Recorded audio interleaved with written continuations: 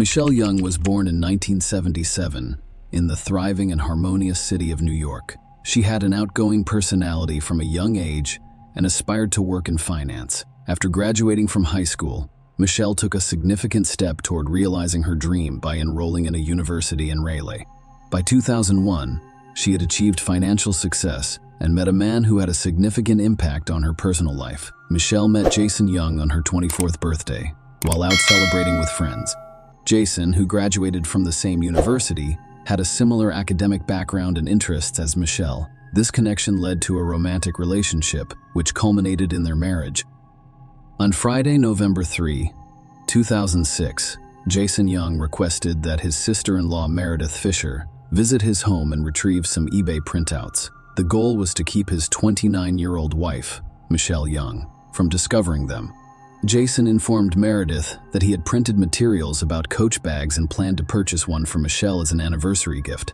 However, he forgot to put them away and was concerned that Michelle would come across them. At the time, Jason was on a business trip. Meredith agreed to pick up the printouts, which she was told were in the home office upstairs.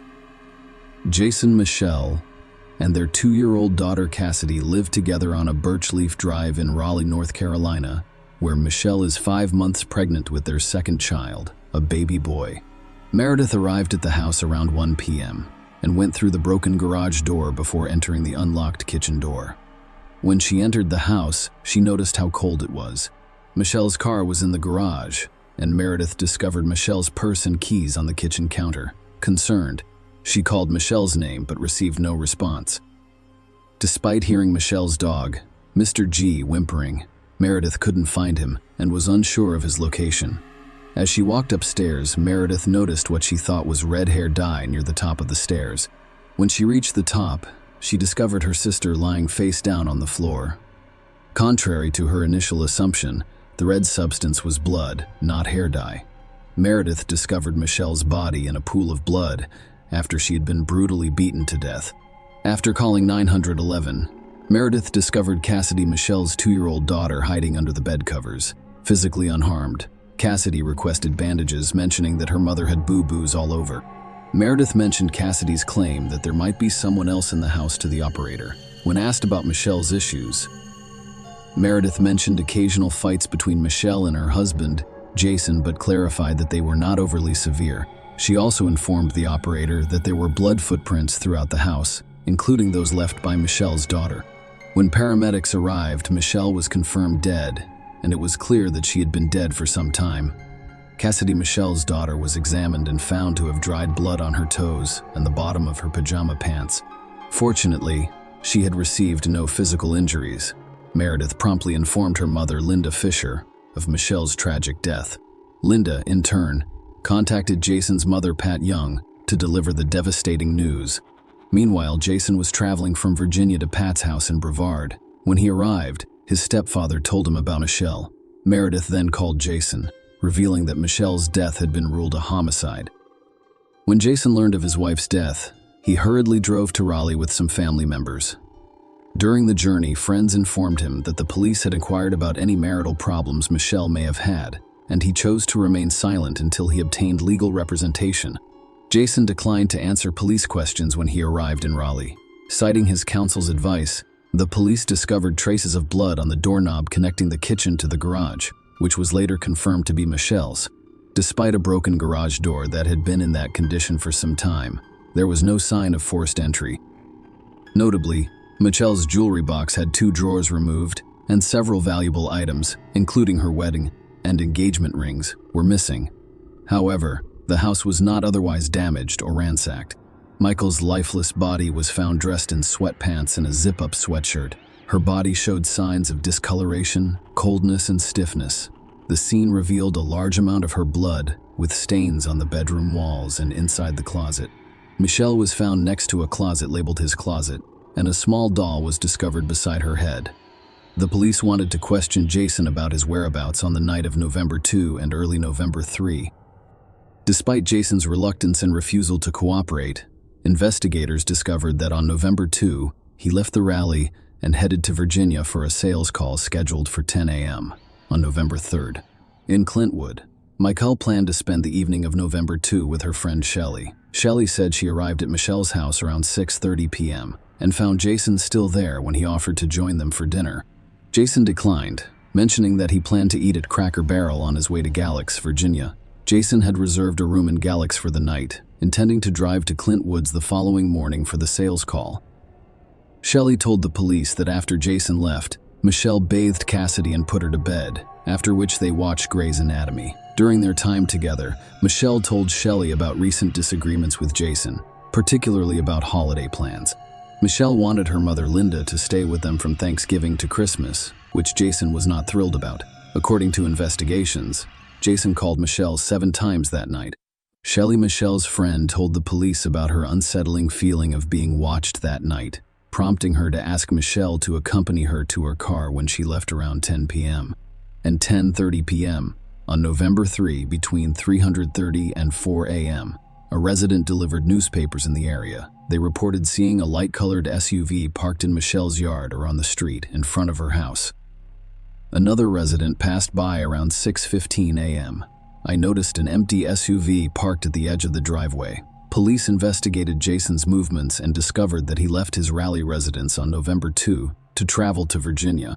Around 7:30 p.m., Jason stopped at a gas station in Raleigh and called his mother, Pat Young, to let her know he was going to check with Michelle about staying at Pat's house on Friday night. Pat lived in Brevard when Jason returned from his business trip, and Jason planned to pick up some furniture she'd had offered him after calling his mother. Jason continued his journey to Virginia, stopping for food at a Cracker Barrel restaurant in Greensboro at 9:25 p.m. He later checked into a Hampton Inn at 10:54 p.m. and entered his room with a key card at 10:56 p.m. Although he used express checkout the following morning, his exact departure time from the hotel remained unknown. Jason made a call to his mother at 7:40 a.m. On November 3, he arrived in Virginia via a cell tower near Wytheville. He arrived at the sales call, and Clint would be 30 minutes late, despite surveillance footage on the keycard showing that Jason did not leave his hotel room after midnight. The police were skeptical. Further examination of the footage led them to suspect tampering, believing Jason may have driven back to Raleigh after midnight to commit the crime against Michelle before returning to Virginia. Investigators discovered internet searches on Young's computer for the anatomy of a knockout, head trauma blackout, head blown knockout, and head trauma, though the exact timing of the searches was unknown. 2 years after Michelle's body was discovered, Jason was charged with first-degree murder and pleaded not guilty. The prosecution based its case on the claim that Jason and Michelle had marital and financial difficulties, with Jason allegedly wanting to end the marriage. Several affairs were revealed during the trial, as well as evidence of strained relationships. The prosecution claims that after checking into the Hampton Inn in Hillsville, Virginia, Jason left the hotel during the night's return to Raleigh and committed the murder. They claimed he hacked the hotel surveillance camera and stopped for gas at a station between Hillsville and Raleigh. The prosecution presented to the jury the theory that Michelle was strangled and beaten to death, leaving her 2-year-old daughter Cassidy alone in the house with her mother's lifeless body for an extended period of time. Cassidy's small, bloody footprints were found scattered throughout the home. During the trial, the jury was shown surveillance footage from the Hampton Inn beginning at 10:49 p.m. On November 2nd, however, the footage went black at 11:20 p.m., leading the prosecution to believe Jason tampered with the camera. They claimed that he did so to prop open the security door, allowing him to leave without using his keycard. A hotel employee discovered that the first-floor emergency door leading from the western stairwell to the hotel's exterior had been propped open with a small red rock. Normally, this door was locked until 11 p.m. Keith discovered that the camera in the stairwell closest to the propped open door was not working, despite the fact that the other cameras were operational. The camera's last image was captured at 11:20 p.m. on November 2nd, although staff members later plugged the camera back in at 5:50 a.m. On November 3rd, someone redirected it to the ceiling between 6:34 a.m. and 6:35 a.m. The prosecution claimed that this sequence of events indicated that Jason unplugged the camera and left the door ajar, giving himself an alibi while returning home to commit the crime against his wife. The prosecution claimed that Jason stopped at a gas station in North Carolina around 5 a.m. on his way back to Virginia. The gas attendant testified in court stating that she believed the person who visited the station that morning was Jason. She vividly remembered the encounter, explaining, "I don't forget anything like that when someone is cussing and fussing at me." According to Gracie's testimony, a man in a white SUV parked at the farthest pump repeatedly attempted to pump gas. Frustrated, he entered the store and verbally abused Gracie because the pump was not working. She informed him that at that early hour, customers were required to provide money or identification before using the gas pumps. To resolve the situation, the man handed her $20, pumped $15 worth of gas into his car, and then drove away without returning to the store for change. Grace's account was used as evidence to support the prosecution's claim. During the trial, details about Jason and Michelle's marriage were revealed. Some acquaintances believed that Michelle's pregnancy with their first child was the primary reason for their union. Meredith Fisher, Michelle's sister-in-law, testified that she advised her to leave Jason, but Michelle did not pursue a divorce. 3 weeks before Michelle's death, Jason allegedly told a friend he was done. The court also learned that the couple had frequent disagreements about Michelle's mother, Linda. Linda frequently paid extended visits to her daughter and expressed a desire to relocate to North Carolina in order to spend more time with Michelle and her granddaughter. Linda even offered to remodel their home to accommodate her presence. While Michelle was satisfied with the arrangement, Jason was not. Linda, Michelle's mother, testified in court about the moment she learned her daughter had died. Linda claims that her other daughter, Meredith, called and stated unequivocally that Mom Michelle had died. Linda initially asked if Michelle had simply passed out, but Meredith confirmed that she had died. Linda described trying to contact Jason, but her calls went unanswered, and he never returned them. Linda's testimony revealed a volatile relationship between Jason and Michelle, with Linda witnessing numerous fights and Jason allegedly belittling Michelle. Linda told the court that she advised Michelle to leave Jason, but Michelle was determined to save their marriage. According to Linda, Michelle told her that Jason did not make love to her and had a perverted approach to intimacy. Linda also testified that Jason would have female friends stay at his house. When Michelle was away on business, she expressed her sorrow. Linda told the jury she had a lot to offer. There was so much about Michelle other than the fact that she lived in North Carolina. Stay a cheerleader. I mean, she had that pep, that energy, that vivaciousness. You know, she loved life, and he stole it from her. He simply took it away from her. After Michelle's funeral, Jason moved in with his parents and their daughter, Cassidy. Linda hired a lawyer to help her arrange visits with Cassidy. Following legal proceedings, Meredith was granted full custody. Linda believed Jason did not want any further questions asked. During the trial, one of Jason's female friends, Carolyn Sauer B., testified that she had known him since they were teenagers. She went to see him in the fall of 2006, just 10 days before Michelle died, and confessed to having sexual relations with Jason on the living room couch one night while Michelle was out of town. Carol also claimed that Jason took her wedding ring, pretended to swallow it, and then returned it the next day. Michelle Money, another female friend and Michelle Young's college sorority sister, testified in court as well. Michelle Money believed her husband was unfaithful, and she revealed that she met Jason at his wedding. Their contact increased near the end of September 2006. Jason also visited Michelle Money in Orlando in October of that year, during which time they had a sexual relationship. Jason reportedly told a friend that he loved Michelle Money. They remained in constant communication throughout October, exchanging messages 980 times in 1 month. The day before Michelle was murdered, they communicated 51 times in 1 day. Jason's last contact on November 2nd was Michelle Money, who was also the first person he called on November 3rd. Michelle Money testified that we would have regular conversations about work, life, and children. The court also heard about Michelle's severe injuries. Dr. Thomas Clark, who conducted the autopsy, testified that Michelle died from blunt force trauma to her head, having received at least 30 blows, the most serious of which was inflicted by a heavy blunt object with a rounded surface, resulting in crescent-shaped skull fractures. Dr. Clark also discovered signs of strangulation in Michelle, who had a broken jaw, skull fractures, brain hemorrhaging, lacerations, abrasions, and dislodged teeth. The court was told that there was no evidence that Jason had previously physically assaulted Michelle. However, the prosecution told the jury that even if this were true, it did not rule out the possibility that he assaulted her on the particular night in question.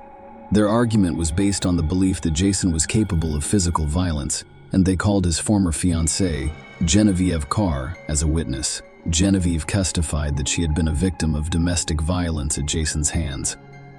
One notable incident she described occurred at a Texas wedding when Jason, who was intoxicated, forcibly removed her engagement ring during an argument over his level of intoxication. Genevieve said the ring was too small and tight on her finger. When she couldn't remove it, Jason, agitated, yanked it off forcefully. She recounted to the court, "I'd never seen him like this before. His eyes were completely deserted and glazed over, as if he didn't notice me." Genevieve claimed that the incident mentioned earlier was not an isolated occurrence. She described another incident in which Jason, enraged, punched the windshield of her car with his bare hand, causing damage. Furthermore, he punched a wall in their apartment, causing additional property damage. After several years of no contact, Genevieve received an email from Jason on September 12, 2006, expressing his feelings for her. The defense argued that the prosecution lacked credible evidence against their client. They stated that Jason's DNA and fingerprints were naturally found in the bedroom, but none of them were bloodstained. Furthermore, no blood was found in his car, clothes, or the Virginia hotel room where he stayed. During the police investigation, Jason was discovered to have no cuts, bruises, or other injuries on his hands or body, with the exception of a bruised and broken tooth. When given the opportunity to testify, Jason admitted that he was not a perfect husband, but said he was actively working to improve his marriage. He vehemently denied being involved in Michelle's murder. The court learned of the existing issues in Jason and Michelle's marriage, but we also learned that Jason genuinely loved his wife and was determined to make the relay chips outnumber the excitement surrounding their baby boy's impending birth. Emails exchanged on October 24, 2006, demonstrated Jason's willingness to attend counseling sessions. Jason did not believe their arguments were more frequent than those in other couples. The defense argued that Jason would not have had enough time to travel back to Raleigh, commit the murder, and return to Virginia.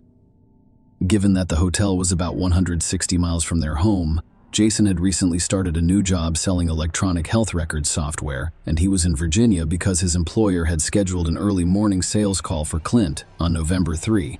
To avoid driving from Raleigh on the day of the call, Jason decided to stay overnight, nervous about the upcoming meeting. He spent the evening reviewing the demonstration software he planned to use during the presentation.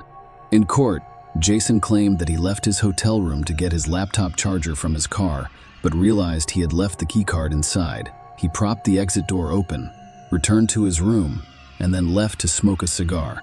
He also stopped by the front desk to get a copy of USA Today. He propped the exit door open once more for a cigar break. When asked about being 30 minutes late for a sales call, Clint and Jason claimed he got lost. Regarding the internet searches discovered on his computer, Jason explained that they were done at a different time and were related to an accident he witnessed. Despite the jury's deliberation, they were unable to reach a unanimous decision, resulting in a hung jury with an 8-4 vote for acquittal. Jason faced a second trial in which he did not testify, but a video of his testimony from the previous trial was shown. The second jury deliberated for 6 hours before convicting him of first-degree murder. Jason was sentenced to life in prison with no possibility of parole. Jason appealed his conviction. During the appeal hearing, his new legal team argued that his trial attorney should have objected more strongly when the judge allowed jurors to hear about Jason's failure to respond to a civil wrongful death lawsuit in which he was found responsible for his wife's murder. Between the two criminal trials, Michelle's family filed a civil lawsuit against Jason, in which he was found to be responsible for Michelle's death. Jason's attorney argued that the jury should not have been informed of this information. They also claimed that the same judge, Superior Court Judge Donald Stevens, presided over both the civil case and the second criminal trial, possibly biasing the jury against Jason. The appellate court agreed with Jason's arguments. A unanimous panel of the Court of Appeals reversed his conviction and ordered a new trial, which would have been his third. However, before the third trial could begin, a state Court of Appeals panel overturned the Court of Appeals decision. As a result, Jason did not face a third trial, and his conviction for first-degree murder was upheld in the civil wrongful death suit. Michelle's family received $15.05 million in damages. Share your opinion with us in the comments, and subscribe to the channel for more.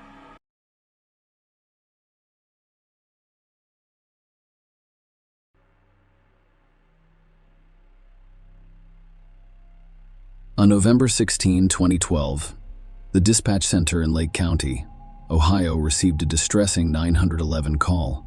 The caller, a highly agitated adolescent girl, struggled to communicate due to her distress. It soon became clear that she was reporting that her older sister was attacking their mother. Law enforcement officers quickly arrived at the residence, where they encountered the frantic caller. She explained that her older sister, Sabrina Zunic, 18, had stabbed their mother. When they arrived, Sabrina emerged from the house, clutching a bloodied knife. The police demanded that she drop the weapon, and she complied. They were met with a gruesome scene inside the house. Lisa Marie McIntosh was born on May 20, 1971. Lisa, the daughter of William and Rita McIntosh, was a single mother who had a daughter from a previous relationship. She married Kevin Noefel in 2006, and he has a son from a previous relationship. The couple had their daughter in 2009. Lisa, a social worker with the Department of Children and Family Services who specialized in child abuse cases, had a strong desire to help others. Demonstrating their dedication to assisting children, Kevin and Lisa have decided to become foster parents. Lisa's friend commented that when she had foster children, she treated them as if they were her own. She made a point of going above and beyond as a parent. Sabrina Zunic, 16, moved into their home in the summer of 2011. Sabrina Zunic was born on October 27, 1994, somewhere near Cleveland, Ohio. Her upbringing was difficult, as both of her parents struggled with alcohol and substance abuse, resulting in a highly unstable home environment. Sabrina's early experiences were marred by her parents' criminal troubles, and even as a baby she was exposed to substances like vodka in her bottle to induce sleep. These circumstances aided Sabrina's development of behavioral and mental health issues such as ADHD, oppositional defiance disorder, bipolar disorder, anxiety, and depression. Sabrina went to live with her grandmother after being removed from her parents' custody. Unfortunately, her grandmother's declining health coincided with Sabrina's adolescence, and her rebellious behavior became difficult for her grandmother to deal with. Sabrina entered the foster care system at the age of 14, living in a variety of homes and group settings before being placed with Lisa and Kevin Noefel. Sabrina made significant progress in changing her life in 2011, thanks to Kevin and Lisa's care. She began attending school on a regular basis, excelled academically, and aspired to be a massage therapist. Sabrina has seamlessly integrated into the family, making positive connections with the two girls and actively participating in school. Sabrina chose to stay with Lisa and Kevin to complete her education after turning 18 and becoming eligible to leave foster care, expressing her happiness in their home. Nonetheless, a tragic question arises.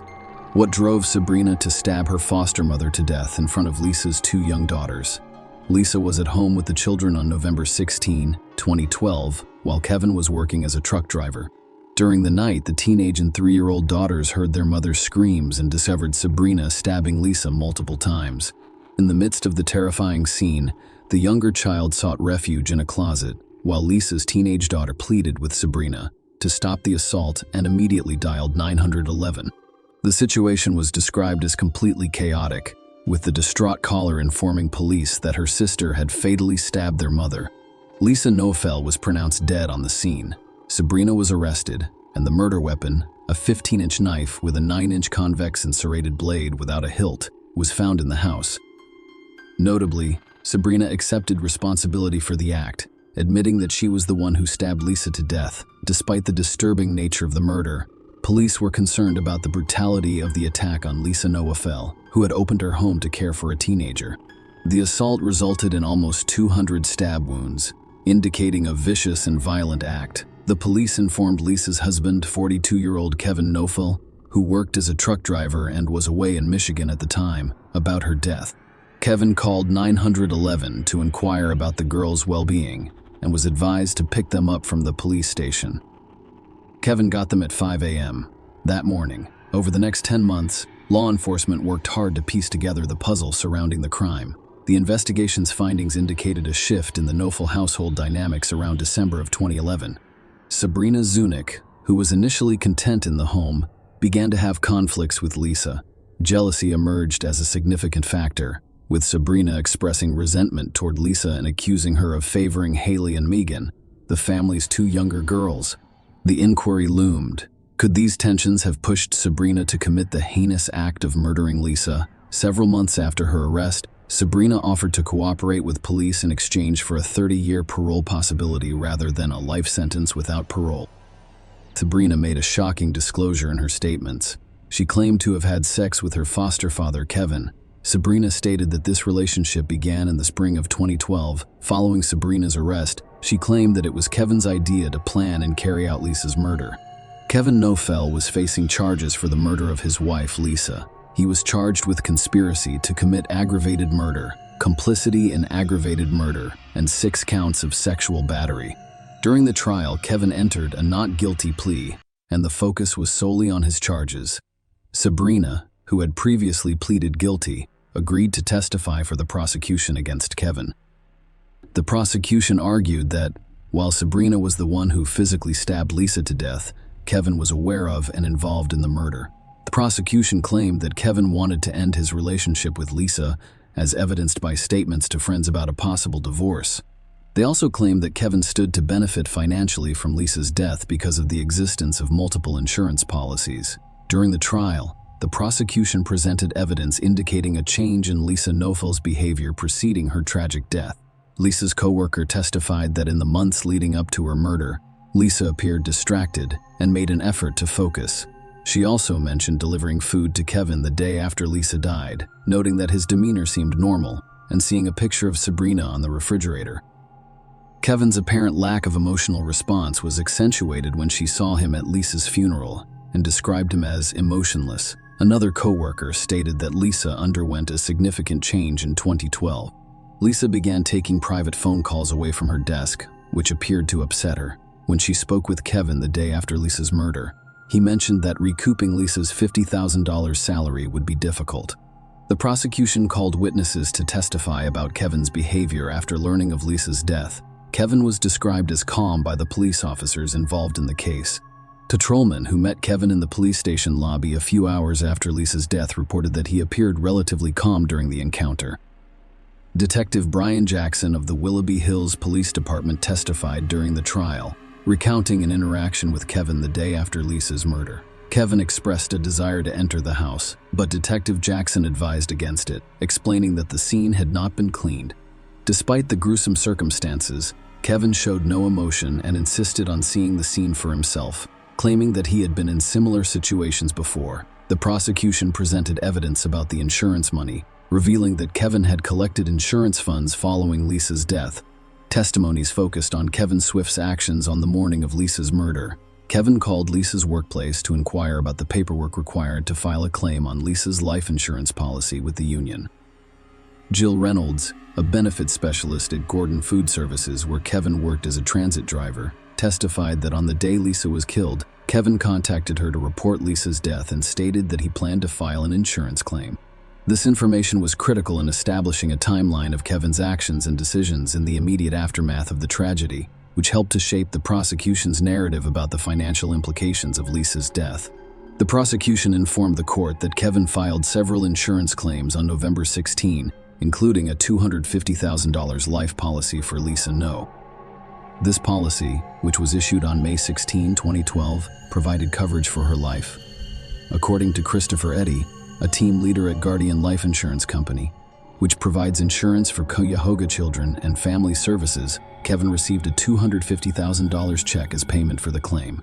Farmers Insurance paid Kevin $150,000 for his term life insurance policy purchased in 2009. This is for Lisa. After Lisa died, Kevin changed the property's insurance policy from renters to homeowners and added a swimming pool. Kevin also purchased auto insurance for a 2013 Cruze, a 2011 Malibu, and 2 campers, using the funds not only to pay off his mortgage, but also to buy new cars and a home in Florida, as well as funding flying lessons. Lisa owned nearly $800,000. The prosecution called Sabrina as a witness in life insurance policies, which Kevin collected throughout the trial, and she testified that her relationship with her foster father Kevin began in the spring of 2012.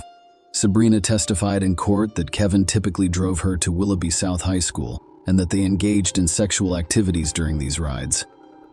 She claimed that Kevin explained that he couldn't divorce Lisa because of concerns about sharing custody of Haley. According to Sabrina, the idea of killing Lisa started as a small thought. Kevin would occasionally text her, expressing his dislike for Lisa and suggesting that once Lisa was gone, they could buy their own home and live together, and Sabrina could attend college while acting as the children's mother. Sabrina told the court that she approached her friend Autumn Pavlik in early October to find someone to kill her foster mother. Autumn testified, asking me if I could get her a hitman. She declared that they were getting a divorce and that she was worth more dead than alive. However, Sabrina eventually decided to handle the situation herself. She testified that on November 15, 2012, Kevin drove her to school but started crying after parking. Sabrina claimed that Kevin revealed that they had a heated argument with Lisa the night before and that he would consider suicide if Lisa wasn't dead. Sabrina told the court that I was scared for him because I had fallen in love with him. Sabrina responded by assuring Kevin that she would take responsibility for killing Lisa, and Lisa died less than 24 hours later. The prosecution called Dr. Joseph Andrew Philo, a forensic pathologist at the Cuyahoga County Medical Examiner's Office, to testify about Lisa's severe injuries. Lisa's autopsy was overseen by Dr. Philo. According to Dr. Philo's testimony, Lisa died as a result of a mandible jaw injury that penetrated deeply enough to sever the carotid artery connecting the brain. Another lethal wound was discovered in her breast, which penetrated and collapsed the underlying lung. Dr. Philo described several cuts on Lisa's body as intricate and complex, implying that either the knife was twisted upon entry or the body was in a twisting motion. One of Lisa's fingers and one thumb were almost severed. Lisa's body also showed signs of defensive wounds. Dr. Philo concluded that the death was caused by at least 178 stab and incised wounds to the head, neck, torso, and extremities, along with musculoskeletal, vascular, and visceral injuries. The brutality of the assault was highlighted by the fact that the knife used had bent as a result of the extreme violence inflicted during the attack. The defense argued that Kevin was not guilty and that Sabrina bore sole responsibility for Lisa's death. They emphasized the lack of physical evidence supporting Kevin and Sabrina's sexual relationship, as well as the prosecution's reliance on Sabrina's testimony, which they argued was untrustworthy given her agreement to a plea deal in exchange for a reduced sentence. The defense claimed Sabrina's motive for killing Lisa stemmed from a conversation 2 weeks before the tragedy. According to their case, Lisa informed Sabrina that she had to vacate by January 1, 2013. Kevin decided not to testify at the trial. The court was informed that, despite the inability to recover text messages or phone call records between Sabrina and Kevin, official records revealed a significant amount of communication. 1491 texts or calls exchanged between their cell phones from November 1 to November 16, 2012. Notably, there were 78 recorded calls or texts beginning at 7:12 p.m. from November 15 to 12:48 a.m. on November 16, half an hour before Lisa's tragic death. After nearly 10 hours of deliberation, the jury found Kevin guilty of all 11 counts. The charges included 6 counts of sexual battery, 3 counts of complicity in aggravated murder, and 2 counts of conspiracy in aggravated murder. Kevin was sentenced to life in prison, with the possibility of parole after 30 years. Sabrina, who pleaded guilty to aggravated murder, was sentenced to life in prison, with the possibility of parole after 30 years. The legal proceedings concluded with both individuals facing substantial penalties for their roles in the tragic events. As a result, Kevin's currently incarcerated at the Lake Erie Correctional Institution in Conneaut, Ohio, with a parole date of 2043. Sabrina is currently incarcerated at the Dayton Correctional Institution in Dayton, Ohio, with a parole date of 2042. Share your opinion with us in the comments and subscribe to the channel for more.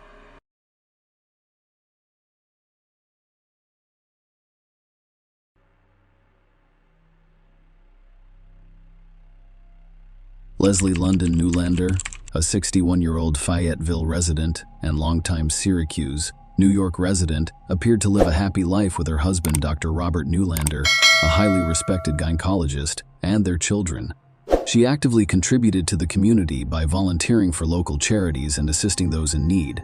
However, on the morning of September 17, 2012, Leslie found herself in a difficult situation.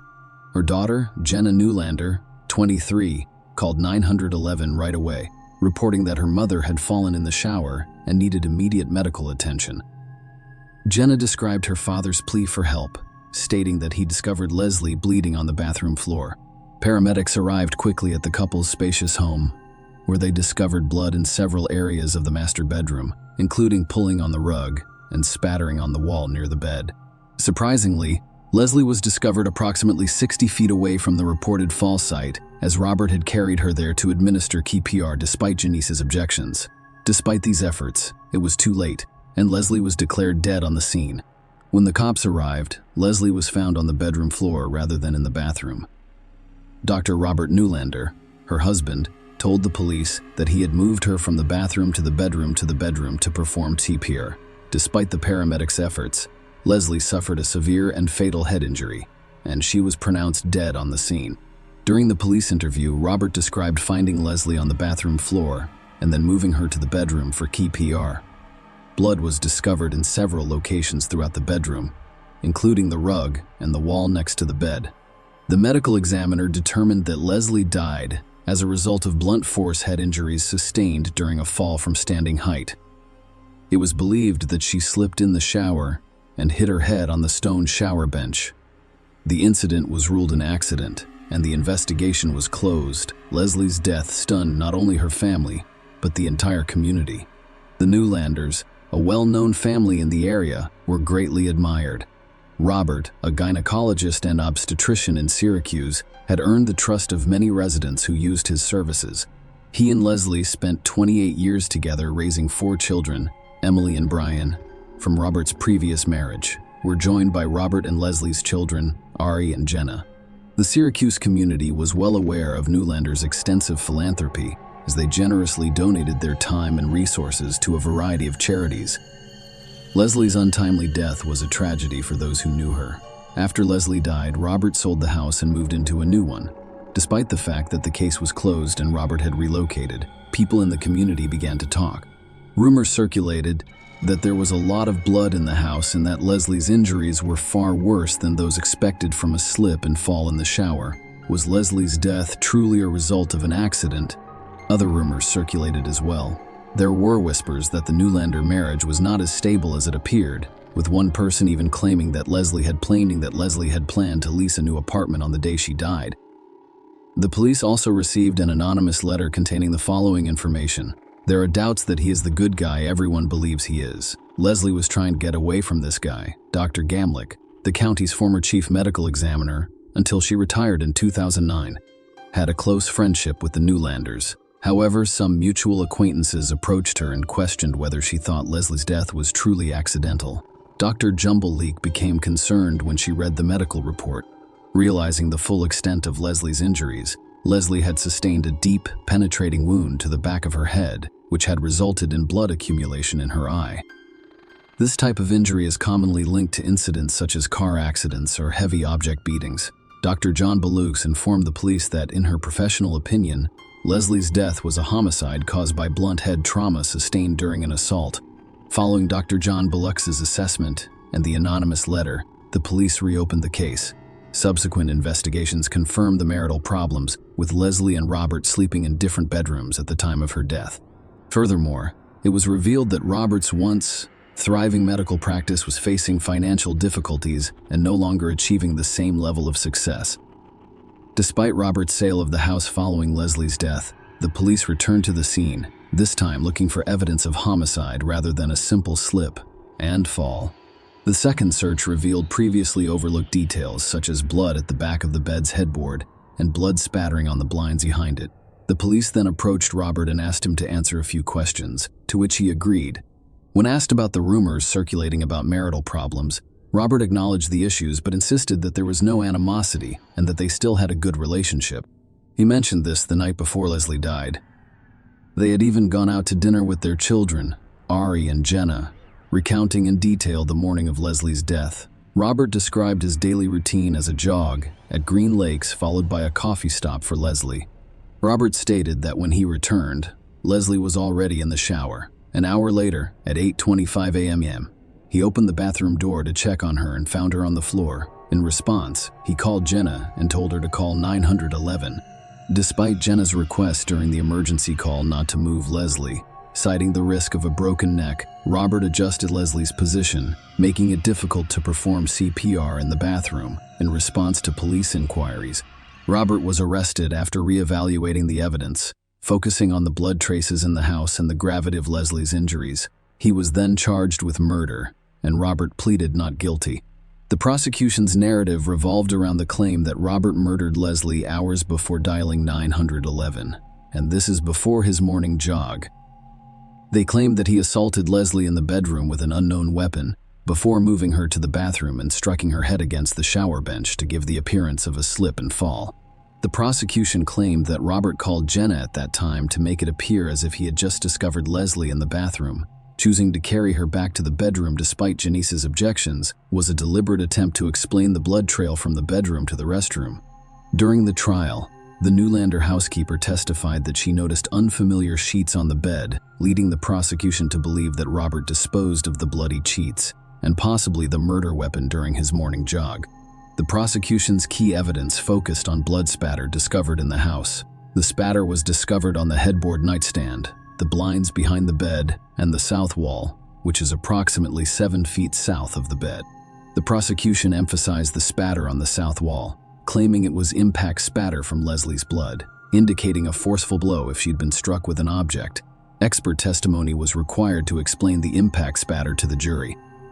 The court heard testimony regarding Leslie's injuries. The medical examiner determined that Leslie died as a result of a complex and convoluted skull fracture, most likely caused by multiple blows. Notably, bruises were found on her fingers, arms, and nose, as well as abrasions on both sides of her face. I initially thought it was an accident caused by a slip in the shower. Following the discovery of additional evidence, the medical examiner revised his opinion and concluded that it was a homicide. Leslie received at least 2 blows to her skull, with one wound inconsistent with her head striking a straight edge, such as a stone shower bench. The prosecution claimed that the first blow to Leslie's head was caused by an unidentified object. Leslie had injuries to her face and upper body, but none below her waist. The court learned that if she had slipped and fallen, she would have likely suffered lower body bruising. The prosecution urged the jury to convict Robert, emphasizing Leslie's final moments as a desperate struggle for her life before succumbing to a fatal beating and being abandoned in her own shower. The defense press isn't the argument that Leslie's death was accidental, emphasizing her struggle with vertigo or a dizziness, causing disorder.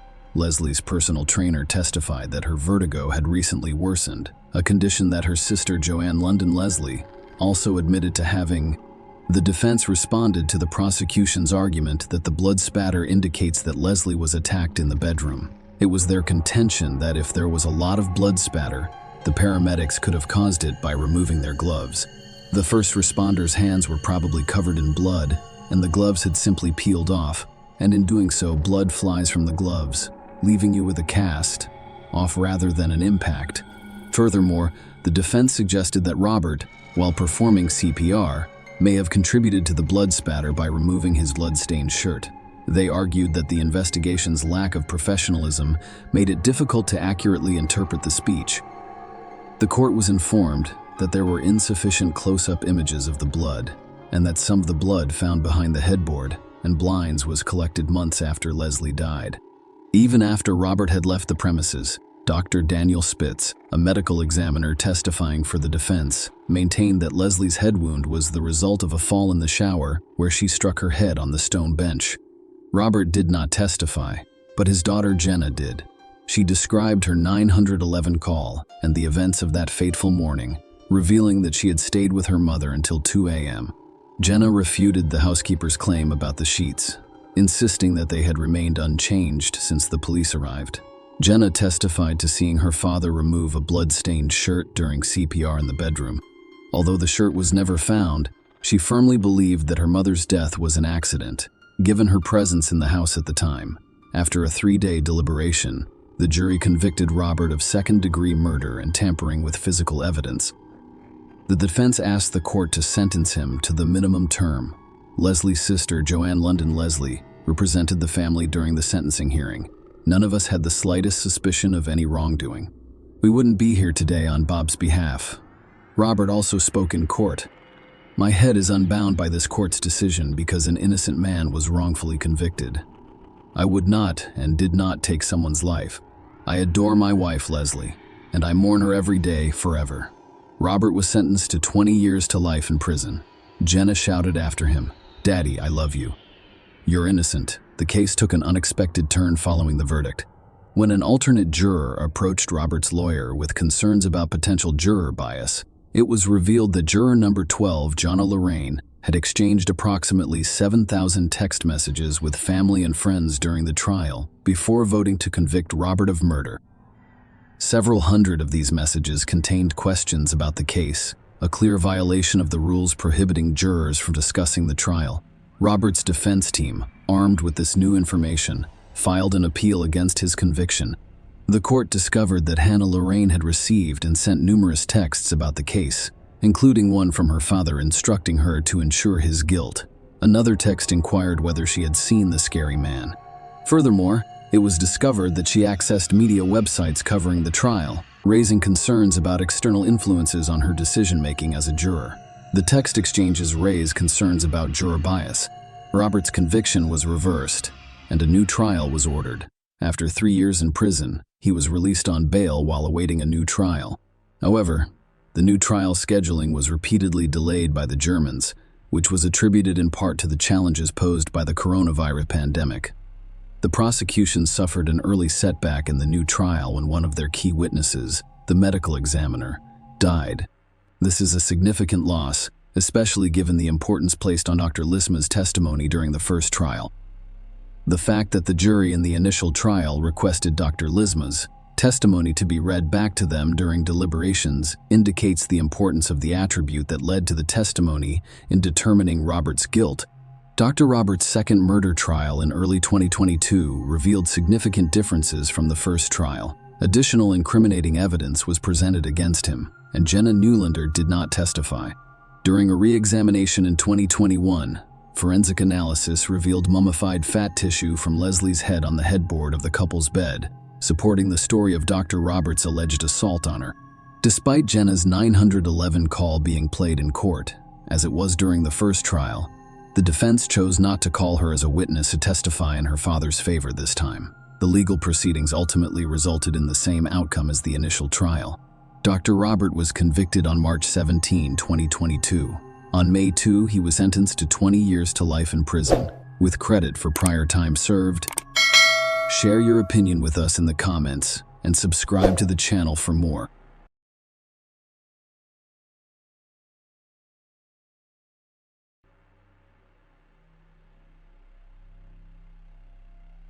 Toni Jill Bertolet Henthorn, the daughter of Bob and Yvonne Bertolet, was born on January 10, 1962 in Jackson, Mississippi. After graduating from Trinity High School in 1980, she earned honors and magna cum laude status at the University of Mississippi Medical School in 1988.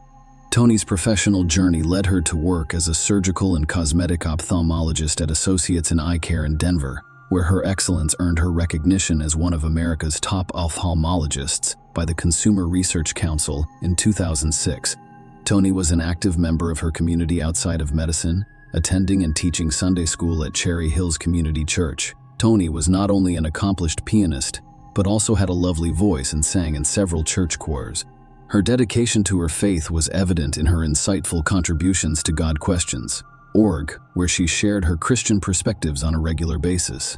Harold and Toni Henthorn met online in 1999 and married after just 9 months. Despite her successful career as an eye surgeon, Toni's main goal was to have a happy marriage and family.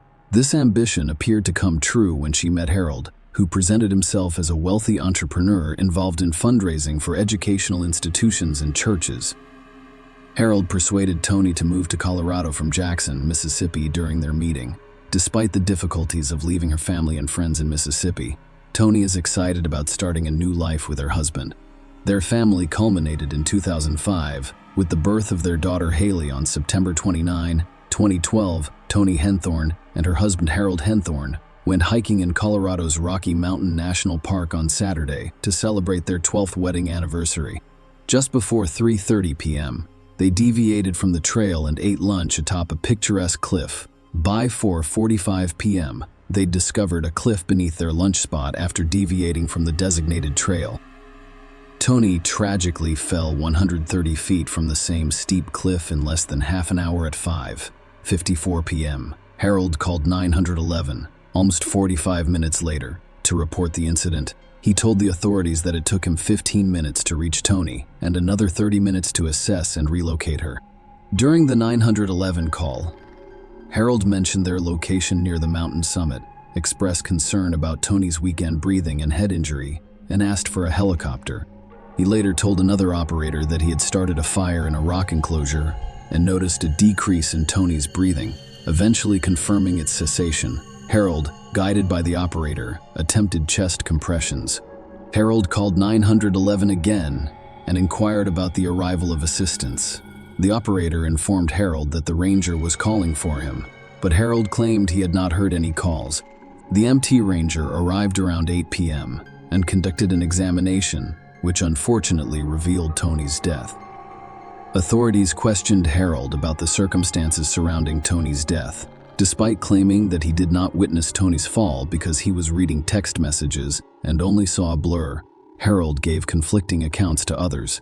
In one instance, he claimed that Toni had gotten too close to the edge while speaking with someone else.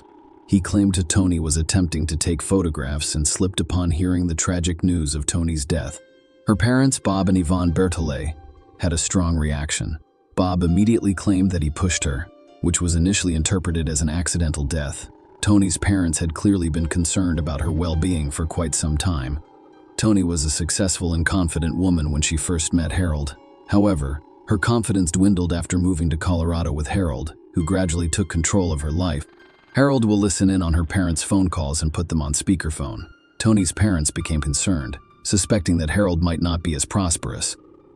As a businessman, he claimed to be reliant on Toni's income. However, they were concerned about more than just his financial situation. They believed he isolated Toni from her family and friends. A feeling of unease persisted, prompting Yvonne to seek conversations with Toni. However, every attempt to discuss Harold's job, the couple's financial situation, or his pervasive control over Toni's life elicited the same response from Toni. Raising these issues would have consequences for her. One particular incident heightened their concerns to the point where they hoped Toni would cut ties with him. During their visits to Harold's cabin in West Denver, an alarming incident occurred. While Haley slept, Harold asked Toni for help clearing debris. During this task, something struck the back of Toni's neck with such force that she had to be hospitalized. Harold later claimed that a large piece of lumber had fallen from the porch and struck her. This incident heightened Toni's parents' concerns about her safety, prompting them to implore her not to be alone with him. When the police investigated Toni's death, they discovered disturbing details that sparked suspicion. There were numerous inconsistencies in Harold's accounts of the hike in the area and the events of that fateful day. Harold informed the arranger that he and Toni had originally planned to hike the Bear Lake Trail, which was a half-mile of paved walking with no elevation gain, a good choice for Toni, who had 3 knee surgeries and could no longer ski. However, Harold later informed the ranger that they chose the Deer Mountain Trail to avoid crowds. This trail was 3 miles long, ascending 1,200 feet from the trailhead to the 10,200-foot summit. Harold told the ranger that he was unfamiliar with the area and had only been there once. However, after reviewing his phone records, police discovered that he had visited the location 8 or 9 times in the 6 weeks preceding that day. In addition, he demonstrated knowledge of the specific location, including the steep cliff where Toni fell. Toni mentioned seeing a white sheet on the cliff, but the Park Service had removed it a week before she fell. The police discovered a park map inside his car with a pink X, indicating where Toni fell. The police found Harold's 911 call concerning. Despite claiming to have a low phone battery which limited his ability to speak, he made 22 calls and sent or received 98 texts. Notably, one text message instructed a friend to pick him up from Estes Park and provided detailed directions on the route to take. The police discovered a disturbing pattern when they discovered Harold had taken out multiple life insurance policies on Tony's life. Notably, he had recently designated himself as the beneficiary of a life insurance annuity originally intended for his daughter Haley. This, however, was not an isolated event. The investigation revealed that Harold had a history of benefiting from life insurance policies, as he had also been named as the beneficiary of his first wife's policy. In May 1995, Harold married Sandra Lynn Henthorne. On the 6th of May 1995, the couple was driving down a remote highway near Sedalia, Colorado, on a cold and dark night. During the nighttime drive, a Jeep Cherokee developed a tire problem, forcing them to stop and change it. Lynn, Harold's first wife, went underneath the Jeep, which was supported by 2 jacks, to change the tire. Lynn was tragically crushed when the Jeep fell on top of her. Harold flagged down passing motorists for help, but Lynn did not survive. Initially, the death was ruled accidental. The cause was identified as traumatic asphyxiation from being crushed under the car, which resulted in fatal internal injuries. Following Tony's death, a re-examination of Lynn's case revealed errors made during the initial investigation, leaving several issues unresolved. Harold, as the sole witness to Lynn's tragic incident, gave the police statements that were inconsistent. Discrepancies included contradictory claims about the direction they were driving that night, with Harold claiming they were going both east and west. Furthermore, he provided contradictory information about a restaurant stop prior to Lynn's death, implying that they had already dined there and claiming that they were on their way to the restaurant. Notably, authorities failed to verify Harold's accounts with the restaurant before confirming their presence that night. Further inconsistencies arose, including conflicting statements about the tire's condition. Harold alternately described it as flat and spongy. Notably, a partial print was found on the wheel above the missing tire, where Lynn was changing it. However, this print was never compared to Harold's shoes to see if they were a match. The print's position suggested that it was the result of someone kicking the car, which could have caused the Jeep to fall and crush Lynn. Unfortunately, this lead was not pursued in the initial investigation. Prior to Lynn's tragic death, Harold purchased a substantial life insurance policy for her and informed the police that he would receive $300,000. An independent verification would have revealed that he was actually slated to receive twice that amount. This increase was the result of a change Harold made to the policy shortly before Lynn's death, allowing for double compensation in the event of her death as a result of an accident. Furthermore, the investigative file detailed an encounter with a mechanic who drove by Harold and Lynn around 9:30 p.m. and offered assistance. Harold declined the offer. The file also mentioned Patricia Montoya. Patricia contacted the police a day after Lynn's death, asking, "Have you arrested the husband yet?" Patricia told the police that she and her family were driving home around 10 p.m. when Harold flagged them down for assistance. Despite their efforts to locate a phone to call 911, they were unable to find one, so they proceeded to pull Lynn from under the car. Harold vehemently objected to their intervention, warning them not to touch her. Even when they tried CPR, Harold resisted and refused to give Lynn his coat to keep warm. Lynn was eventually airlifted to a nearby hospital, but died from internal injuries during surgery. Curiously, no charges were brought against Harold in connection with Lynn's death. However, in Tony's case, Harold was charged with first-degree murder. The prosecution claimed that he deliberately and purposefully pushed Tony over the cliff to her death. To support their case, the prosecution presented a map with a marked X indicating the location where Tony fell. The jury also heard about phone records showing Harold visiting the park several times in the weeks leading up to Tony's death. Given Tony's remote location with poor cellular service and no nearby aid stations, the court looked into the 911 call in greater detail. Despite the fact that the call was placed around 6 p.m., help did not arrive until 8 p.m. The prosecution claimed that Harold did nothing meaningful to assist his wife during this critical period.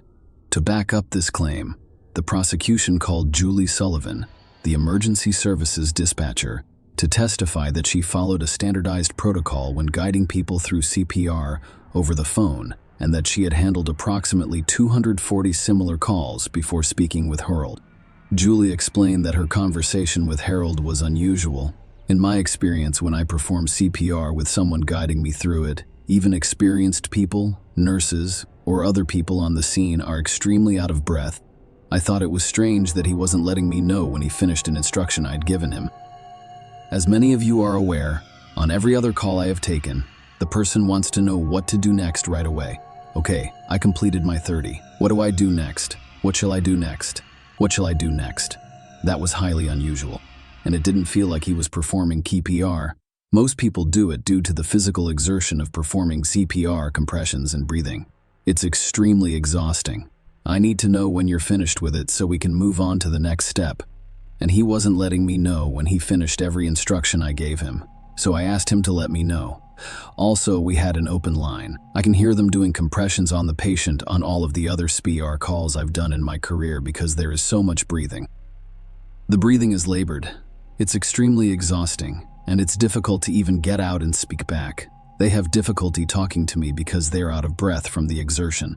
The emergency services dispatcher, Julie Sullivan, testified in court that, based on her experience, she did not believe Harold was performing CPR during the 911 call. The medical examiner's findings further undermined Harold's claims. There were no signs of CPR-related abrasions, contusions, or anterior rib fractures. In fact, there was no evidence of any PR attempts. Toni's fall had been partially broken by a tree at the base of the cliff, causing her scalp and tissue to tear away from her skull. Toni's extensive injuries were detailed by the medical examiner, who discovered severe brain hemorrhaging, a fractured neck, blunt force trauma to the chest, abdomen and pelvis, broken ribs to form a chest, lacerations and bleeding in the liver and lungs, and pale skin, indicating significant blood loss. The prosecution presented the case to the jury, drawing parallels between Toni's death and the unusual circumstances surrounding Harold's first wife, Lynn. The court allowed the prosecution to present Lynn's case because of the striking similarities. Following the same principle, the prosecution revealed the incident Toni described to her mother at Harold's cabin. The jury was shown another disturbing incident involving Toni that occurred in May 2011. Toni sustained a neck injury when she was struck in the back of the neck and upper back with a large wooden beam, similar to previous incidents. This occurred in a remote and secluded location around 10 p.m. That night, Harold was cleaning the deck of their cabin and asked Toni to help him, which resulted in the unfortunate incident with the beam. Harold gave various people different accounts of what happened. He initially told paramedics he threw the beam, but later admitted to a doctor that it had fallen off the deck. Another version was shared with a friend in which Harold claimed he dropped the beam on Toni after slipping from the ladder she was holding, adding to the complexity of the situation. A nurse's note in Toni's files indicated that she was beneath the deck when the beam fell. The prosecution based its case on a clear motive for financial gain from life insurance policies. Harold had three $1.05 million life insurance policies on Toni, as well as a $205,000 annuity, making him the beneficiary of more than $4.07 million when Toni died. Toni died a month earlier, in April 2011. Harold designated himself as the beneficiary of a $205,000 life insurance annuity purchased by Toni's parents for their granddaughter Haley. The defense made a strategic decision not to call any witnesses to provide evidence, believing that the prosecution had failed to establish its case. However, this gamble did not pay off. After 10.5 hours of deliberation, the jury convicted Harold of murder and sentenced him to life in prison. A disturbing pattern emerged when it was revealed that Harold had Toni and Lynn's bodies cremated immediately after their deaths, scattering their ashes in the same location. Share your opinion with us in the comments and subscribe to the channel for more.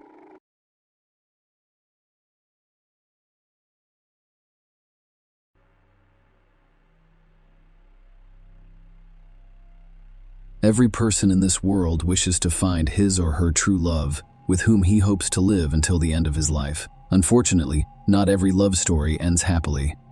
Karen and Gordon Anderson's youngest child, Haley Anderson, was born in Westbury. After graduating from high school, she studied nursing at Binghamton University Medical Center. Haley worked part-time at a coffee shop for the first 3 years of her studies before securing a position in the emergency department of a Long Island hospital.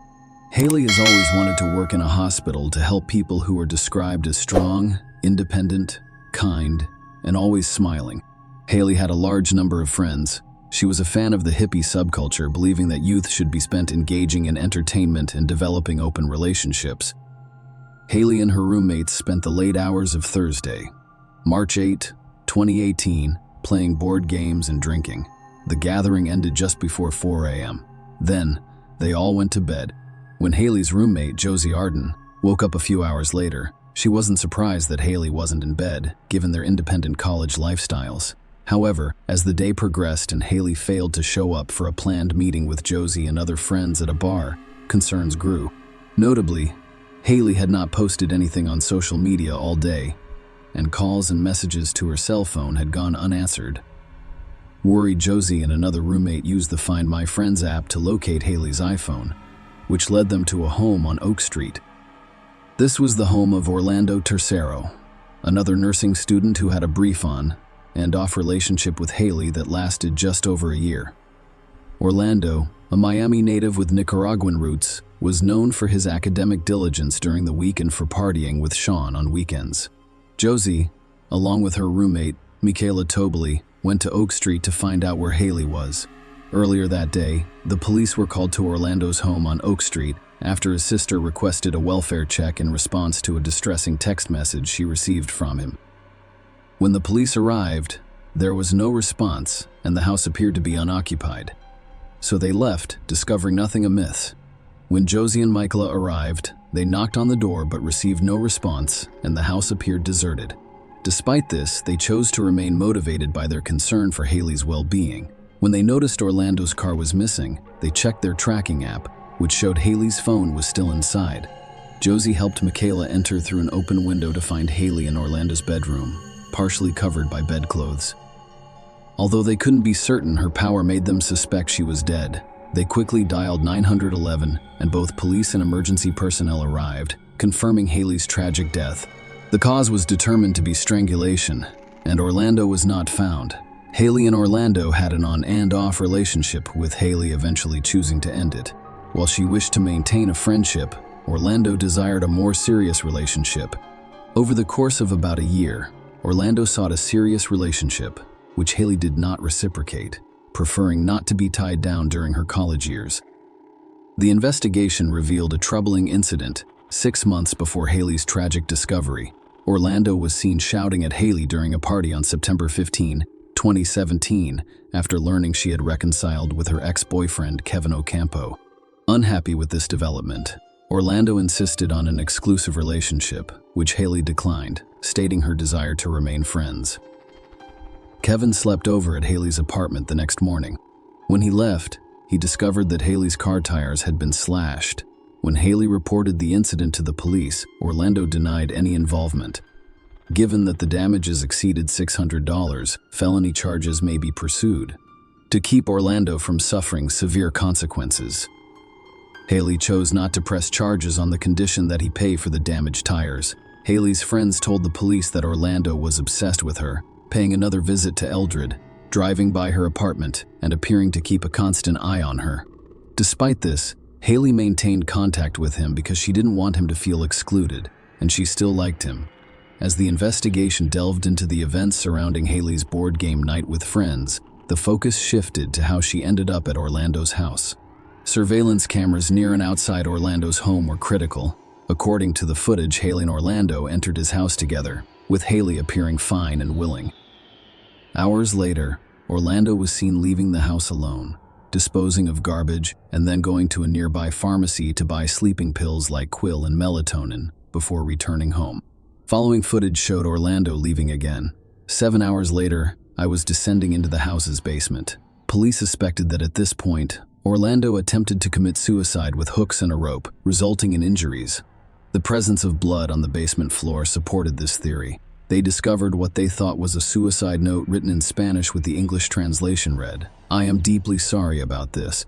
I never believed I was capable of doing this. Father, I'll see you soon."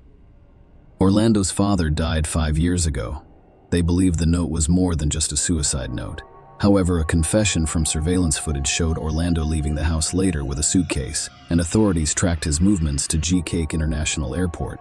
He was discovered to have boarded a flight to Nicaragua using his dual citizenship, while his mother remained in the country. Despite his dual citizenship, US authorities charged Orlando with second-degree murder in the hopes of starting extradition proceedings. Extradition, on the other hand, was not mandatory in Nicaragua due to his citizenship. Nonetheless, Nicaragua launched a massive search for Orlando and found him in a hospital in the city of Leon.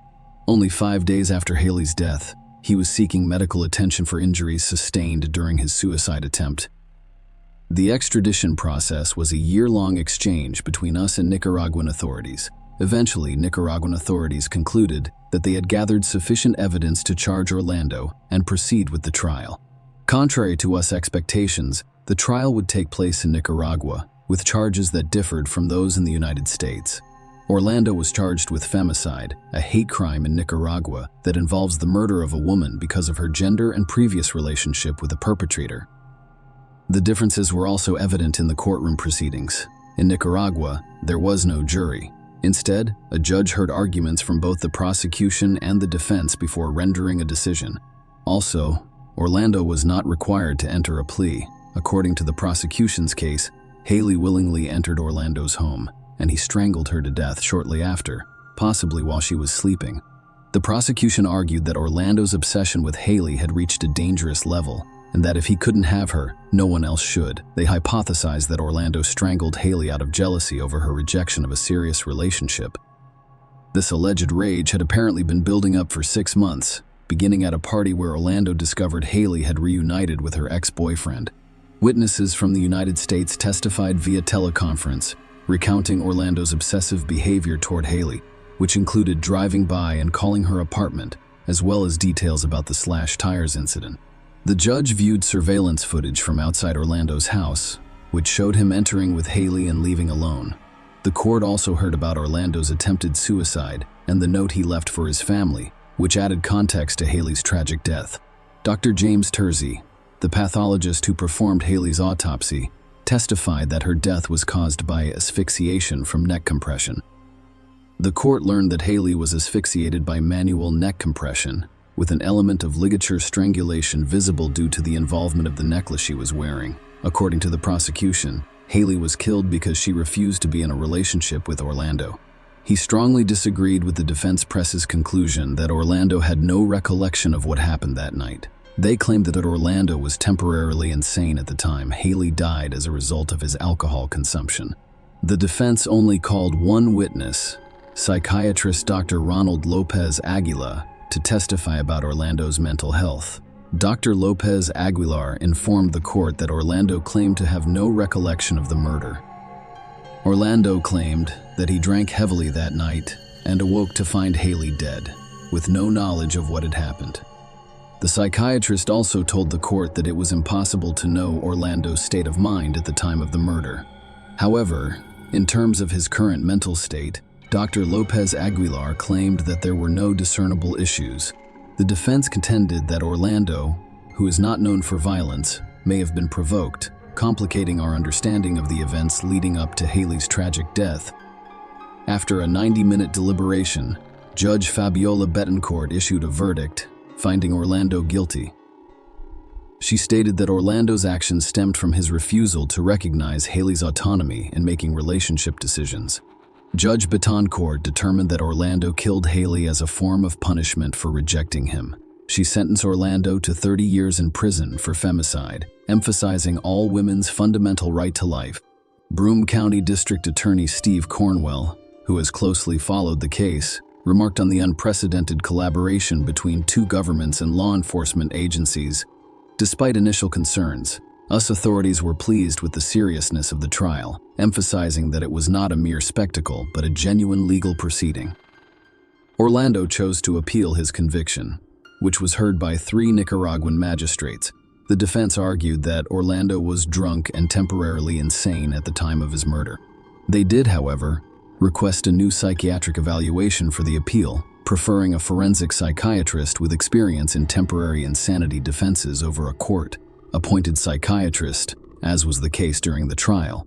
During the appeal, the defense argued that Orlando should not have been charged with femicide, claiming that if convicted of second-degree murder in the United States, his sentence would have been shorter than the 30 years he received for femicide. They asked for a review of the sentence on this basis. However, the magistrates denied Orlando's request for a new psychiatrist and declined to reduce his sentence. He was ordered to remain in prison. serving the 30-year sentence imposed during the trial. Law enforcement officials in the United States have stated unequivocally that if Orlando is ever released and returns to the country, he will be arrested for second-degree murder. Karen and Gordon Anderson, Haley's parents, thanked the court for its decision. Karen admitted that she had not seen any remorse from Orlando, only regret for not being able to reduce his sentence. She stated that while she felt 30 years was insufficient, she appreciated the court's efforts to convict him to the fullest extent of the law. Gordon said he believed justice had been served and thanked the Nicaraguan court system. He stressed the importance of remembering Haley as a caring individual. She was a vibrant individual with a zest for life who was dedicated to spreading happiness and love. Share your opinion with us in the comments and subscribe to the channel for more.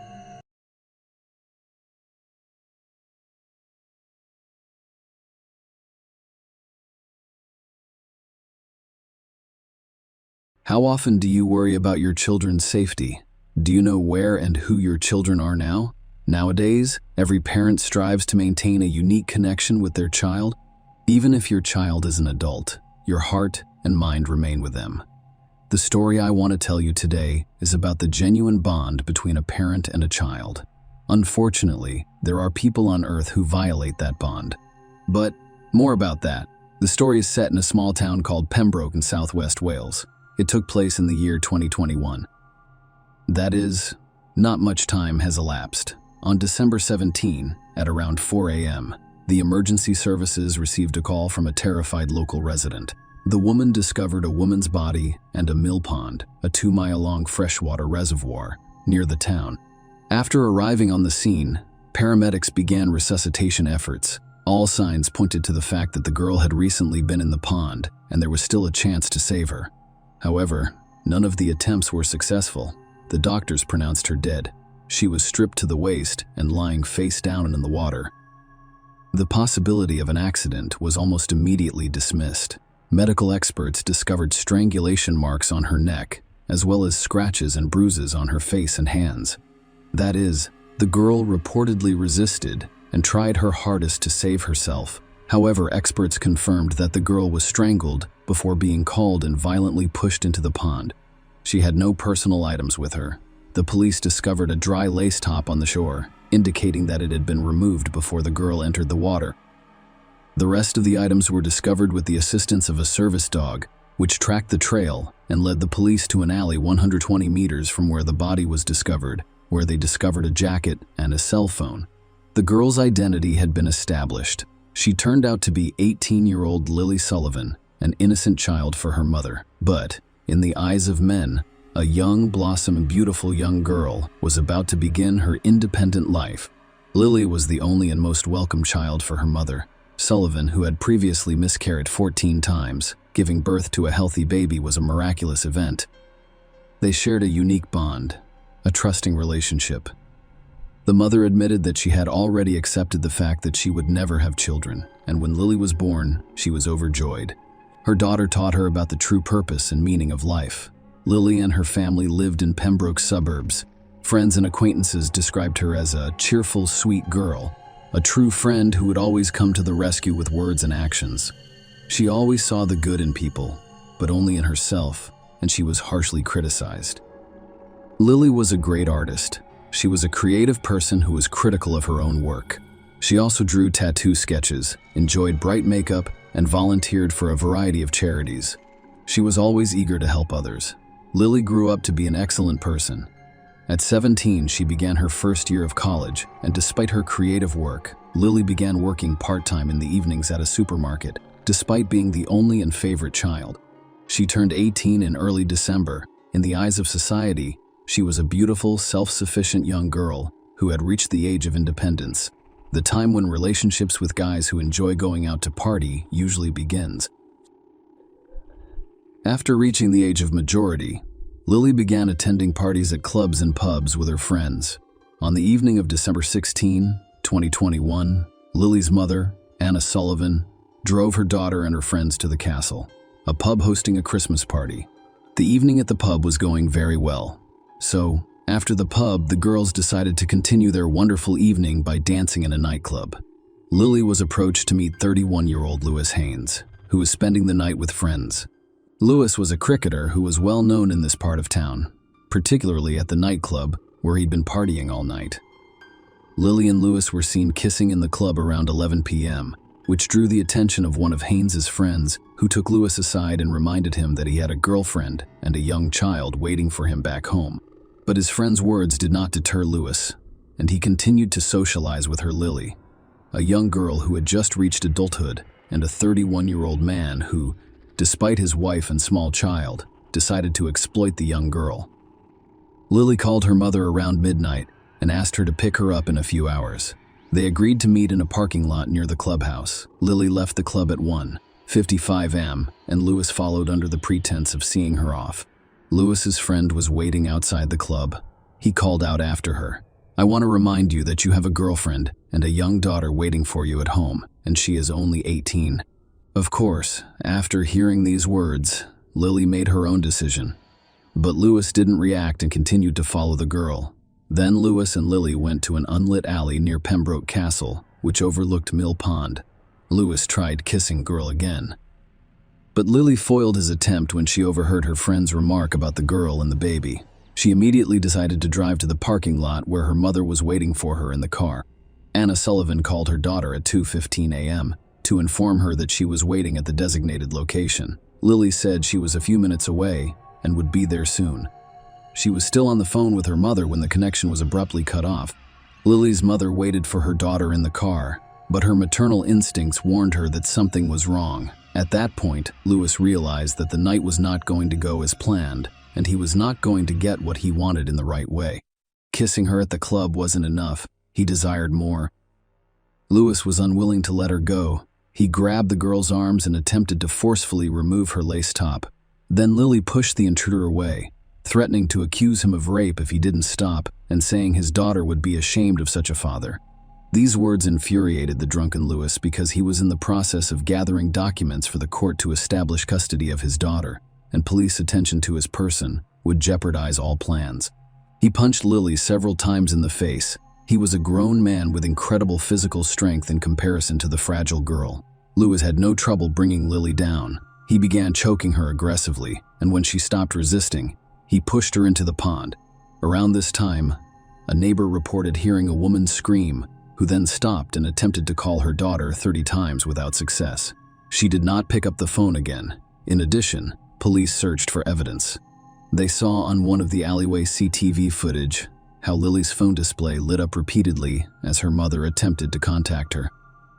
Later, while reviewing CCTV footage, investigators noticed Lewis and Lily walking together down the alley, and 3 hours and 8 minutes later, another camera captured Lewis appearing on the bridge alone. The video clearly shows him first walking, and then starting to run. Another camera at the gas station where Anna Sullivan was waiting for her daughter caught the killer just a few minutes later, at 3 hours and 10 minutes. Anna had been attempting to contact Lily for quite some time. She became very anxious and searched for her with her eyes. That's how she encountered the murderer of her beloved daughter. "I am passing Anna's car." Lewis Haynes looked her in the eyes and then began behaving inappropriately. He overheard Lily and her mother discussing the location and timing of the meeting, and realized he was most likely looking into the eyes of his victim's mother. He started waving his arms and shaking his head at Anna. The stranger's behavior seemed strange. The mother couldn't believe that just a few minutes earlier, this nocturnal stranger had taken the life of her only daughter. Lewis arrived home at around 3:40 a.m. in wet clothes. His arms were deeply scratched. He became hysterical, woke his girlfriend, and begged to be taken to his parents' house. Lewis was so persistent that the girl couldn't help but comply with his request, so he tried to get away as soon as he realized what he had done. The girl wasn't aware of what was happening. On the way, he said, "I believe she is dead," which raised more questions. At 6 a.m., December 17, Lewis was arrested by police at his parents' home. Lewis' father contacted the police. He asked himself hysterically as they let him out, "What in the hell did I do?" Lewis Haynes faced murder charges on December 20, 2021. Because of the overwhelming evidence, he admitted to the murder of Lily Sullivan but denied that he committed the sexually motivated crime. He claimed he killed Lily Sullivan because she threatened to report him to the police for rape if he kept harassing her. Lewis claimed that he had an outburst of aggression. He strangled Lily before pushing her into a pond. When he calmed down and realized what he'd done, he went into the pond to help her. But when he realized Lily wasn't breathing, he fled. The court and state prosecutors didn't believe him. The judge stated that if Lewis entered the water, it was only to ensure her death, not to save her. He had his phone with him, but no emergency calls were placed that night. The cameras also showed that he did not seek assistance from passersby, instead heading straight home. Before the sentencing, Anna, whose meaning of life was last, claimed she made a terrible mistake that night. She should have exited the car and gone to meet Lily after the connection was lost, because then she would have had a chance to save her daughter. She was horrified to learn she could have saved her child. 1 month before Lily was murdered, Anna Sullivan experienced a heart attack, and her daughter saved her life. She recognized the dangerous situation and administered first aid before paramedics arrived. She also stated that after her daughter died, she began to experience panic attacks and stopped fearing death because it was the only way she would be able to see her child again in the afterlife. She described Lewis Haynes as pure evil, who, due to his base instincts, destroyed several destinies in a single moment. It's also terrible that Lewis is the father of a daughter. However, because he wanted to satisfy his sexual desire and couldn't control his aggression, he killed an innocent girl. On August 21, 2022, a court sentenced Lewis Haynes to life in prison with the option of parole after 23 years and 4 months. So in 2044, the murderer could be free again. Unfortunately, this story confirms our fears. We live in the 21st century where we already have phones for fast communication, the internet, and other technologies and applications designed to keep users safe. But even that did not help Lily save herself. Such crimes occur on a daily basis in our world, and they almost always end tragically. Share your opinion with us in the comments and subscribe to the channel for more.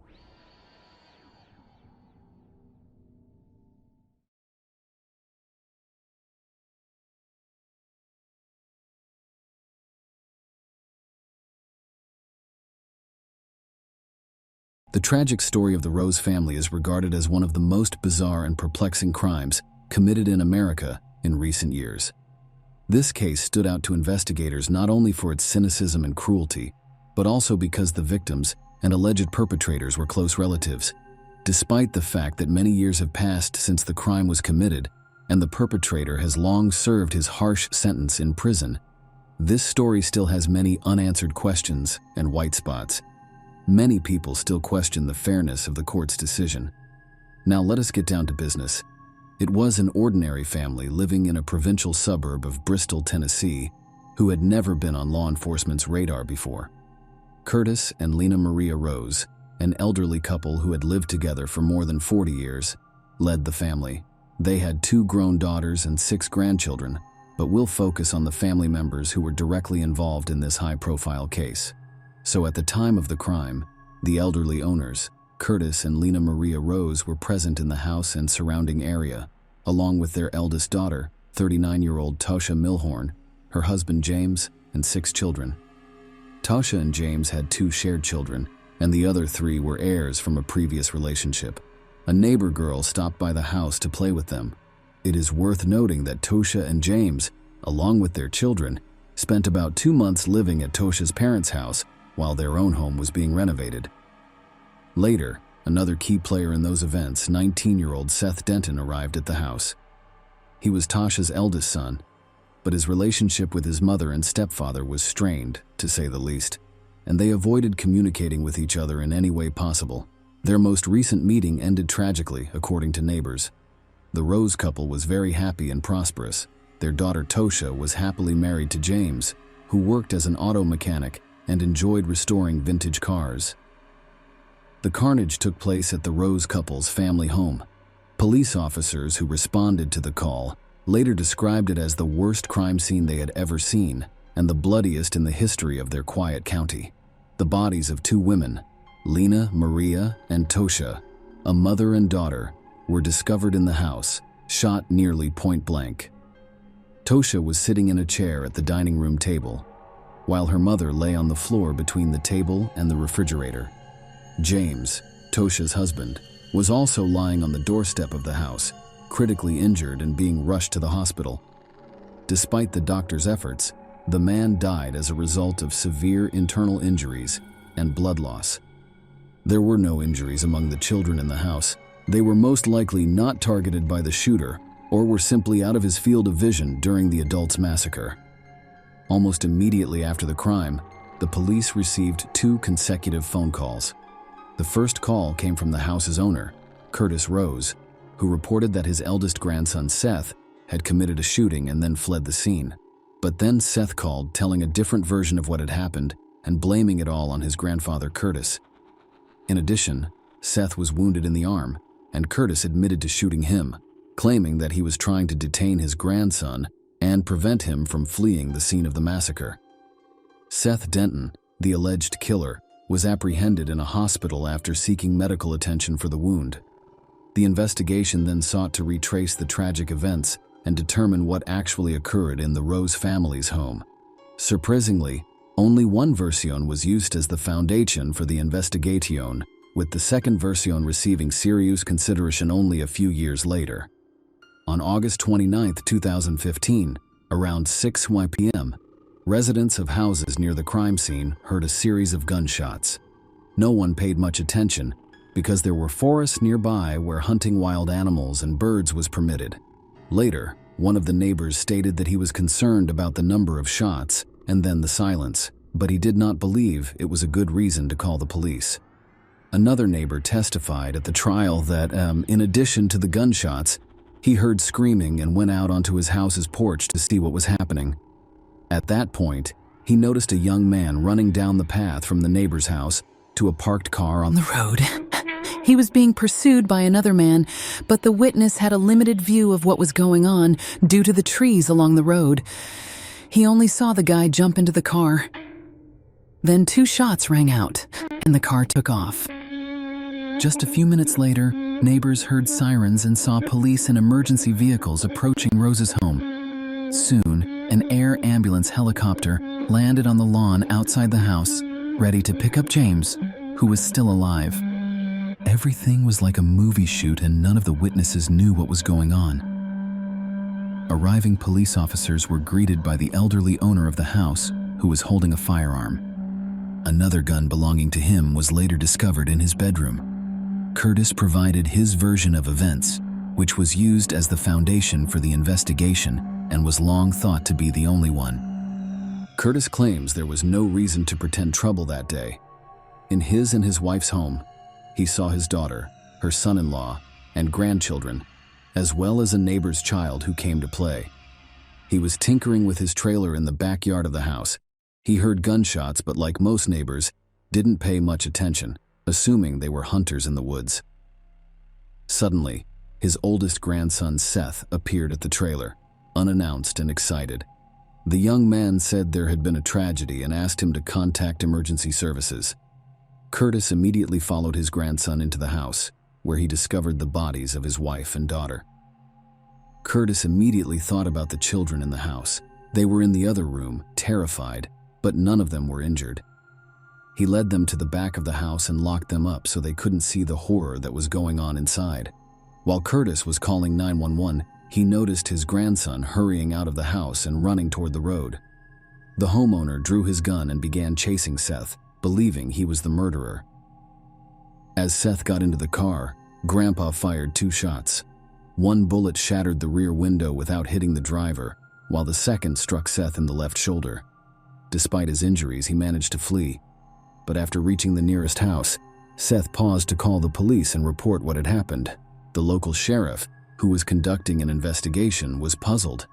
The crime scene appeared so strange and illogical that he couldn't recall any similar cases. In a breaking news report, he stated that the investigators had a difficult task ahead of them in reconstructing the entire crime scene. Following the arrest of Seth Denton, it was necessary to determine why the young man treated his family members so cruelly. Most surprisingly, such a motive was quickly discovered. Seth was Tosha's eldest child, whom she had given birth to when she was very young. Her relationship with the boy's father did not work out, and her son was primarily raised by his grandparents. While the young woman settled her personal life, some reports indicate that Tosha suffered from bipolar affective disorder and visited the clinic on a regular basis. Her son may also inherit this disease. The boy harbored a deep resentment for his mother, whom he rarely saw. With age, this feeling evolved into hatred, which Seth frequently expressed to friends and relatives. After graduation, the guy decided to join the army, and when he returned home a year later, he settled back in with his grandparents. However, the young man soon realized that he wanted to start his own life and relocated to the city, where he rented a small apartment with a friend. He got a job at a local fast food restaurant, but shortly before the tragedy, he was fired. Family and friends spoke highly of Seth, noting that he had no violent tendencies, did not associate with bad companies, and never broke the law. Despite these positive characteristics, detectives believed that Seth's main motivation for the crime was his dislike for his mother and her current spouse. According to the investigation, the events of that day unfolded as follows. Around 5 p.m., Seth drove his car to his grandparents' house. He wore a camouflage jacket and had a semi-automatic rifle in the car. He left the car by the roadside and entered the house through the back door, carrying the weapon. Seth then fired several shots, killing his mother and grandmother and severely injuring his stepfather, before leaving the jacket and rifle by the back door and going to his grandfather's house to ask him to call the cops. The order in which the shots were fired was never determined because Seth denied all guilt. Furthermore, it was unclear why he asked his grandfather to contact the police rather than fleeing the scene of the crime. It is assumed that his primary targets were his mother and stepfather, and the man murdered his grandmother as an unnecessary witness. The main evidence proving Seth's guilt in the case was his jacket and rifle found on the threshold at the back door of the house, traces of blood on his shoes, and bullets discovered in his car. Surprisingly, approximately 100 rounds of ammunition were discovered, but no one questioned why he required so many if he only intended to kill 2 people. Another unusual feature was the timing. According to the grandfather, Seth hurriedly left the house after he and his grandson entered and saw the terrible picture.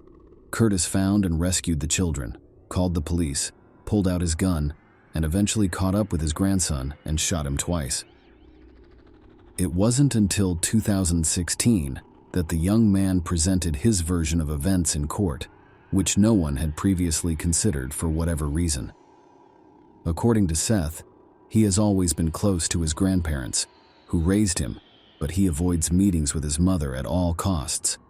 As a teenager, he frequently visited shooting ranges with his grandfather, who encouraged him to join the army. On that fateful day, Seth called his maternal aunt Amanda, his mother's younger sister, and explained that he was going to see his grandparents but did not want to meet his mother there. The woman was unaware that Tosha and her husband were visiting her parents, so she assured Seth that he could leave without fear of encountering his mother and stepfather. Amanda confirmed this information in court, stating that her nephew could not have known Tosha and James were at Rose's home. Seth had hoped to go to the shooting range with his grandfather, which is why he had brought a rifle and so many rounds of ammunition. He drove up to the house, grabbed the gun, and went directly to the trailer where Grandpa usually worked. There, his grandson showed him his rifle and they had a brief conversation about it. Curtis then walked towards the house, holding the rifle, and his grandson followed him. Seth knew his grandfather had a gun and expected him to follow him, and then they would shoot targets together. However, when Curtis entered the room, he immediately opened fire, leaving the people in the room with no time to react and no attempt to flee or hide. According to Seth's lawyers, Curtis may have been temporarily insane when he killed members of his family, but this version appeared untenable, so it was not initially considered or marked in court. Although traces of the victim's blood were found on an elderly man's clothes and shoes, he was not initially included in the list of suspects. The young man in the dock faced the death penalty for the premeditated murder of 3 of his family members. His grandfather had been a key witness in the case from the start, and despite openly stating that he was willing to kill his grandson that day, the court found his actions justified.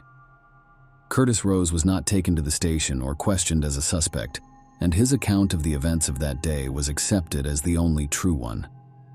Furthermore, many details and inconsistencies were simply overlooked, and Seth's version was not even considered until a year and a half after the incident. The majority of the physical evidence confirmed Curtis's words, but what was missing from the picture was somehow ignored by the investigation. The main argument in court was that Mr. Rose had no obvious reason for killing his wife, daughter, and son-in-law. The concept of temporary insanity seemed unrealistic and untenable. The trial lasted more than a week, with nearly 200 pieces of evidence presented and dozens of witnesses, including neighbors, relatives, and family friends, testifying.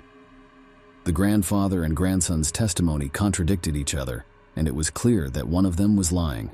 The jury deliberated over several days. They admitted to being emotionally and physically exhausted, but when it came time to reach a verdict, they all agreed that the defendant was guilty of all of the charges. Thus, Seth Denton was found guilty of 3 murders. However, after a thorough review of all of the evidence and circumstances surrounding the tragedy, the court decided to exclude the death penalty from the possible punishments, instead imposing a life sentence without the possibility of parole for the next 50 years. The convict himself never admitted guilt. He's currently serving his sentence in a Tennessee prison. The orphaned children of Tasha and James Milhorn were placed in the care of other family members, including their Aunt Amanda and grandfather Curtis. Share your opinion with us in the comments and subscribe to the channel for more.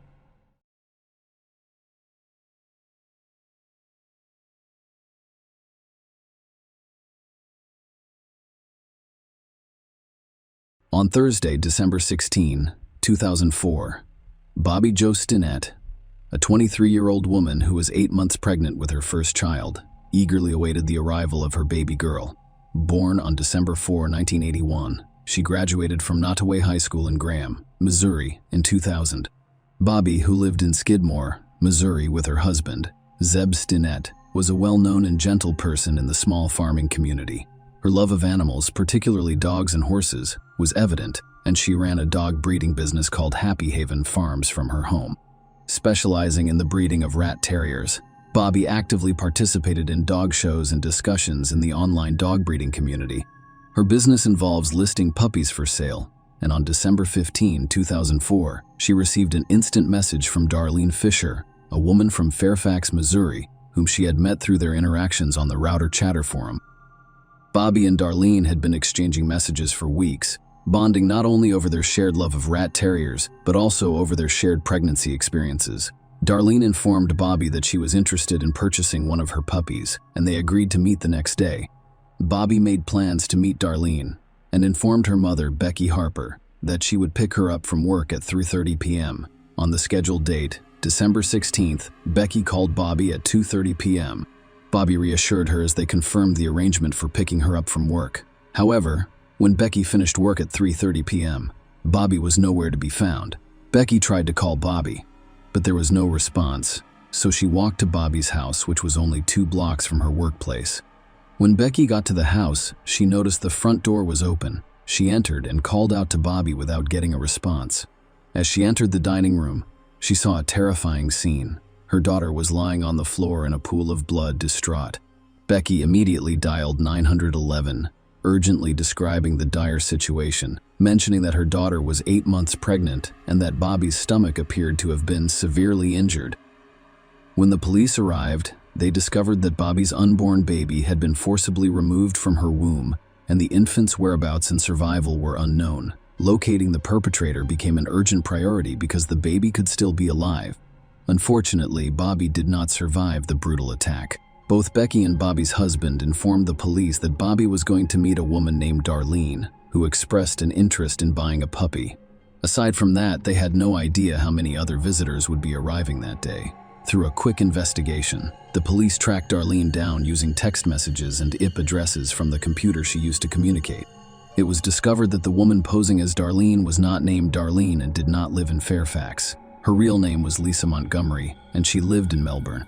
Lisa drove from Melbourne to Skidmore on December 16th and arrived at Bobby's house around 12:30 p.m. Police believe the baby was taken between 2:30 p.m. and 3:30 p.m.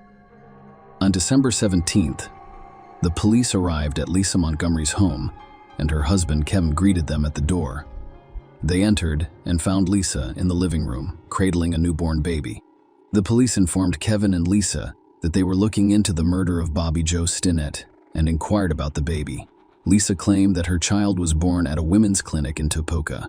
"I am looking for a private conversation." The police approached Lisa outside her home. She informed them of this and requested that Kevin not know about it due to financial constraints. She had actually given birth at home, not at the women's clinic. Lisa claimed she was alone in her kitchen during the birth, but she did have the phone numbers of 2 friends in case she needed help. When asked about the placenta, Lisa says she disposed of it in a nearby creek. Lisa requested that the matter be discussed further at the sheriff's office to maintain privacy, and the police agreed. Lisa confessed to officers at the sheriff's office. After killing Bobby, she extracted the baby from her womb and abducted her. The baby was eventually returned to Bobby's husband, who named her Victoria Jo Stinnett. Lisa was charged with kidnapping, which led to her death. During Lisa's trial, the court learned that she and Bobby met at a dog show in April 2004. "We were both members of an online dog breeding community when Bobby announced her pregnancy. Lisa, a member, learned of her pregnancy in the spring of 2004. Around the same time, Lisa informed her family and friends that she was expecting. Lisa failed to disclose that she had a sterilization procedure more than a decade ago, rendering her infertile. Lisa deceived people for 8 months by pretending to be pregnant. She went so far as to wear maternity clothes and purchase baby items. Despite her sterilization, Lisa persuaded her husband, Kevin, and her children that she was actually pregnant. On the other hand, Lisa's first husband and wife, who were aware of her sterilization, accused her of lying. In response, Lisa insisted on proving them wrong. During the court proceedings, it was revealed that on December 16th, Lisa arrived at Bobby's house with a sharp kitchen knife and a white cord in her jacket pocket. When Bobby answered the door, Lisa asked to see the puppy she wanted to buy. Bobby retrieved the puppies and took them outside for Lisa to interact with. Lisa attacked Becky shortly after she called Bobby to pick her up. Lisa strangled Bobby with the cord she had brought until she lost consciousness. When Bobby regained consciousness and resisted, Lisa tightened the cord, resulting in Bobby's death. Lisa then cut into Bobby's abdomen with a kitchen knife, successfully removing the baby. Lisa left after cutting the umbilical cord. Surprisingly, the baby remained unharmed. Throughout her journey, Lisa took precautions to ensure the baby's well-being, such as clapping the umbilical cord and clearing mucus from his mouth. Lisa had a car seat ready in her vehicle for the baby. When Lisa arrived at a parking lot near a women's clinic in Topeka, Kansas, she called her husband, Kevin, to tell him she had given birth. Kevin met her in the parking lot and named the baby Abigail. The next day, they went out for breakfast, proudly introducing their new baby, Abigail, to everyone. The prosecution contended that Bobby's tragic death and the baby's abduction were the result of Lisa's calculated and cold-blooded plan to protect the lies she had told her friends and family. According to the prosecution, Lisa was afraid that her first husband, Carl Bowman, would discover her lies during their custody battle. Lisa was concerned that this revelation would jeopardize her position in court proceedings, so she felt compelled to have a baby as proof that her pregnancy was genuine. The prosecution claimed that Lisa purposefully misled her family and friends about her pregnancy and meticulously planned the abduction of a baby to maintain the illusion. They claimed Lisa's plan was meticulously planned and executed with precision. To hide her identity, Lisa contacted Bobby under a fictitious name, hoping that the crime could not be traced back to her. Concurrently, she continued to inform everyone she knew about her pregnancy. Lisa went so far as to purchase a home birth kit and conduct online research on how to perform a cesarean section. Sheriff Strong, who played a role in the case, stated that the crime was meticulously planned, and Lisa persisted in lying until she was caught. Lisa even tried to implicate her own brother, claiming he was with her when the baby was abducted. However, his verified alibi revealed that this was yet another falsehood. The prosecution claimed Lisa was involved in a custody battle with her first husband, who, upon learning that she had informed her second husband, Kevin, about her pregnancy, questioned the veracity of her claim. Aware of Lisa's inability to conceive, he sent emails expressing his intention to reveal the alleged lie to Kevin, whom he exploited during custody proceedings. In response, Lisa, determined to prove him wrong, took a series of actions that culminated in the tragic events less than a week before Bobby's death on December 10th. Lisa's first husband formally filed a motion seeking a change of custody for the 2 minor children who lived with Lisa. To back up their case, the prosecution called Dr. Dietz as an expert witness. This move was prompted by the defense's prior notification that they intended to pursue an insanity defense, claiming Lisa was experiencing pseudopsychoses. During the trial, Dr. Dietz testified that there are 2 types of phenomena known as pseudoscience, the first of which involves a woman genuinely and sincerely believing she is pregnant. Typically, this belief ends when the woman is presented with concrete evidence that she is not pregnant. Individuals with this type of pseudopsychosis are not considered mentally ill and do not have delusions. Dr. Dietz describes a second type of pseudoscience that is linked to mental illness, specifically schizophrenia. Individuals suffering from this condition experience delusions, particularly the delusion of being pregnant. Notably, this form is distinguished by the presence of a strong conviction. In contrast to the first example, people who believe in pseudoscience refuse to accept evidence that contradicts their beliefs. They have a firm and unwavering belief in their pregnancy, which demonstrates the impact of mental illness. Dr. Dietz, in his expert opinion, concluded that Lisa did not have pseudopsychosis at the time of Bobby's death. He came to this conclusion based on his belief that Lisa did not truly believe she was pregnant. In court, Dr. Dietz explained his reasoning by emphasizing several key points. To begin, Dr. Dietz stated that Lisa was well aware that she had undergone permanent sterilization, which removed any doubt about her reproductive abilities. Lisa had consistently sought medical and prenatal care in previous pregnancies, but this was not the case during the current period. Dr. Dietz provided additional evidence in the form of Lisa's insurance application from September 2004, in which she explicitly stated that she was not pregnant. Furthermore, Dr. Dietz stated that Lisa's behavior was not consistent with delusional thinking. He explained that in cases of pregnancy delusion, people would stick to the same story and willingly disclose it despite being persuaded or presented with contradictory evidence. However, Lisa lacked these characteristics, prompting Dr. Dietz to dismiss the idea that she was having a pregnancy delusion. Lisa's case was characterized by inconsistent and contradictory accounts of key details.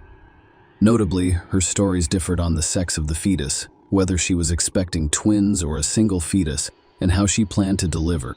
These differences were noticeable depending on the audience to whom she spoke, indicating a lack of consistency and reliability in her statements. Furthermore, Lisa provided conflicting information about the location where she claimed to have given birth. She initially claimed that the birth occurred at a women's clinic, but later changed her story to say that it happened at home. When confronted with her brother's alleged presence at Bobby's house during the incident, Lisa claimed that she had had amnesia both before and during Bobby's murder. Dr. Dietz concluded that Lisa was a malingerer during the 2004 pregnancy, and the court heard that Lisa had faked previous pregnancies. Lisa claimed to have had multiple pregnancies in the years since her sterilization procedure, each with its own set of complications. Lisa's feigned pregnancies date back to 1994. Subsequently, in 2000, before marrying Kevin, she informed him of her pregnancy and expressed a desire for an abortion. Kevin gave her $40, but there was no further discussion or evidence of pregnancy. Lisa claimed to be pregnant again in 2002, informing Kevin of a doctor's appointment while denying him the opportunity to accompany her. However, her doctor testified that he only tweeted Lisa about unrelated issues, such as ankle pain and a cold, and did not provide prenatal care. Lisa later informed Kevin that the baby had died and claimed to have donated the body to science, adding to her history of deception surrounding food and pregnancies. The defense's case focused on the defense of insanity, and they planned to call experts to testify about Lisa's mental disease or defect. Lisa's life was described in court as troubled. They claimed she had been physically and sexually abused by her stepfather. Lisa married her stepbrother, Carl Bowman, when she was 18 years old, and they had 4 children before undergoing sterilization. Following their divorce in 1998, Carl remarried, and Lisa later married Kevin to back up their insanity claims. Dr. Logan and Dr. Ramachandran were called as expert witnesses by the defense. Lisa was diagnosed by both experts with a variety of mental health issues, including depression, borderline personality disorder, post-traumatic stress disorder, and pseudopsychosis. Dr. Ramachandran testified about pseudopsychosis. describing it as a somatoform disorder in which the patient develops the delusion of being pregnant. According to his testimony, this delusion is driven by a strong desire to become pregnant, which causes hormonal changes that result in physical changes consistent with pregnancy. Dr. Ramachandran believed Lisa suffered from an intense pseudopsoriasis delusion. During his testimony, he claimed that Lisa was in a dissociative state when she killed Bobby and delivered the baby. Dr. Ramachandran suggested that Lisa's childhood sexual abuse made her susceptible to pseudopsoriasis. He claimed Lisa's internet searches and purchases of baby-related items indicated pseudopsychosis. Furthermore, Dr. Ramachandran believed Lisa was suffering from a severe mental illness or defect that prevented her from fully understanding the nature and quality of her actions. Following 5 hours of deliberation, the jury returned a unanimous verdict, finding Lisa guilty of kidnapping resulting in death. The following day, she received a death sentence. The jury unanimously agreed that the government had proven all statutory and non-statutory aggravating factors beyond a reasonable doubt. The prosecution contended that these factors included the crime being committed in a particularly heinous or depraved manner, involving serious physical abuse of Bobby Joe Stinnett. The jury agreed with this argument, and Elise was sentenced to death by lethal injection with pentobarbital at Terre Haute Prison in Indiana. Lisa eventually found herself on death row in a federal prison in Texas, designed for female inmates with special medical and psychological needs. She received psychiatric care while incarcerated there. Lisa formed a new defense team in an effort to have her death sentence commuted to life in prison. Their central argument was that, given Lisa's history of horrific abuse, the death penalty was unjust. They claimed that her legal representation during her initial trial failed to fully disclose the extent of her thesis's profound hardships and that the defense presented was inadequate. Lisa was in a psychotic state, according to the new defense team, when she committed the crime. Furthermore, they presented evidence that Lisa's history of abuse began before her birth, as she was born with fetal alcohol syndrome as a result of her mother's heavy drinking. The defense detailed specific instances of abuse, claiming that Lisa was subjected to physical beatings and that the mistreatment worsened after her mother remarried. They claimed Lisa had been sexually abused by her stepfather. Despite the efforts of Lisa's legal team, who argued that pressure and the threat of exposure from her first husband drove her to fabricate a pregnancy, their objections and appeals to have her removed from death row were denied. The execution went as planned. Lisa received a lethal injection in Terre Haute, Indiana, after the United States Supreme Court lifted a last-minute stay of execution. As the sole female inmate on federal death row in the United States, she was the first female federal inmate executed by the government in 67 years, preceding her execution. When asked if she wanted to make a statement, Lisa declined. She was officially declared dead at 1:31 on January 13th, 2021. Share your opinion with us in the comments and subscribe to the channel for more.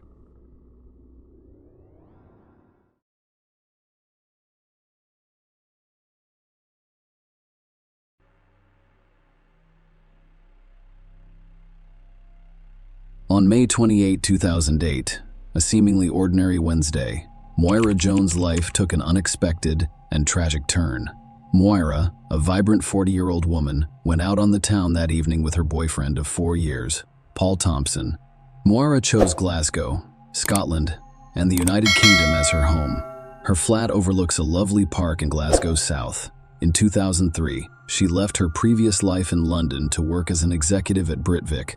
Glasgow quickly captured her heart, and she formed strong bonds with the city and its residents. Moira's fondness for Glasgow stemmed from the residents' warmth and friendliness, as well as their infectious sense of humor. The city, with its abundance of outdoor opportunities, proved to be an ideal place for someone who cherished the open air, trails, hills, glens, and beaches of Moira, providing her with numerous opportunities to explore and enjoy her love of the outdoors. Moira had intended to stay at Paul's house that fateful evening. She arrived with an overnight bag ready for a shared night. However, their argument changed her mind. Determined to sleep in her own flat, she set out for home, not realizing it would be a journey she would never complete. On the morning of May 29, 2008, a grim discovery was made in Glasgow's Queen's Park. A park ranger discovered a lifeless woman's body concealed behind a privet hedge. The tragic scene was nothing short of terrifying. The woman lay face down in the bushes, her lower body exposed, wearing only a pair of socks. Her jacket and bra had been torn, and her trousers were discarded between her legs. Moira's name and personal information were discovered nearby, leading the police to her apartment. To their dismay, there was no sign of Moira at home. They were concerned that the lifeless body they discovered could be hers. The authorities took immediate action and contacted Moira's parents, Beatrice, Bea, and Hubert Hugh Jones, who lived in Weston, Staffordshire.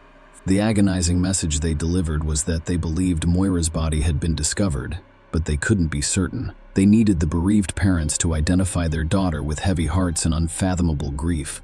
Beatrice, Bea, and Hubert Hugh Jones made the somber trip to Glasgow.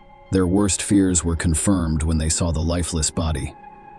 It was Moira, their beloved daughter.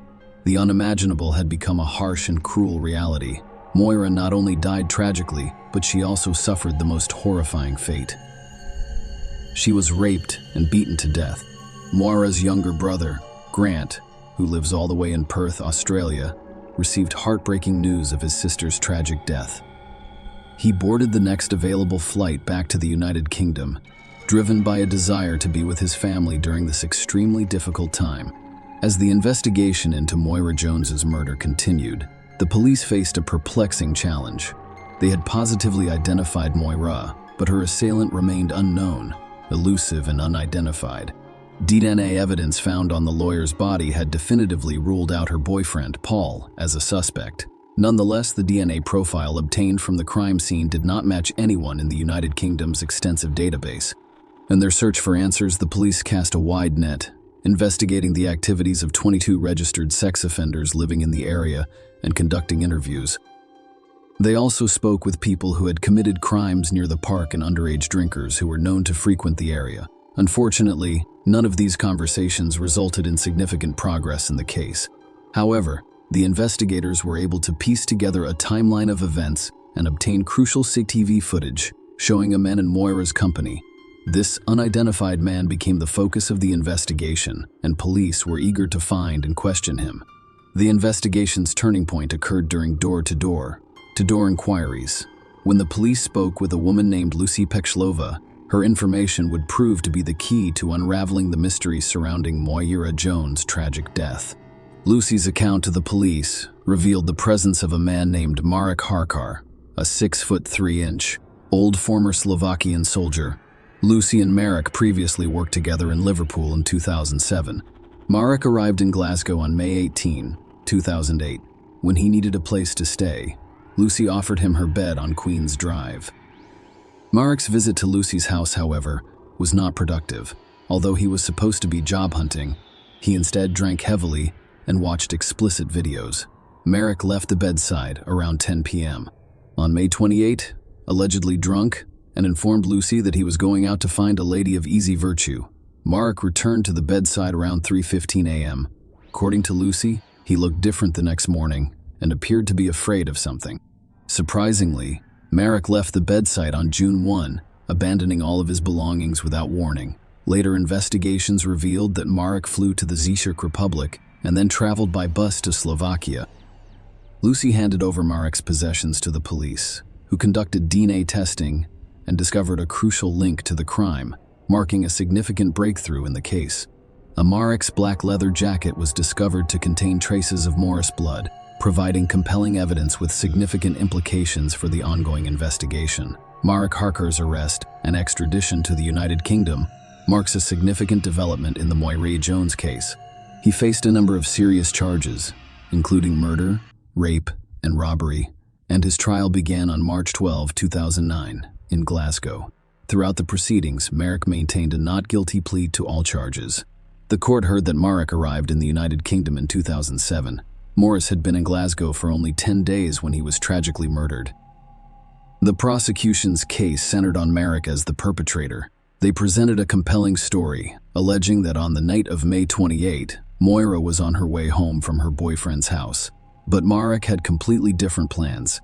He had been drinking heavily, including beer and vodka, and was overheard saying he was going out to find a woman.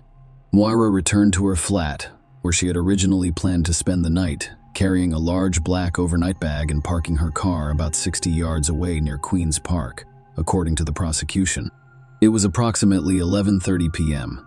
The prosecution claimed that at this point, Marek approached Moira and forced her to walk along a path with him. CCTV footage obtained from a passing first bus captured two people crossing Langside Road and walking along the perimeter of Queen's Park, providing crucial evidence. The jury noticed a stark difference in height and stature between the two figures in the footage. Moira, who stood only 5 feet, 4 inches tall and weighed less than 9 stone, appeared much smaller than the man accompanying her. The prosecution claimed that the towering figure was Marek, who, at 6 feet 3 inches and a kickboxing enthusiast, had a significant physical advantage over Moira. The prosecution also outlined the written Marek allegedly forced Moirado to accompany a witness who reported seeing a man and a woman near a holly bush near the tennis courts, where 6 buttons from the wire top and a cigarette buttock bearing Marek's DNA were found. Furthermore, CCTV footage captured a man exiting the park near Queen's Park Baptist Church on Ballvicker Drive at 2:15 a.m. The prosecution claimed that this individual was Marek, who had been alone at the time. The prosecution's case painted a bleak and distressing picture of the events at Queen's Park. According to their account, Mark Harker forced Moira into the park, assaulted her violently and sexually, and stole some of her belongings. The autopsy findings revealed the horrific extent of Moira's injuries and shed light on the harrowing attack she had to endure. Moira's autopsy results indicated that she did not die from her injuries before 2 a.m., implying that she may have survived her ordeal for about 2.5 hours. Moira had sustained 65 distinct blunt force trauma injuries as a result of punches, kicks, and stomps, according to the examination. These injuries were the result of severe and sustained blunt force trauma. A forensic pathologist identified 65 external injuries, including a broken nose and 2 black eyes. Moira suffered brain damage, fractures to her right cheekbone and larynx, and bruised ribs. She had extensive bruising on her head and face, and one of her front teeth had been knocked out. Bruising spread to her chest, back, legs, and buttocks. Dr. Black's compelling testimony, which revealed the tragic details surrounding Moira Jones' death, captivated the courtroom.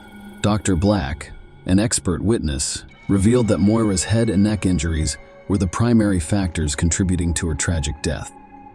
In a chilling revelation, she suggested that small hemorrhages in Moira's eyes indicated a possible asphyxiation factor in her death. The presence of bruises on the backs of her hands and arms raised additional concerns, which Dr. Black described as common defensive injuries. Dr. Black's expert testimony also highlighted the distressing aspect of the case. There was no evidence of a weapon being used in the attack. Instead, she believed the injuries were caused by physical blows to the fists or feet. Moira speculated that the extensive bruising on her neck was caused by an arm, leg, or knee compressing more of his neck while she was on the ground. As Dr. Black described additional distressing findings, the courtroom atmosphere became increasingly somber. Moira's brain was bleeding between layers, and there was a moderate amount of blood in her windpipe, indicating the gruesome ordeal she had been through. It was later discovered that she had swallowed some of the blood during the attack. Dr. Black also revealed that Moira had consumed other items during the assault, including bark fragments, grassy fragments, plant cuticle fragments, and leaf skeleton fragments. The implications were chilling, implying that Moira had been forced to consume these items while alive. The final damning piece of evidence was the DNA discovery. A vaginal swab yielded a semen sample from the boy's body, and DNA found on more of his clothes and body matched Marek's DNA, with the jury being told that there was 1 billion to 1 chance that it belonged to someone other than Marek. The courtroom was packed with witnesses, each contributing their own piece to the chilling puzzle of Moira Jones' murder. Several residents near Queen's Park reported hearing disturbing noises on the night of May 28. One woman who lives in a flat overlooking the park recalled a chilling incident in which a loud scream pierced the night, only to be abruptly silenced. Other couples strolling through the park reported hearing Moira's obvious distress. Even a cab driver turned to his partner and said, "If there was a murder, we just heard about it." It was a shocking revelation that, despite the busy street and the large number of people who heard a woman screaming and in distress, no one intervened or called the police, allowing the tragic events to unfold in silence. In addition, a neighbor who lived near the bedside where Merrick stayed provided compelling testimony. He described how Mara approached him on the night of May 28th, frantically saying, "I'm looking for a woman." In her closing statements, the prosecutor urged the jury to convict her based on the evidence presented. The prosecutor painted a chilling picture of the heinous murder witnessed by Moira Jones, pleading with the jury to base their decision on evidence, rather than the overwhelming emotional horror of the event. On the other side of the courtroom, the defense vehemently claimed that the police had charged the wrong man. They claimed that 3 other men were involved in the murder, despite Merrick's innocence, and that one of these men, Jason Mulrin, a convicted sex offender, was at Lucy's bedside during the crime. They pointed out similarities between his previous criminal acts and Moira's attack, emphasizing his lack of an alibi on the night Moira was killed. The defense also claimed that Jason confessed to the murder to his ex-girlfriend, who became so concerned that she reported it to the police. However, when Jason testified in court, he categorically denied any involvement in Moira's rape or death, contradicting the defense's allegations. The defense urged the jury to find Marek not guilty and to consider the possibility that another man was responsible for the murder. They also emphasized the importance of skepticism when evaluating the prosecution's DNA evidence, reminding the jury that scientists can only provide probabilities and that DNA should be viewed as one piece of evidence among many. Marek Harkar's fate now lay in the hands of the jury, which had the difficult task of determining the truth in this complex and chilling case.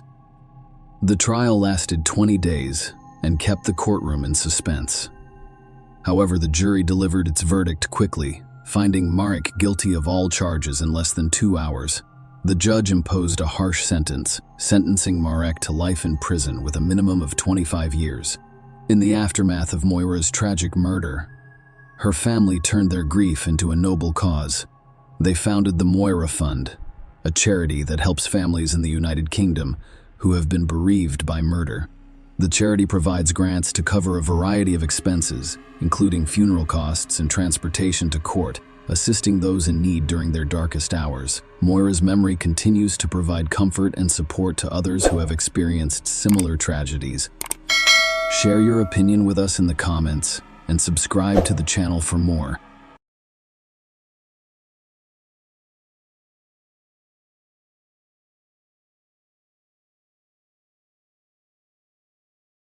The mysterious disappearance of Maya Militi. In January 2021, the city of Chula Vista, California, had not been quiet for days. During lunch, office workers discussed city news. By late afternoon, they had consolidated what they'd heard over a family meal. Have you heard that? They stated that a young woman, a mother of 3, had mysteriously vanished, and each of them gave their own version of what had happened, but none of them wanted to be in her shoes personally. Maya Militi, a 40-year-old Filipino-American woman, disappeared from her own home on January 7, 2021. Outdoor surveillance cameras captured my return home. Outdoor surveillance cameras captured my return home around 5 p.m. Following that, the woman was not seen again. The relatives of the missing woman, who were knocked down, stunned by grief, distributed leaflets with Maya's photos and hung posters throughout the city. Their concerns were understandable. My eldest daughter's birthday was on January 10, and she would never, ever miss out on this holiday. According to the woman's relatives, they all spoke in the same voice. She last contacted him on January 7 at 8:15 p.m. Dozens of volunteers and police officers searched for Maya Militi. They searched the wooded area, nearby neighborhoods, the creek, and an abandoned golf course, but found nothing. Larry Militi, the missing woman's husband, never participated in the search for her. Furthermore, after some time, he severed all ties with her relatives. For a long time, the police assumed that Maya had left her husband after another argument. However, when she left the house, she may have been caught on the neighbor's CCTV camera, so she either stayed in the house, climbed out the window, or left in another way. What could be the reason for such strange behavior on the part of a man? Maya, who stood out from the crowd due to her unusual beauty, most likely had a lot of admirers and possibly more than one affair. It is possible that she lost her feelings for her husband without informing anyone. She ran away from him, but not alone. Perhaps this is why he was angry and did not take action. Larry claimed that I believed she was still alive because she voluntarily left our home at least twice in 2020. Without saying goodbye to myself or our 3 children, we prayed for her safety and well-being. God blessed Amitabile Alonso with 6 children. Maya was born 5th. The girl was born in May. Her parents gave her the name May. She was successful everywhere. The girl's determined nature aided her in this endeavor. Thus, it is an elementary school. Following her family's immigration, she was among the top 5 students in her class. In March 1995, the girl enrolled in Redford High School in Honolulu, Hawaii, and began to express herself. She actively participated in a variety of school and extracurricular activities, with a particular emphasis on drama club and dance lessons. After graduating from high school with honors at the age of 17, Maya got a job at McDonald's, where she met her future husband Larry Millett, and they developed a relationship. When Maya turned 19, they married. At the same time, the girl enrolled at the University of Hawaii at Manila, a land-grant state research university. Life was boiling for the youth. While Maya was attending university, her husband Larry was training in the Navy in Virginia. The couple eventually decided to relocate to Chula Vista, California. Maya continued her studies at the University of San Diego because she did not want to stop. After graduating with honors, she became a civilian contract specialist for the United States Navy. Where are the strange noises coming from? What are my thoughts? Am I already going crazy? And are they unreal? The phrases "I love you," "love me" echoed slightly throughout the house. They kept the young woman awake all day and night, haunting her in various locations throughout the house. My family did not stop looking. They immediately hired a private investigator to focus the attention of those who cared. The family repeatedly asked the public to assist them in their search for her. On February 5, 2021, the Chula Vista Police Department and the Millett family held a briefing to encourage as many people as possible to search for her.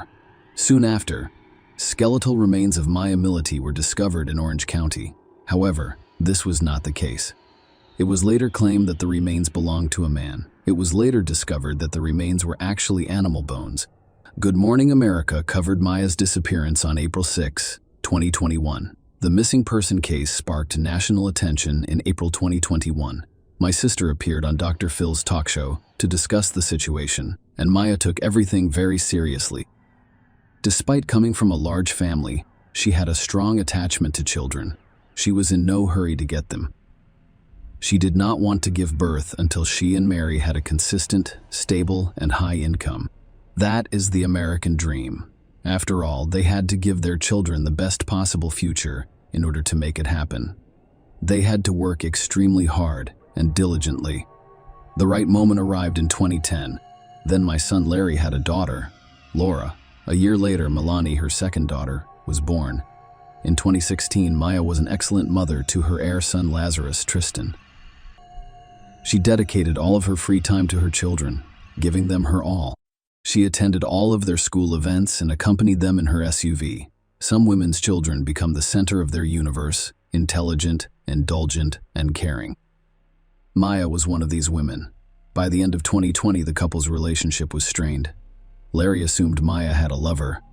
Her husband's jealousy knew no bounds, and while she could previously tolerate these attacks, she could no longer. Later, the DA's office reported that Maya had warned Larry about his anger. Police say Maya texted a friend just 2 days before his disappearance to end their marriage. I informed him that I was filing for divorce, whether he liked it or not. She claimed that I was no longer trying to make peace for the sake of the children. Larry frantically controlled his wife's every move. The jealousy was turning into complete paranoia. Larry could visit her office at any time to ensure that Maya was not alone with another man. Larry was also irritated by the fact that there were so many men on his wife's team. Larry once had the audacity to email my former boss, Derek Soft, and request that a male colleague be transferred to another division. He followed her around the clock and even got the kids involved in their arguments. Larry once hid a child's cell phone in his wife's car to track her movements. Larry became increasingly violent. He nearly strangled Maya after the couple separated, but not for long. Maya moved in with her brother in early 2020, but she and Larry rekindled their relationship after about 6 weeks. On August 12, 2020, Maya texted her brother, Junior, he never left me alone. He checks all of my emails, messages, messengers, and Facebook updates. He even checks my Venmo app. And then what happens? He simply tightens the reins harder. Larry was not initially a suspect, but police are now very interested in discovering his identity. Investigators contacted my relatives, who stated that shortly before the disappearance, the couple had gone camping and spent the entire time fighting. Maya returned from her camping trip and informed her family that if anything happened to her, Larry would be notified. According to the case file, my friend informed police that Maya had made a different statement in December 2020. I don't think he would hurt me, but I believe he would hurt the kids to get back at me. Prosecutors say the mother of 3 did not elaborate on what she meant at the time. When we fall in love, for better or worse, we only see the object of our adoration in rosy light. Frequently, we project our personality traits and outlook on life onto our partner without noticing the red flags, as they are known in psychology, that may indicate the presence of an underlying problem or a potential threat to the well-being of the relationship. We justify abusers, manipulators, narcissists, and aggressors by citing deficiencies in upbringing and stress, but we should look deeper. Apparently, nature is so laid down that families were created mostly in youth when the whole world is presented in rose-colored glasses, so to speak, for a great, sometimes blind love, so that the human race did not stop. And after a while, having gained the necessary life experience, we see in a partner what was so carefully hidden from us at first glance, and we consider re-educating, smoothing out all the sharp edges in order to reconcile. But you can't change an adult man. It only remains to prevent him from expressing his negative traits. This is the case for jealousy. If a person experiences certain traumatic events, paranoia is not far behind. Returning to the sound Maya heard, it's possible that the woman had developed hallucinations as a result of her family's problems. But this was not the case. The situation took an unexpected turn.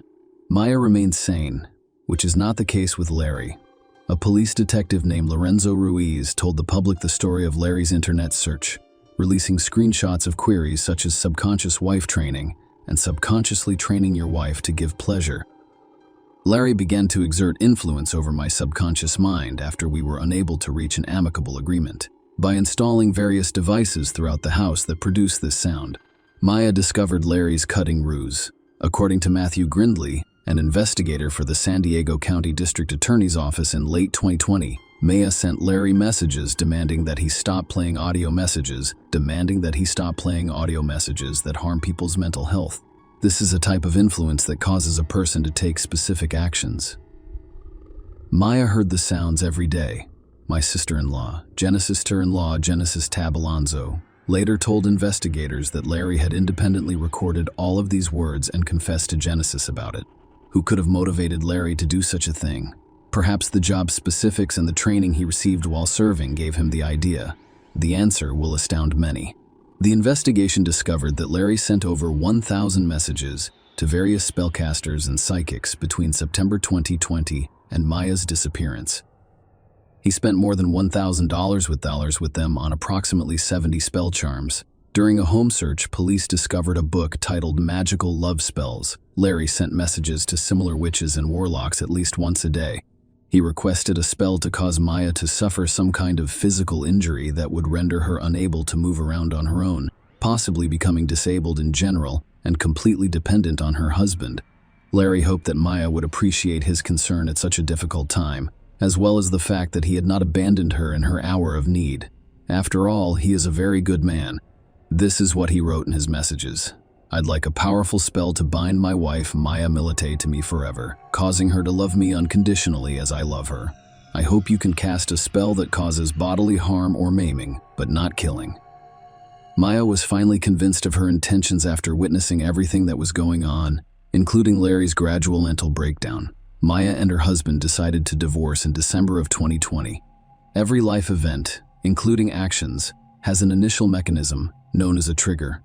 According to police, Larry's desire to lose his beloved grew stronger with each passing day. On January 7th, the day authorities believe Maya contacted a divorce lawyer, he was desperately trying to overturn my spouse's decision to file for divorce.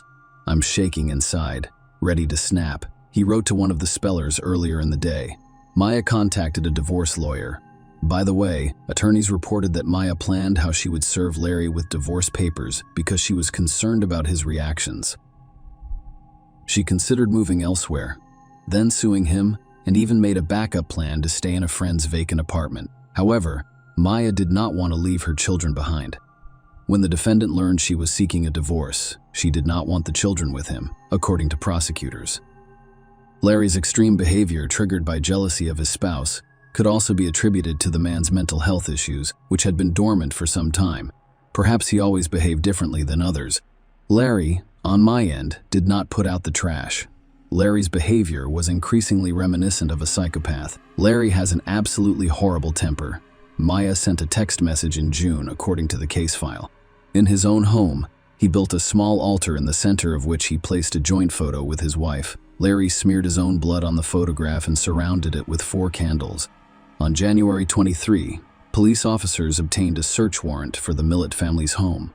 They discovered 16 firearms in Larry's home, 2 of which were illegally possessed. Larry's 4 licensed guns were missing. When police officers asked where the weapons had gone, the man explained that he had loaned them to his friend and uncle. Larry received a restraining order for the weapons in May 2021, and he was required to surrender them to the authorities. This was justified by the fact that police discovered peace chairs and Larry's young son surrounded by guns in his home. It was possible that the children had access to it, so the court issued the order the day after my disappearance, around 6:45 a.m., out of fear that they would harm themselves. A neighbor's surveillance camera captured the Millett family's black Lexus GX 460 SUV. Larry drove the man home at around 6 p.m. Where he had been all that time is unknown. Another suspicious moment: the car was originally parked in such a way that the back of it was not visible to the neighbor's security cameras. As we mentioned at the beginning of this story, my family was planning a birthday party for her oldest daughter on January 10, 2021. So when Maya stopped answering calls and texts, one of her siblings went to Chula Vista to make sure everything was fine. When my brother met with Larry, the latter informed him that the night before, following their argument, his wife went to one of her rooms, locked herself in, and was not speaking to anyone. Larry took his son to Solana Beach, a coastal town in San Diego County. When he returned, Maya remained in the locked bedroom on the 2nd floor. On January 9, Larry repeated the story about the locked room to my relatives, but no one believed him. The relatives demanded that Larry give them access. My family entered the room, and it was empty. Maya was nowhere to be found inside the house. However, her car was parked outside the house. Only her credit card and driver's license were missing. Following that, around midnight, Maya's older sister Chris filed a missing person report with the police. Larry Miller expressed concern about his wife's fate on January 15 after she missed his oldest daughter's 11th birthday. Furthermore, on January 8, the day after my aide disappeared, Larry did not text any of the psychics.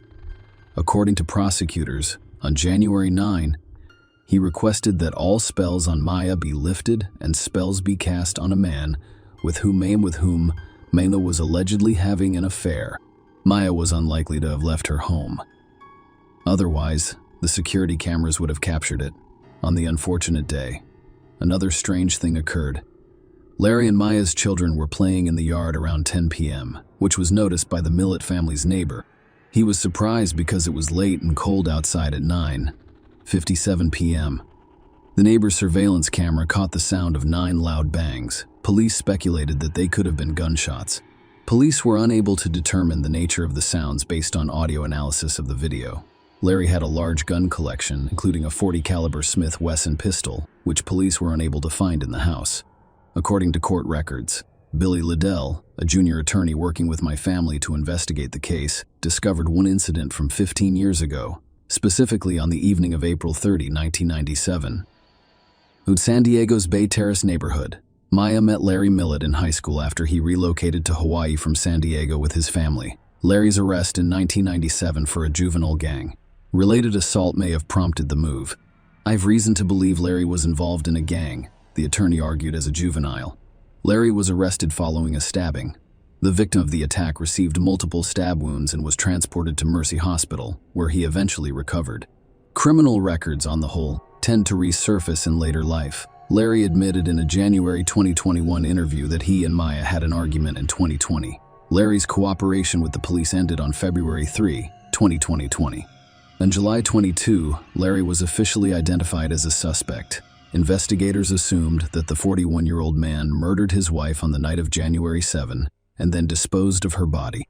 Larry told the same story during interviews that my relatives had heard about the argument in the room his wife had locked herself in. By strange coincidence, his phone was turned off for approximately 11 hours on January 8. Larry did not show up for work that day, and no one was sure what he was doing. It was impossible to track his movements.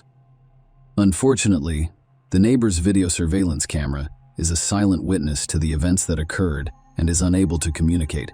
The camera captures Larry driving his car up to the garage in such a way that the rear of the vehicle is not in view. Larry may have known which part of the scene the camera was capturing and positioned the car accordingly. During this time, he was able to safely carry his body through the garage before loading it into the trunk and driving away to dispose of it. Following his arrest, the man was kept in custody and denied bail. Larry Millett was arrested on October 19, 2021, for the murder of his wife Maya based on circumstantial evidence, and his parents were granted legal custody of the children.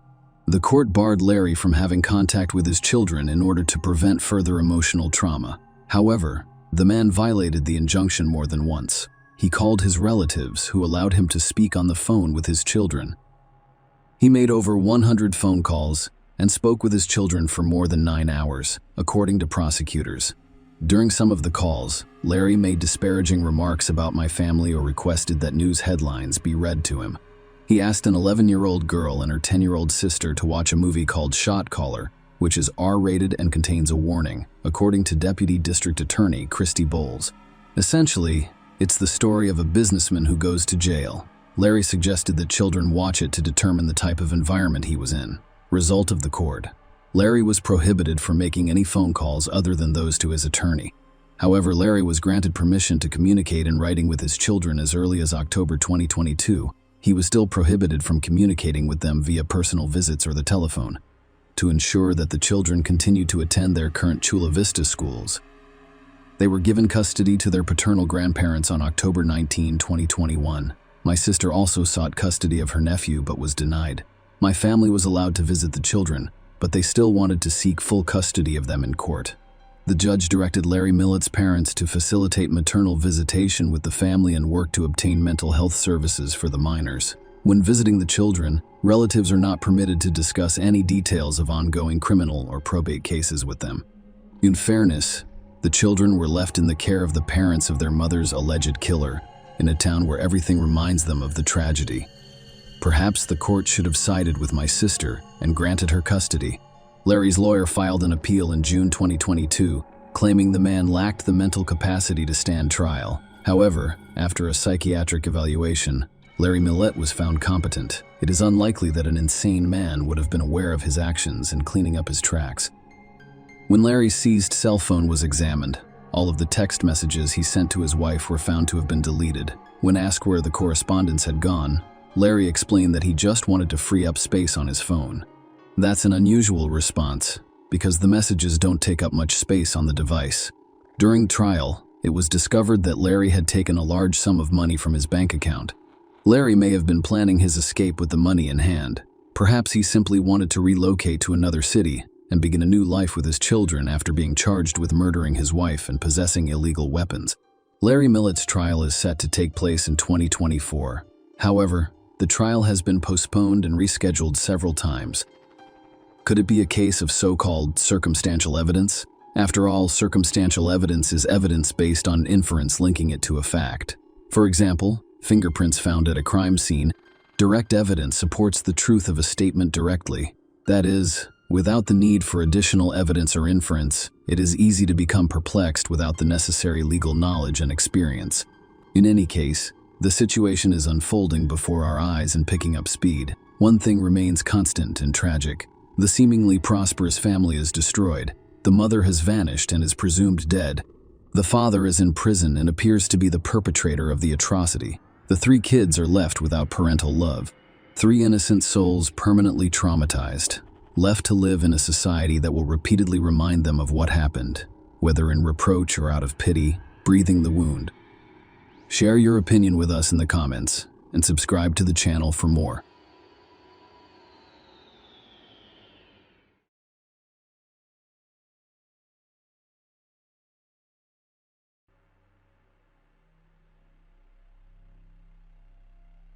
As you begin to investigate the Leslie Palacio case, it's impossible not to be puzzled and disappointed that justice hasn't yet been served.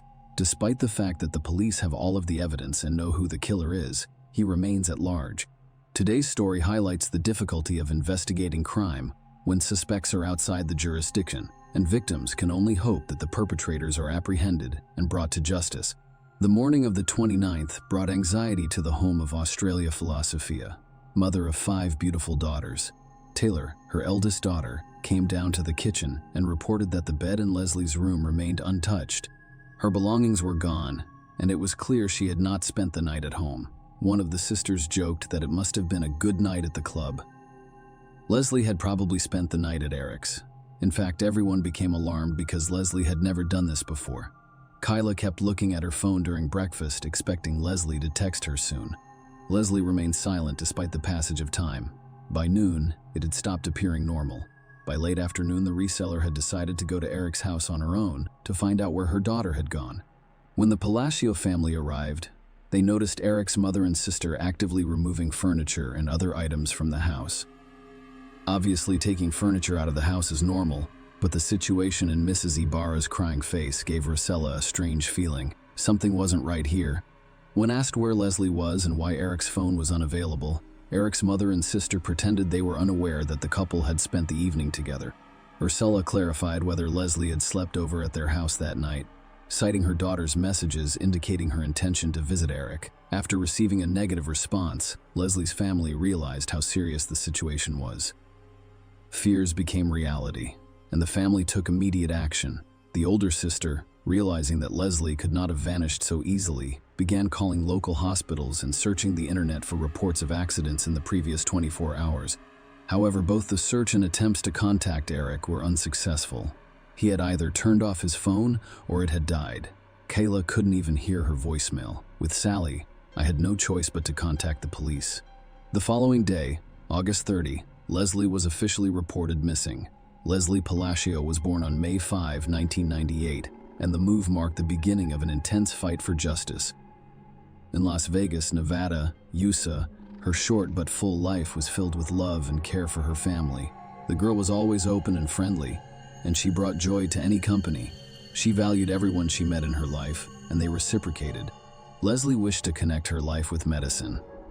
After graduating from high school, she enrolled in Las Vegas Medical College at 20 West 20. She was already confidently pursuing her dream of becoming a phlebotomist and working part-time as a laboratory technician, combining theoretical knowledge and practical skills. Leslie proved herself to be a gifted student. Her academic achievements were commendable. She had a natural ability to absorb new information and was always eager to expand her knowledge.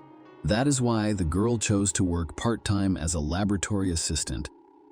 Leslie unexpectedly realized she had found her calling and quickly became an integral part of the team. Colleagues thought the student was not only a responsible and professional lab technician, but also a warm-hearted person. The girl's responsibilities included conducting various analyses and tests. However, Leslie saw this work as much more than just a way to fulfill her duties. She saw her calling in making patients test, taking experiences as comfortable as possible. Her caring and patience fostered a sense of trust. Even those who were concerned about the procedure felt at ease in her presence. When the youngest of the nurses asked if Leslie was afraid of having her hands pierced all the time, she laughed and replied that she now had the superpower to poke people. Vital, a young optimist, already has evidence in her every action. Leslie, by all accounts, had the potential to become a highly sought after and valuable specialist in the field of medical laboratory diagnostics. And she would have, if things hadn't turned out so dramatically.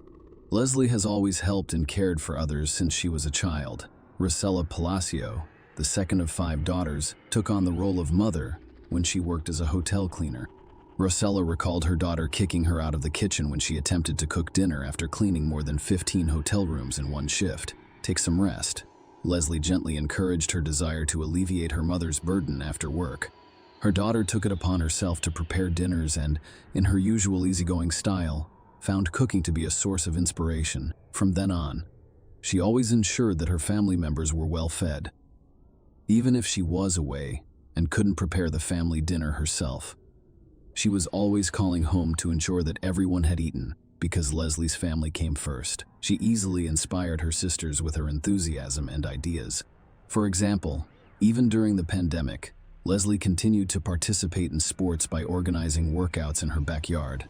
She praised her mother's various exercises, and she and her sister danced daily in front of a mirror to music. Her love of experimenting with hair color and image led to a joint business plan with her older sister to open a boutique. The sisters started designing and sewing dresses at home in their own distinctive style. When the coronavirus pandemic struck, Rosella was laid off due to downsizing. Leslie suggested that her mother start her own small cleaning business and assured her that she would gladly assist her with the cleanings in her spare time from work and school.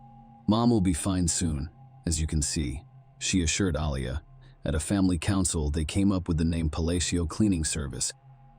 Leslie went missing around that time. Her dreams were just beginning to come true when their family firm received its first contract. However, on August 29, 2020, all of the Palacio family's plans and dreams came crashing down. Leslie finished the lab assistant program at the end of August 2020, and the family firm received a large order, so she decided it was time to unwind from the stresses and worries with an evening of dancing and fun. The pandemic-related restrictions were gradually lifted, and Las Vegas began to come alive. Unfortunately, none of Leslie's friends wanted to keep her company. People were beginning to let go of their fears and resume their normal lives. They were still nervous and anxious about being in a closed space with so many people.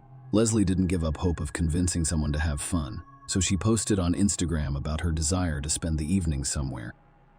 Unexpectedly, she received a message from Eric Rangel, i.e. Barra. Leslie and Eric's parents had attended the same church for 14 years and occasionally socialized. So the children had known each other since childhood but had never had a close relationship. Leslie knew what Eric liked.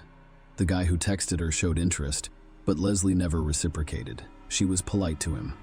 On any other day, Leslie would have declined Eric's request to keep her company, but not this time.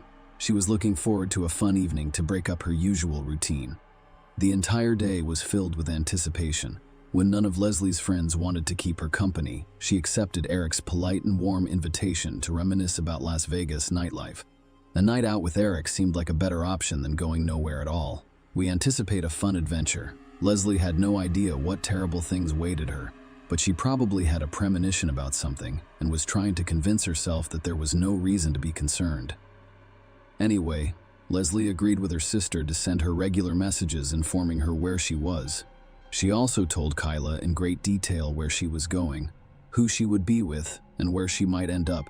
After a while, the elder sister received an unusual message. "Can you believe Eric is not going to drink this evening? We're at a party, but it looks like I'll have to celebrate alone." Afterward, the sisters exchanged joking messages about the subject. To live a healthy lifestyle. The first place Eric and Leslie went was the casino at the Longhorn Hotel.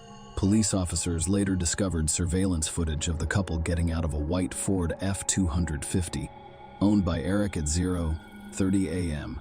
on Ayub 29 and entered the casino before leaving shortly after at 1:56 a.m. The couple then left the casino. Leslie kept in touch with her sister, telling her what was going on. At 4:40 a.m., Leslie sent her sister another strange message. "I need to talk to you about something unpleasant." Kyla inquired as to what had occurred, and she stated that a text box appeared, indicating that Leslie had begun to respond, but no response was received. The girl's life ended with that text message. The morning of the 29th came. Leslie still hadn't returned home. The more time passed, the more concerned the Palacio family members became. The certainty that Leslie had stayed the night at Eric's house was replaced by confusion, and the family went to a familiar house where they found a strange thing. Mrs. Diabara and her daughter were taking out furniture, pretending that they had heard for the first time that Leslie and Eric had spent the evening together. In fact, Leslie's family arrived at Eric's house just in time that they had arrived a few hours later. The investigation would have been significantly delayed. The police found traces of blood in the house, a mess in the bedroom, which suggests that Eric's mother and his sister spent the whole day, strangely enough, not to clean up the traces of the crime, but to pack things down to the pieces of furniture. The family was clearly not going on a picnic. but planning a long-term and thorough absence. Most likely, they had arranged to reunite with Eric and his father Jose in Mexico, where the two had traveled in order to escape justice. Upon seeing the Palacio family, Mrs. Ibarra probably realized that the chance to leave was gone, leaving evidence in the house that no one would take the time to clean up. Panicked mother and daughter began to simply deny knowing about Leslie and Eric's evening together. It was this behavior that led to the suspicion that something irreparable had happened. Fortunately, the Las Vegas police took immediate action and sent out a billing inquiry intending to track Leslie's movements since the previous night. But unfortunately, it takes some time to get that data, while the Palacios couldn't sit back and wait. The family started a campaign to spread the word about Leslie's disappearance. People responded and began actively sharing the information on social media. No one expected that there would be so many people who cared. Eric's mom especially didn't expect it. Detectives kept asking more and more questions, and on August 31, Mrs. Ibarra went to the police station and filed a missing persons report for her husband and son. Mrs. Ibarra told police that her son Eric left home late in the evening on August 28, and when he returned the next morning, he was acting strangely. She saw him walk out the door and never returned. The police noticed a strange circumstance. Not only was Leslie missing, but Eric was also missing as well as his father. Based on this, an investigation into the triple disappearance began with the Las Vegas police involved. Detectives turned to the residents of the neighborhood with the hope of finding surveillance cameras that recorded something important. Luck smiled. It was discovered that just across the street from Joe's borrower's home, there were surveillance cameras. In addition to the CTV footage, police obtained billing data that allowed them to track Leslie's movements in the early morning hours. Of the 29 detectives found that the couple went to the casino and afterward to a grill bar, which they reached around 02:15 am accidentally or not. Leslie's cell phone was left at the bar, and the records show that Leslie left the establishment around 5:50 am, which is quite early in the morning. At 06:05 am, neighborhood cameras captured Eric's car pulling up to the family home. The nature of his assistance to Leslie and getting out of the car and on the way to the house clearly indicated that the girl was heavily intoxicated. At 07:25 am, Eric and his father Jose are seen carrying Leslie's body out of the house, wrapped in a sheet and placing it in the trunk of the car. Eric then drives away while Josie hoses down the door driveway to their house. These actions clearly indicated that Eric and Josie were not missing, but were fugitives from justice. After police saw the footage, a search warrant was obtained for a borrower's home. As a result, detectives uncovered a lot of additional evidence showing that Leslie had not left the house voluntarily. The house had been cleaned with cleaning products in an unsuccessful attempt. Latex gloves and trash bags were also found. But the most important piece of evidence was the discovery in Eric's room. Traces of blood were found on the floor and on Eric's bed, an obvious sign of assault. And without DNA testing, it was clear to investigators that the blood belonged to Leslie. From that point on, Leslie Palacio was no longer missing, and investigators focused their efforts on finding her body. Eric and Jose were reported missing. As investigators searched diligently for suspects, the shaken Palacio family made efforts as well. Rosselli asked members of the church community to help search for her daughter's body as search volunteers. Flyers and posters with Leslie's photo and images of Eric and Josie appeared on social media, newspapers, and street poles. The philosophy of families asking the public to intervene and help them find these two men involved in the girl's death was the message on each flyer. The first major breakthrough in the investigation came when a license plate reader spotted Eric's car just 6 miles from his home around 10 am. I'll get to 29. He was heading back to his home just 4 hours after Leslie's alleged murder. The information uncovered made investigators realize that the location where Eric may have hidden the body was within a 4-hour drive of his home on the Nevada-Arizona border, or the Charleston Peak side, which is a huge area, so detectives were desperate for any additional information that could help them determine a more precise location.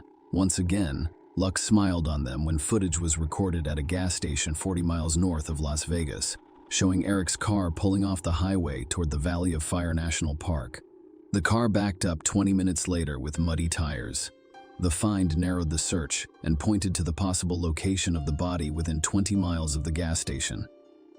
The mud on the tires suggested that Eric had driven off the road at some point. Detectives began searching the area. Police and volunteers combed through hundreds of acres of land, and on Sept at 9 during the second search, they found Leslie Palacios' body hidden near a bush. News outlets immediately spread the word. The body of 22-year-old Leslie Palacio has been found near the Valley of Fire 11 days after she disappeared. A reporter joined the report, providing additional details about the prime suspect, 25-year-old Eric Rangel Ibarra. The Valley of Fire, where the body was found, is known for its hot climate, which led to rapid decomposition of the remains, and forensic experts were unable to determine the exact cause of death. Locals reacted to Leslie's death with horror and fear. Some became afraid to go outside because of the cons down south of the unquote criminals involved in the murder. The day after the body was discovered, September 10, many friends, relatives, neighbors, and just random people in the area gathered to honor Leslie's memory. People took candles that were used for the nightly vigil and placed them in front of the girl's house. They also said they wanted the man responsible for her death to pay for what he did. The fight for justice was not even close to being over at this point. The next major breakthrough came when Eric's car flashed in Mornado Valley, California. Police eventually contacted Eric's cousin, and he reported that he had driven Jose and his son to Santa Sidra, where he believed they planned to cross the border into Mexico.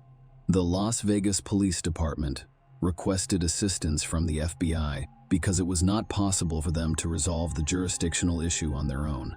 The investigation slowed down. Then on January 19, 2021, 4 months after the discovery of the girl's remains, Eric's father, Jose, turned himself in at the border. Everyone was greatly relieved that at least one fugitive was now in custody.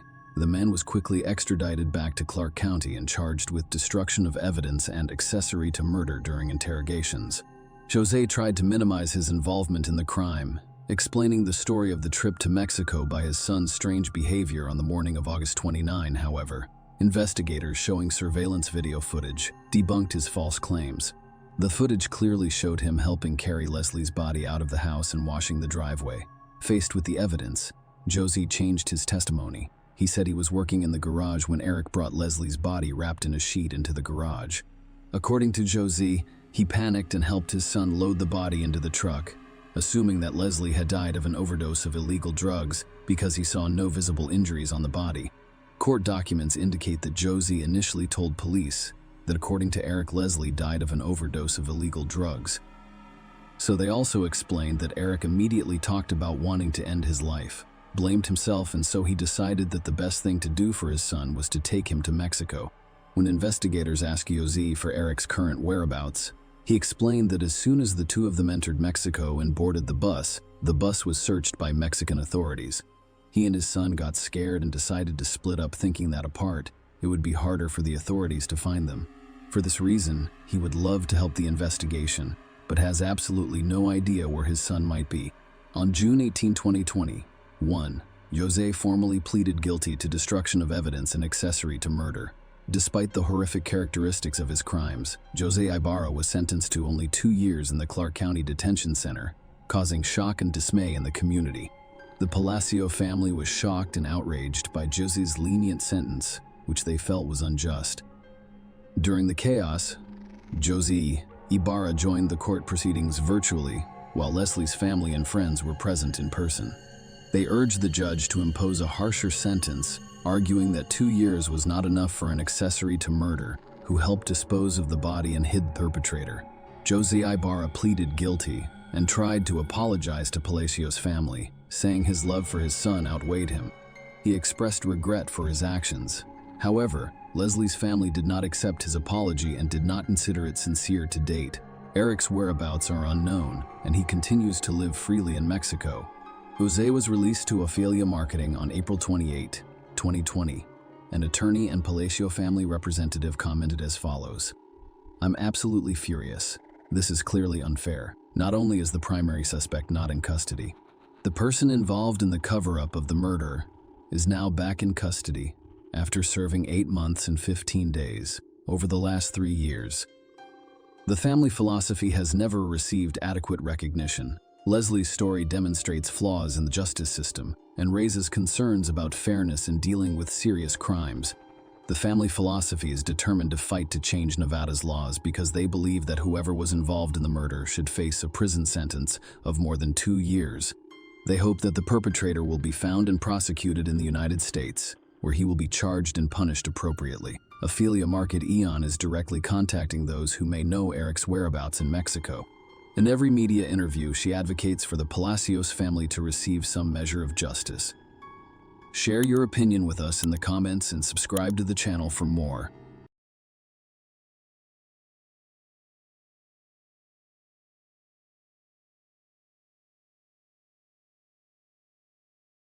On a typical Sunday evening in Dallas, Texas, a young woman named Zoe Hastings went missing on her way to church class. Her disappearance prompted a disturbing investigation and trial. Zoe Hastings was born on November 21, 1996, to Jim and Cheryl Hastings. So she was an excellent big sister, spending a lot of time with her younger brother and sisters. Zoe Hastings' parents described her as someone who made it a daily goal to make others happy. She was extremely talented in the spring of 2014. Zoe Hastings graduated from Booker Washington High School for the Performing and Visual Arts. Her interests centered on visual arts and theater. While studying there, she dabbled in acting and costume design. He was also very proud of her work as a lifeguard at the pool. And by the end of the summer, she had been promoted to supervisor. Zoe Hastings was also a graduate of theological seminary at the Church of Latter-day Saints of Jesus Christ and was deeply committed to her faith. She considered an offer from 6 top Texas universities, which included the opportunity to serve on an 18-month mission trip for the church. She genuinely cared about others, sometimes neglecting her own needs. She liked to give small gifts. Zoe Hastings aspired to be a doctor and to assist people in gaining theoretical knowledge by watching documentaries and surgical videos. On that fateful Sunday, October 11, 2015, Zoe Hastings set out to attend a Bible study class at the Church of Jesus Christ of Latter-day Saints in Dallas, Texas. Zoe, a young and enthusiastic 18-year-old, had recently graduated and was looking forward to a mission trip with her church in November. Her departure that afternoon was no different from any other day. She bid her parents farewell and promised to return home for their traditional family dinner. Dinner together was a treasured tradition. But Zoe's excitement about her upcoming mission trip caused her to prioritize the Bible study class that day. So we left her house around 4:30 p.m., driving the family minivan with the Bible study class beginning at 5 p.m. Her parents expected her to return around 6:30 p.m. And became increasingly concerned as time passed with no sign of their daughter. Not only was her absence unusual, but she also missed the 5 p.m. Bible study class, which added to their concern. They are anxious. Jim and Cheryl attempted to contact Zoe Hastings via text messages and numerous phone calls. However, their efforts were met with silence. They contacted friends in the hopes of finding out where she was, but none of them could provide any information.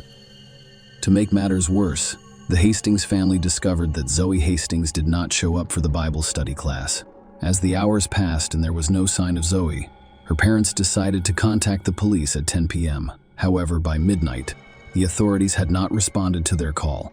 Fearing for their daughter's safety, they took action and filed a missing persons report while continuing their search. The breakthrough came in the early hours of Monday morning when Zoe's parents discovered she needed to find My iPhone app, which was installed on her phone. They used this tool to track her phone's location, which led them to a nearby creek only a 5-minute drive from their house. They rushed to the scene full of urgency. They found a scene of chaos and concern. Police, paramedics, and flashing lights surrounded the area, which was cordoned off with police tape. Zoe Hastings' minivan was discovered in a precarious and alarming position, nose down in the creek bed, nearly vertically submerged in water. The tragic events that occurred on that fateful Sunday evening and early Monday morning shed light on a disturbing series of incidents. The chain of events began when Kurt Rem, a concerned member of the public, was walking his dog near Easton Road and Lippett Avenue. He came across a man who approached him urgently, reporting a car crash involving a young girl in the creek. The stranger, visibly shaken, asked Kurt to join him in investigating the scene.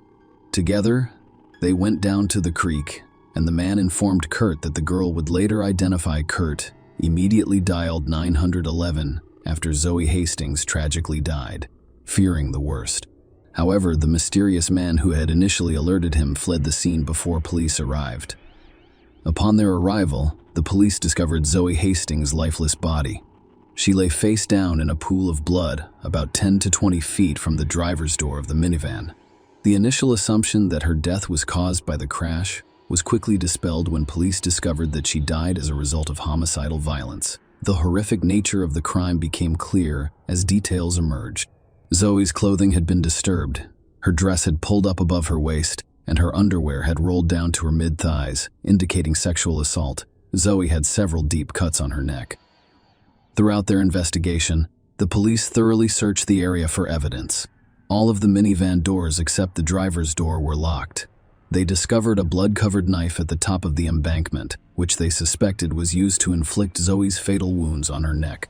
So his phone, which has location services, provided a timeline for the investigation. It showed that her phone had been at the creek since 5 p.m. She remained there from Sunday evening until Monday morning, when her body was discovered. As the investigation progressed, it was discovered that after leaving her house, Zoe Hastings stopped briefly at a Walgreens on Garland Road to return a Redbox movie on her way to the Bible study. The Walgreens was so close to her house that she could see it from the parking lot. She returned the movie at 4:42 p.m. However, authorities wanted to know what happened after that and why she didn't show up for the 5 p.m. Bible study. As the investigation into Zoe Hastings' tragic death continued, 2 key witnesses came forward. The witnesses said they saw a woman near a minivan in the parking lot outside the Walgreens store. One of the witnesses described seeing an African-American man approach the woman quickly. To their surprise, both people entered the minivan with the man behind the wheel. The second witness stated that the man appeared to be holding something in his hand during the encounter. After exchanging words with the woman, they both quickly entered the minivan, which drove away from the scene. The discovery of DNA on the knife found in the creek sparked a breakthrough in the case. The DNA evidence was linked to a man whose genetic profile had already been recorded in the law enforcement database.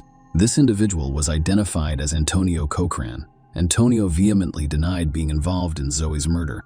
Nonetheless, based on DNA evidence and witness statements, he was charged with capital murder. The charges were based on the belief that Zoe's murder occurred during a kidnapping or attempted kidnapping. The prevailing theory among law enforcement was that Zoe's abduction and subsequent murder were random, with no prior relationship between her and Antonio. When Antonio Coltrane's trial began, he pleaded not guilty. The prosecution's case centered on the theory that Zoe Hastings was kidnapped from the Walgreens parking lot while returning a Redbox movie just across the street from her house on that fateful Sunday afternoon. This theory was supported by the testimony of 2 key witnesses who appeared in court to give their versions of events. The first witness, Lester Lee Clark, identified himself as a tattoo artist who worked near the intersection of Garland Road and PV Road in East Dallas. He testified at around 4:45 p.m. As he approached the Walgreens, he noticed a woman, presumably Zoe, near the Redbox kiosk. She appeared to be returning or retrieving a movie as she entered her minivan. A short, heavy-set African-American male quickly approached her and grabbed the car door, sparking an animated but brief conversation between the two that lasted no more than 5 seconds. Lester stated that he couldn't hear what they were saying, but he did notice that the woman at the driver's side door had moved to the passenger side. The man got into the minivan and quickly drove away. The second witness, Gary Whitman, was homeless at the time and stated that he was across the street from the Walgreens around 4:04 p.m. On Sunday afternoon, he described a stout, heavy-set African-American man who stood about 5 feet, 8 or 9 inches tall, and walked aggressively but discreetly. He thought the man was trying not to draw attention to himself. Gary reported that the man approached the woman in a minivan in the Walgreens parking lot from behind as she attempted to enter it. He claimed that the man extended his arms to block her path and appeared to pull something from his pocket. Although he couldn't see the exact object, Gary saw both people get into the minivan, with the man taking the wheel and driving away. Gary's immediate response, according to the court, was to seek help because he did not have access to a phone. He approached an employee at a nearby convenience store and asked them to dial 911. The court heard testimony from several researchers who carried out the tests.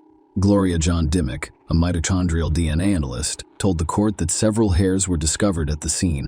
While mitochondrial DNA does not provide a unique identifier, it can be used to exclude people. According to the analysis, the hair found on Zoe's left arm could belong to Antonio Cochran. There was more evidence against the defendant. Copeland's DNA was discovered on the handle of a knife, which had been covered in Zoe's blood. The prosecution claimed that after abducting Zoe Hastings from the parking lot, Cochran drove her to a creek, where he raped and killed her cell tower. Data confirms that Cochran's cell phone pinged on Sunday, near the location where Zoe's body was discovered. Prior to Zoe's abduction, Cochran sent several text messages to various people. At 1:48 a.m., the first text message was sent to Gillis Pina Cochran's neighbor, Antonio, who stated that he intended to leave the house he and Gillis rented together. At 2 p.m., he messaged his ex-girlfriend, Angie Simon, informing her that Raina, who had been like a mother to him, had died the day before. He also messaged someone named Mimi at 2:25 p.m. and 3:19 p.m., telling her that he had been crying, drinking alcohol, and driving aimlessly around town. At 4:34 p.m., Antonio's cell phone communicated with a specific transceiver on a Dallas radio tower, which covered the Walgreens store. Antonio sent another text message from his smartphone. This time, it was addressed to Frank Torres, Gillis Pina's brother. "I really need you, brother. I'm not sure what's wrong with me, Frank. A lot has happened. I need you, brother." Antonio, according to the court, began working as a checker at a Fiesta Mart grocery store just 2 days before Zoe's murder. He was supposed to work the day after Zoe died, but he did not show up for his shift. The prosecutor also informed the judge that a detailed search history was conducted on Cocker's cell phone between October 13 and October 23. He searched for local and crime news 32 times, 5 of which were about Zoe's death. Prior to that, Antonio had shown little interest in crime stories, having only opened the news once in the previous month with a report on local gang crimes. The defense presented a compelling case, attempting to cast doubt on the prosecution's claim that Antonio Cochran was responsible for Zoe Hastings' murder. They questioned the DNA evidence's validity, as well as the witnesses' reliability. Paul Johnson, Antonio's defense attorney, stated that at the time of Zoe's murder, Antonio was assisting a friend in presenting an alibi that placed him in a different location. He challenged the testimony of 2 key witnesses who claimed to have witnessed Zoe's abduction. Lester's timeline and description of the man involved were called into question, raising concerns about the veracity of his story. The defense also questioned the credibility of the second witness, Gary, who had a criminal record and a history of illegal substance use. Paul Johnson questioned how Gary could have witnessed the events from across the street and suggested that his testimony might be suspect. Despite the potential consequences for himself, Gary insisted that he had come forward to do the right thing and was later apprehended due to an active arrest warrant. The defense's challenge included the DNA evidence. They acknowledged that Antonio's DNA was discovered on the knife handle, but proposed an alternative explanation. They speculated that his DNA could have been on the knife from a previous occasion, possibly while working at a local movie theater and coming into contact with it. Furthermore, the absence of fingerprints on or inside the minivan called into question the witnesses' claims that Antonio grabbed the door during the alleged abduction.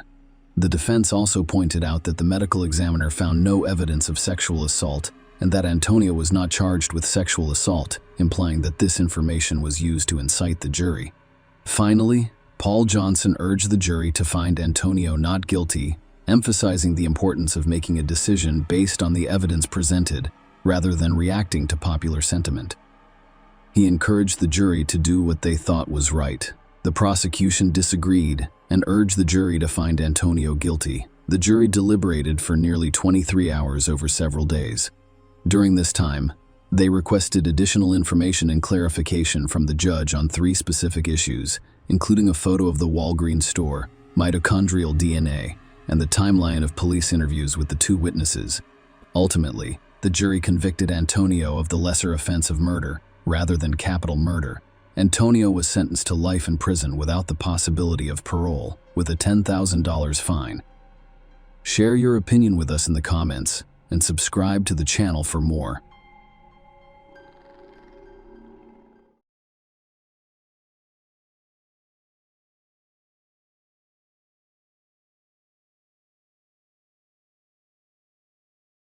The case of Sabrina Queeter, a heinous crime in an affluent London neighborhood. Compulsive thoughts are a mental disorder defined by the occurrence of ideas and actions that occur against a person's will and from which they are unable to break free. In some extreme cases, these thoughts can literally take over the mind, and when combined with a complex manipulative nature, innate cruelty, and a manic desire for dominance, the result is a time bomb. Sabrina Queeter, a British woman, had every opportunity to live the fabulous, wealthy, and carefree life she had envisioned since she was a child, but it was never enough. No partner was good enough for her, and she always felt like she was born for fame, attention, and luxury. Her unrealized ambitions and obsessive fantasies eventually led to delusions and violent outbursts. Unfortunately, Sabrina discovered a defenseless man on whom she vented her rage. This case became one of the most notorious and high-profile in British history. An innocent girl who cared for her children was the victim of a deranged situation. Sabrina Queeter her early years. Sabrina Queeter was born on December 5, 1982, in a London suburb with a distinct blend of French and Algerian heritage from her parents. This unique combination most likely contributed to her striking appearance and fiery personality. Sabrina, the eldest of 4 children, was the family darling, constantly praised and held up as a role model for others. Her family moved to France when she was 2 years old, settling in Paris where she spent the majority of her childhood and youth. Sabrina's complex personality began to emerge during her school years. Her former classmates later described her as arrogant, domineering, self-absorbed, and exceedingly selfish. She had few friends, both at school and among her neighborhood peers, and she considered everyone around her to be unworthy in comparison to other bright and outgoing girls her age. She was especially hostile, seeing them as competitors and enemies. With her stunning appearance, a striking brunette with brown eyes and an impressive physique, Sabrina could have pursued a modeling career if she could connect with people instead of manipulating them. As a child, during her youth, she participated in sports and expressed an interest in music. However, her inconsistency, impatience for quick results, and lack of effort hampered her success in all fields. Years later, Sabrina claimed that she was treated harshly by her maternal relatives in France during her childhood. However, these claims were never supported or proven. In contrast, her family insisted that she was indulged and constantly sought attention. Sabrina suffered a back injury while participating in sports as a teenager, which led to her dependence on prescription painkillers. She attempted to obtain these drugs illegally, resulting in her arrest and a police warning. Sabrina was always hyper-focused on herself and her appearance, craving constant attention. She was confident that her future held a wealthy, glamorous life filled with celebrity interactions and her own stardom. Her fantasies seemed to overshadow her reality at times, as she believed she had earned her place in Hollywood. Sabrina holds an English and French literature degree from the Sorbonne. However, since 2006, she has claimed various fashion industry professions such as stylist, makeup artist, fashion designer, and designer, despite her lack of actual expertise in these areas. Complex relationship with Wissam Madouni. Sabrina Queeter is known for her stunning appearance and a penchant for captivating men and exploiting their affection, but she never considered any of her suitors to be worthy of a serious relationship. She was literally waiting for a prince who would fully obey her. Sabrina was still unsure of her life goals after graduating from school, believing she was entitled to everything without effort. Nonetheless, she enrolled at the prestigious Sorbonne University while also working at a sweet shop for financial support. At the age of 18, she met Wissam Madouni, who was 6 years her senior, worked as a manager at the headquarters of a major French company, and attended one of Paris's most prestigious universities. Despite not being particularly attractive, he wished to pursue a master's degree in order to advance his career in the celebrity world. He fell deeply in love with Sabrina and was willing to satisfy all of her desires and fantasies. Sabrina found Madouni appealing, seeing him as someone she could manipulate as well as a ticket to a wealthy life. He was ambitious, capable of great professional success, and eager to pamper and spoil her. The couple started dating in 2000 and decided to live together after a few months. Sabrina quickly revealed her true nature, attempting to control my duties in every way. If her demands were not met, she resorted to tantrums, threats, and even physical violence. Furthermore, she soon began openly cheating on Maduni, with no attempt to hide or justify her actions. She could have flings with anyone, from a random acquaintance to Maduni's best friend or colleague. Despite numerous attempts to end the relationship and leave her, Maduni always returned, unable to let go of his deep love for Sabrina. Maduni received his master's degree and a significant promotion in 2001, and he began earning a substantial income, which he lavished on Sabrina's expensive clothing and entertainment. Its family owned several properties in Paris, and he managed them, giving Sabrina all of the rental income. Maduni, who also had Franco-Algerian roots, saw Sabrina as a kindred spirit. According to some reports, the couple married in a special Muslim ceremony in the fall of 2001, as evidenced by a certificate issued by a mosque in Argentina. However, the religious ceremony was insufficient to establish the union as official and legal. The couple had a son, whose paternity Madonia officially acknowledged. However, years later, a Frenchman named Anthony Francois claimed to be the child's father, and a witness in Quitter's trial described her as volatile, unpredictable, promiscuous, and manipulative during her relocation to London. The global financial crisis hit hard in 2008, causing the company where Youssef Maduni worked to go bankrupt, costing him his high-paying job. Around this time, Sabrina Quitter developed a strong desire to move to London. She made the decision without consulting her partner, leaving her with few options and hoping for a new career in one of the world's major financial hubs. Maduni followed her to London, where he found employment in a major English bank. However, Sabrina has struggled to establish herself in the fashion industry. Her ambitions to be a designer, model, or makeup artist were stifled by a lack of skills, experience, and formal education in these areas. Consequently, she had to lower her expectations. She worked in a variety of positions over the years, including nanny in a call center, cafe, and even network marketing. Sabrina Quitter's search for love took an unexpected turn when she rekindled her teenage passion for music, adding the titles of musician and composer to her resume. Despite her enthusiasm, Sabrina struggled to secure professional opportunities in the music industry. She attended a number of auditions and social events in the hopes of making valuable connections. Sabrina was fortunate to meet Mark Walton, a well-known musician, songwriter, and one of the founding members of the popular Irish boy band Boyzone. After leaving the group, Mark went on to become a successful producer and music mogul, working with Jennifer Lopez, Jessica Simpson, and Lady Gaga. By 2016, his net worth had surpassed $1 billion. Mark was exactly the type of person Sabrina had hoped to meet on her way to a life of fame and luxury. She impressed Mark with her beauty and charisma. He was captivated by her and openly admitted to falling in love at first sight, unable to think of anyone but the beautiful woman. Their relationship grew quickly, and Sabrina worked hard to remain pleasant and endearing, eventually ending her relationship with modernity because she saw a bright future with Mark. His previous relationship and child did not deter her. Within weeks, the lovers had moved in together to a luxurious home in an affluent area of London. Mark covered all of Sabrina's expenses, including the rent for the lavish house she chose for several months, in order to bring and live the opulent life she had long desired, which included socializing with celebrities, attending elite events, wearing couture clothing, and even appearing in glossy magazines. Sabrina found it difficult to manage Mark because she was afraid of losing him.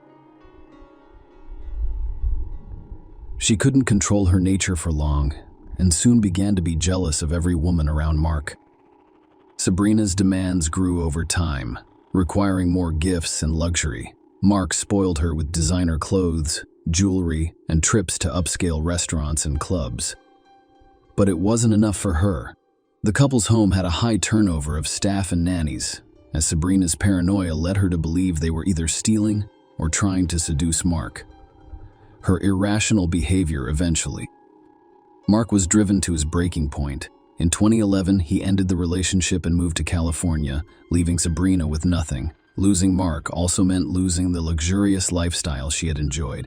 Sabrina began conducting interviews, accusing Mark of cruelty, violence, and substance abuse. She called him crying, begged him to return, and even threatened to commit suicide. But none of these tactics brought him back. Who is the father of the second child?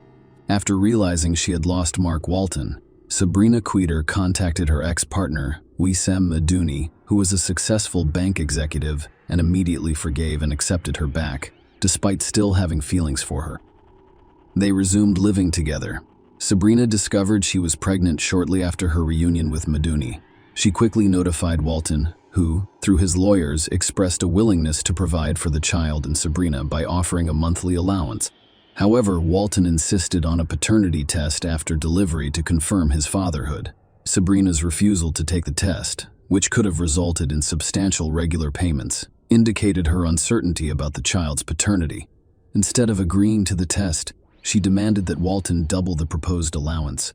After his refusal, she declared war on the musician. Sabrina took to social media to spread false claims that Walton was obsessed with her, insanely jealous of modernity, and physically threatening them. She accused Walton of breaking into their home, assaulting Madouni, frightening the children, and sexually assaulting her in an unnatural manner. However, she was unable to back up her claims because Walton had a solid alibi and had been in the United States since their breakup. Sabrina temporarily stopped accusing her ex-boyfriend after Walton filed a defamation lawsuit and the police threatened her with legal action. She settled in Wimbledon, southwest London, with Madouni and their 2 children, leading a seemingly peaceful existence as the conflict appeared to be resolved. Sabrina Queter, a French nanny who was used to handling household chores but found it difficult to manage 2 children, decided to hire a nanny who could also help with housework. She advertised a job online and conducted interviews in person. The majority of candidates failed to meet her expectations, and those who did not last long in her household. Sophie Leonette, a young French woman, responded to the advertisement. At the time, Sophie, 19, was in her provincial hometown in France, so the interview was done via video call. This modest, unassuming provincial agreed to all terms including childcare, housework, and cooking, in exchange for a symbolic weekly salary of £50, which included full board and lodging with the employer. Sophie was born on January 7, 1996, in the small town of Troyes, near Alex, and her parents, Catherine and Patrick Leonette, were simple workers with a modest, if not poor, lifestyle. Sophia graduated from school with a diploma in childcare but did not want to work in her province, preferring to relocate to a larger city, known for being shy, quiet and unassuming in appearance, but extremely kind and open-hearted. Sophie was loved by those who knew her despite her poor vision. She wore glasses, which she was slightly self-conscious about, and their conversation made her realize that Sophie, the plain Gain, would be an ideal target for her manipulations. Furthermore, Sophie was eager to gain experience and good references, so she was willing to work for the minimum wage. Sophie thought Sabrina seemed like a serious and reliable employer, which she told her parents before leaving for London. Kind employers rose to a sophisticated status. Initially, Sophie Leonette seemed to be doing well, believing that working for the Tweeters would be a great way to start her nanny career. She quickly bonded with the children, completed household chores as required by her contract, and had enough time and resources to improve her English and explore city attractions. This peaceful period lasted several months, and everything seemed fine. Madouni lost his job, and the family's only reliable source of income became Walton's monthly child support payments. To bring it back, Walton was asked to pay more money, which prompted him to request a DNA test to confirm his paternity. The family faced serious financial difficulties, including high rent and basic living expenses.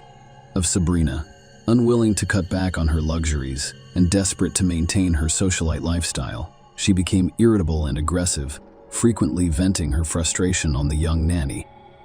The couple tried to start a bakery with their last funds, but it failed. Sabrina then turned to Walton and asked for a large sum of money to start a clothing line, only to be met with a categorical refusal, resulting in tears and complaints about poverty. Sabrina frequently complained to Lynette about her ex-lover, and the nanny attempted to console her employer. What happens next varies according to the source. According to one version, who either devised a scheme to use Sophie as a weapon to blackmail Walton. She intended to portray Sophie as Walton's, an accomplice and lover who was allegedly planted in their home to disrupt their lives and endanger the children. Sabrina claimed that the provincial fool was in love with Walton and used her as a tool for vengeance. She believed that recording and presenting the nanny's confessions to the police would be sufficient evidence to seek restitution from Walton for his heinous act. Sophie refused to make false statements on camera. Another version, as argued by Quitter's lawyers in court, suggested that Sabrina believed in her conspiracy theory because of her mental illness and saw Sophie as an enemy and a threat to her family. She allegedly did not force the nanny to give false testimony, but she truly believed Sophie was Walton's accomplice who infiltrated their home to harm them. Regardless of the truth, Sophie's life quickly devolved into a living nightmare, a torture chamber in the basement of a wealthy home. Sophie Lionnet, a young French woman, was initially burdened with extra work that did not correspond to an increase in her meager salary. Eventually, she was engrossed in endless chores from dawn to late night, with no personal time and effectively imprisoned within the house walls. Sophie's pay was soon halted entirely, preventing her from fleeing or returning to France. Her employers seized her passport, making her a captive. Her interactions with family were strictly monitored. The situation worsened. Sophie was barely fed and constantly pressured to make false statements about Walton, whom she had never met or known. She was only communicated with through screams, insults, and threats, and was accused of stealing money and valuables. She was threatened with imprisonment if she didn't comply with their demands regarding the musician. When screaming and blackmail became ineffective, the Sabrina Coiters used more brutal and sophisticated methods. Sophie was effectively relocated to a cold basement where she spent all of her time when not working, eating scantily once or twice a day and becoming emaciated and weak. However, the cold and hunger were not her worst experiences. Physical abuse became the most traumatic stage. It began with slabs and hair pulling, but quickly escalated to Sabrina breaking Sophie's nose and a violent assault. The sight of blood seemed to enrage Sabrina, making beatings a daily occurrence for Sophie. Every day brought new methods of cruelty intended to cause unbearable pain and suffering. The basement of this wealthy house in an affluent London neighborhood became a true torture chamber for the lioness, with no hope of rescue. In late summer 2017, Sabrina Quiter brought the unfortunate Sophie Lioness to a police station, claiming Sophie was ready to testify against Mark Walton, with whom she allegedly had a romantic and criminal relationship, and who had allegedly sent her to their house to abuse the children. However, Sophie remained silent and refused to say what Sabrina demanded, so the police decided to speak with her privately and take her to a separate room. Sabrina was furious, fearing Sophie would reveal the horrors taking place in their home and implicate her and her husband. Sophie mysteriously chose not to reveal anything or seek help. The police's reaction was also peculiar. Despite seeing a malnourished, scared, and weakened young woman, they did not contact a doctor or psychologist to ensure her health and safety. At that point, the 21-year-old man weighed less than 40 kilograms, had lost some of her hair, was missing a front tooth, and was limping noticeably. Despite this, the officers remain unconcerned and simply allow everyone to leave. A disturbing phone call and a funeral pyre. Sophie Lionnet sobbed as she made her final call to her mother in mid-September. Sophie told her mother that she wanted to return home but didn't have any money. Catherine, without going into detail, simply told her daughter that she would buy her a ticket and that she should pack her bags immediately. This was the last time she heard Sophie's voice. A few days later, on September 20, 2017, in the evening, the Cougars' neighbors called the police. They were alarmed by a fire in the yard, not so much by the fire itself as by the nauseating, sweetly greasy odor it emitted. A neighbor reported that it smelled like burning flesh and hair, as well as something identifiable, and that the thick smoke clouds that stretched half a block immediately impregnated clothes and skin with a stench. Firefighters and a police car arrived on the scene. The house owners, who appeared calm and unaware of the reason for the emergency services visit, met them after extinguishing the fire. What appeared to be a charred human hand was discovered among the ashes. The couple was immediately apprehended, and severely burned human remains were recovered from the fire. The deceased's gender and age were indeterminable, but the body was quickly identified as Sophie Lionnet, as evidenced by the melted metal frame of the glasses embedded in the skull, which Sophie always wore. The cause of Sophie Lionet's death was difficult to determine because her body had been almost completely burned. Forensic experts discovered multiple rib fractures, jaw cracks, and evidence of blunt force trauma on her skull and limbs, indicating that she sustained these injuries while alive. In addition, she had several missing teeth and a severely damaged nose. Sophie had suffered prolonged and brutal beatings. resulting in broken bones and knocked-out teeth. However, the extent of the fire damage made it impossible to assess the state of her internal organs and identify any penetrating wounds. The discovery of horrific video recordings in the house depicting Sophie being tortured and coerced into confessing collusion with Walton and intent to harm the children exposed her captor's true sadistic nature. Sophie was brutally beaten with an iron cord, a golf club, and even electric shocks. She also faced humiliations, such as being forced to submerge her head in the toilet until she suffocated. Experts believe Sophie died of asphyxiation before being burned on the pyre, sparing her the agony of being alive during the burning trial and sentence. Sabrina Quider and Ouissem Madouni denied guilt and expressed no remorse for their heinous crime. Following the murder, Madouni calmly went to a nearby supermarket to purchase firelighter fluid for burning the body and dinner for his family, as if nothing had happened. The first court hearings against the sadistic couple started in March 2018. Sabrina attempted to portray herself as a victim, blaming Mark Walton for driving her to a pathological state with his constant torment. Sabrina was diagnosed with mental disorders, but she was not insane and could understand her actions. We were physically healthy but psychologically dependent on Sabrina and blindly obedient to her. Sabrina's former lover, who testified in court, described her as a cunning manipulator rather than a madwoman because she planned her moves so carefully. Another witness stated that she always made up enemies, but did so rationally and for selfish reasons. On June 26, 2018, the court found the couple guilty of torturing, humiliating, and murdering their nanny in aggravated circumstances. They were sentenced to life in prison, with the possibility of parole after 30 years, and neither admitted guilt despite ongoing appeals to reduce their sentence. Sabrina attempted to feign insanity, hoping to be transferred from prison to a hospital, but was unsuccessful. Mark Walton testified at the trial that he felt guilty about his ex-lover's actions because he committed these atrocities to gain his attention and financial compensation. He expressed his heartfelt condolences to the victims' parents and voluntarily issued a large check to assist the bereaved families who had lost their beloved daughter. Share your opinion with us in the comments and subscribe to the channel for more.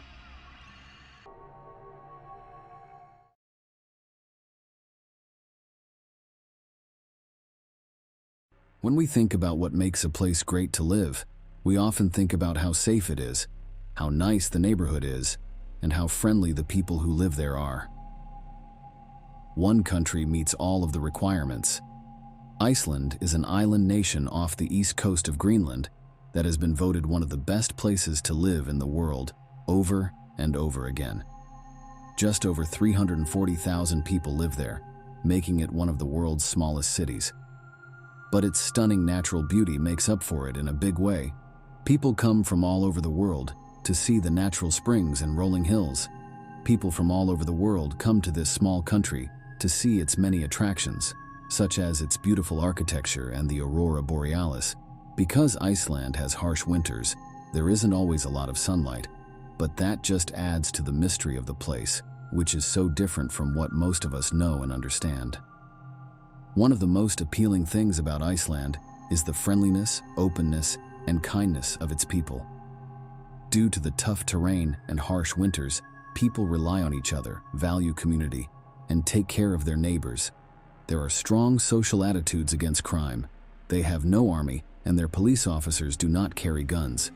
People often leave their doors unlocked and get lifts with strangers. The peace and quiet of Iceland would be broken one Friday night in 2017 by a brutal murder that seemed to have no reason. The country would be left in shock. We are going to talk about Birna Briansdóttir. Birna Briansdóttir lived in the southeast of Reykjavik. While her parents were no longer together, they remained on friendly terms, and she was the center of their world. She was bright and spirited, with her fiery personality reflected in her striking auburn hair. She was incredibly witty with a sharp sense of humor, which made her popular among her friends. She was carefree and whimsical, but always responsible, with this maturity reflected in her relationship with her family and her mature attitude toward work. Music was a big passion, and Birna wasn't picky. She would listen to anything from rap to pop and from rock to folk. It was this openness and free spirit that made so many people love her. Brina had a close group of friends and liked going out at night in Reykjavik. She worked in the fashion section of a busy department store. To relax, she would get drinks at the local bar after work and then go out to really let her hair down. For sure, this is what Birna did that night, January 13th, 2017. After closing the shop, she got drinks, played a few rounds of cards, and then went to the center of the capital to laugh, drink, and dance all night. They went to Horror, a place where new bands would play, and Birna was soon dancing on the stage. While her friends were ready to leave by 2 a.m., Birna wasn't. She wanted to keep having fun.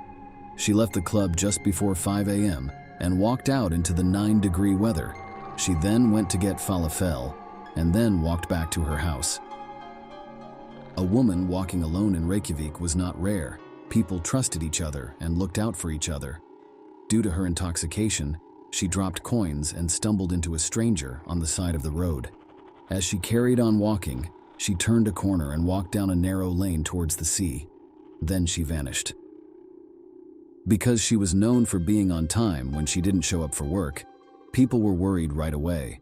Maria, a school friend who worked with Birna, was upset right away that she wasn't there. It got worse when she tried to call her cell phone. It wouldn't work, and Birna never turned off her phone. People thought she had just gone back to her dad's house to sleep off her hangover. Her friends who had been out with her that night also thought this, but she wasn't there. Scylla, Birna's mother, was called because she was also worried about where her daughter was. She knew Birna and knew that this wasn't like her at all. Without waiting, her family called the police right away to say she wasn't there. Realizing the power of social media, Scylla posted to her Facebook page, "Dear friends, it's not like her that we can't reach her. Please share and let's find her, Scylla." Iceland is a small community, and before long, Scylla's desperate pleas on Facebook were being shared, and news of Birna's disappearance began to circulate. The stress and worry of having a child go missing are unimaginable. Her parents couldn't sleep, and they persistently made calls to all the emergency services, desperately seeking any new information on Birna's whereabouts. The following day, the police were able to trace her last known mobile interaction before it went dead or was turned off. Just before 6 a.m., her phone pinged off a mobile tower in a port town, Hafnarfjordur, 6 miles outside of the capital. Right away, Scylla got in her car and drove there, calling out to her daughter and looking around the area. A group of family and friends worked with her to get Birna back home alive. Soon, 36 hours had passed since Birna had disappeared into the night in Reykjavik. Her friends and family were sure that something bad had happened to her. She was a trustworthy young woman, and this was not like her at all. Not much was known to the police, though. There was no proof of a murder or kidnapping, so they couldn't do much. As word of her disappearance spread, it quickly made the front page of every newspaper. Every newscaster in Iceland talked about Birna all the time. Her face was on every newspaper page. In the early hours of Sunday morning, her parents went to the police and begged them to search for her. They said she would not have gone off on her own accord, much less not told anyone where she was going. She had no money troubles or relationship problems. Everyone who knew Birna adored her. A case as baffling and unusual as this required Iceland's best detectives, one of which was Grim Or Grimson. He had 30 years of investigative experience. He was even part of a special team who spent more than 5 years building a case against those whose misconduct and corruption contributed to the financial crash of 2009. After this, he returned to his roots as a police officer, saying he missed the fast-paced work. Like his colleagues, he too wasn't initially that concerned about Birna. There were many other factors that he had to consider. People do go missing in Iceland. Anything from mental health problems to simply staying at a friend's house and not telling people. Most missing people would eventually turn up. A lot of CCTV is set up in capital cities around the world, but Reykjavik isn't like most of them. The people of Iceland don't like being watched, and since crime isn't common, the people tend to police themselves. They watch out for each other and strangers, but someone saw her the night she went missing. CCTV showed her leaving the club with her coins in the ground and walking into a stranger. When Grimson checked the next camera less than a block away, she was gone.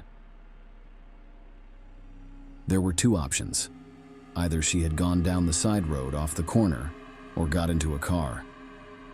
Grimson paid close attention to the little things, and he was sure that the broken CCTV footage held a clue that would lead them to Berna.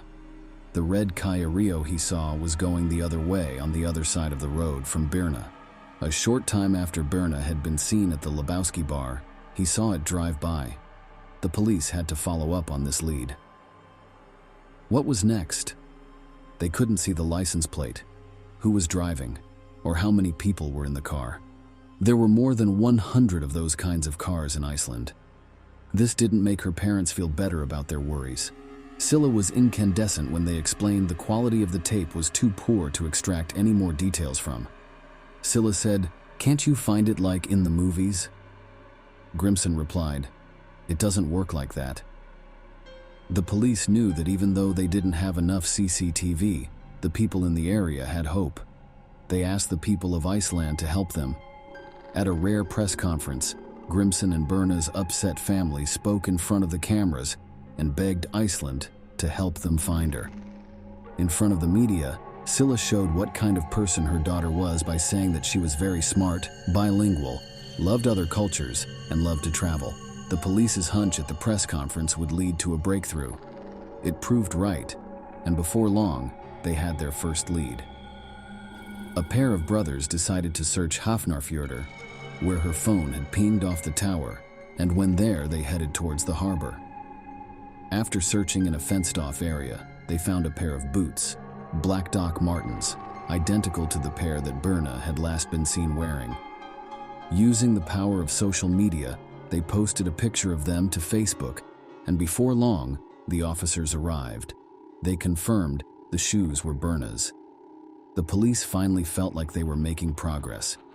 Grimson told the police to carefully look through the CCTV footage, and soon they saw a picture they knew. At 6 a.m. on the morning Berna went missing, a red Kia Rio pulled into the harbor. A drunk man got out of the car and stumbled toward a fishing trawler that had already been docked. After that, the car drove off. Finally, they were able to read the license plate. The car had been rented by Thomas Müller Olsen, a 25-year-old fisherman from Greenland. A family had since rented the car and said there was a smell of chemicals coming from the back. After taking the car away, police were determined to find any sign of Berna. Eventually, they found a clue. There were blood spots in the back seat. So that they could find out if it was Berna, samples were quickly taken and sent to Sweden to be analyzed. For Grimson and his team, it was now a race against time. They needed to find the trawler and their only suspects, Thomas Müller Olsen and Nikolai Olsen.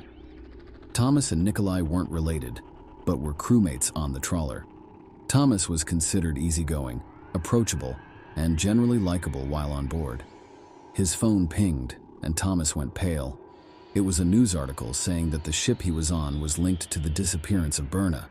A journalist had contacted a Facebook group used by the men on board and asked who had rented the car and who was seen on the CCTV.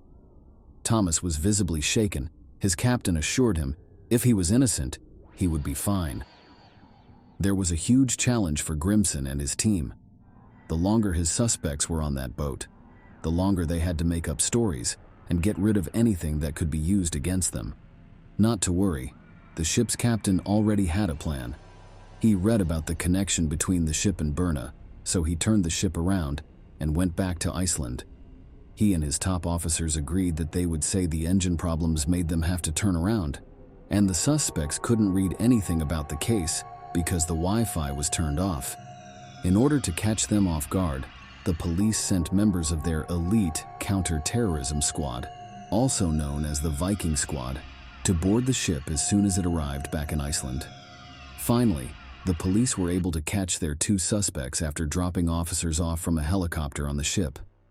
The reaction of the public to the case was massive, and the whole country was waiting on tenterhooks for any news of what had happened to Berna. The case seemed to take over all aspects of Icelandic life. Although their intentions were good, online sleuths only added to the confusion, and it became hard to distinguish rumor from fact. Stories ranged from a body being found in a lake to Berna and other women being found alive on the trawler swirled around social media. Grimson stayed calm and asked everyone else to do the same. People who meant well, though, were not helping the search for Berna. Around 11 p.m. on Wednesday, the ship came back into port, and the two suspects were handcuffed and brought back to Iceland. Then the terrible news came out. Berna's blood was found in the rental car. It didn't take the police long to question the two men. Nikolaj and Thomas were sure they hadn't hurt Berna, and they both told the same story about what happened that terrible night. They had split up and gone to different bars to drink before getting back together as the night was coming to a close. Nikolaj was already very drunk, so it was hard for him to remember what they said. He had no idea who they were, but they said they had picked up two girls on the street, and one of them was Berna. Thomas said he left Nikolaj at the ship and then drove off. Then he went to the back with the two girls and let them kiss. After an hour, he dropped them off. The police were inclined to believe Nikolaj. He had been seen walking away and was clearly in no fit state to do anything. However, when it came to Thomas, they had a bad feeling, and the evidence against him was stacking up. He was examined by a doctor who determined that the wounds on his chest were signs of a struggle or fight. When searching the ship, the police found a driver's license in the bin. It belonged to Berna. They also found drugs with a street value of nearly £1.5 million. Thomas claimed to have slept in the car, but the police checked the odometer, which showed that the car had been taken for a long drive. They also had CCTV on his person, because he was seen buying plastic bags and cleaning fluid before cleaning the inside of the car. The police didn't believe his story that he was sick and just trying to clean the car because they knew the blood spots were Berna's. The back of the car lit up when they used luminol to bring out any blood that couldn't be seen with the naked eye. This showed that it was completely covered in blood. 4 days after she vanished, Iceland launched the biggest search in its history. The search and rescue project manager said, "Today, she is our sister, our daughter." And that became the mantra. We don't live in a society where we tolerate a 20-year-old woman being abducted in the night. It wouldn't be long before the police found what they were looking for. A Coast Guard helicopter noticed something floating in the water near a local lighthouse, and it was a body. They had found Berna. When this news came out, Iceland went into mourning, and people were shocked and couldn't believe what they were hearing. Things like this only happened in movies and other places. In Iceland, they didn't happen. People in Greenland were shocked and saddened along with their Nordic neighbors. The main street in Reykjavik, where Berna had gone, was turned into a shrine with candles lit up. The funeral for Berna took place at the Hallgrímskirkja, which is the country's largest church. Over 2,000 people, including the president and prime minister, were there. People needed answers from the police, and they had to give them. First, they had to figure out what killed the person. Berna had been found naked, but they could find no evidence of a sexual assault. The examiner found that she had suffered blunt force trauma to the head and had been strangled as well. However, the official cause of death was ruled as drowning. She had survived the initial attack and was alive when she was put into the water.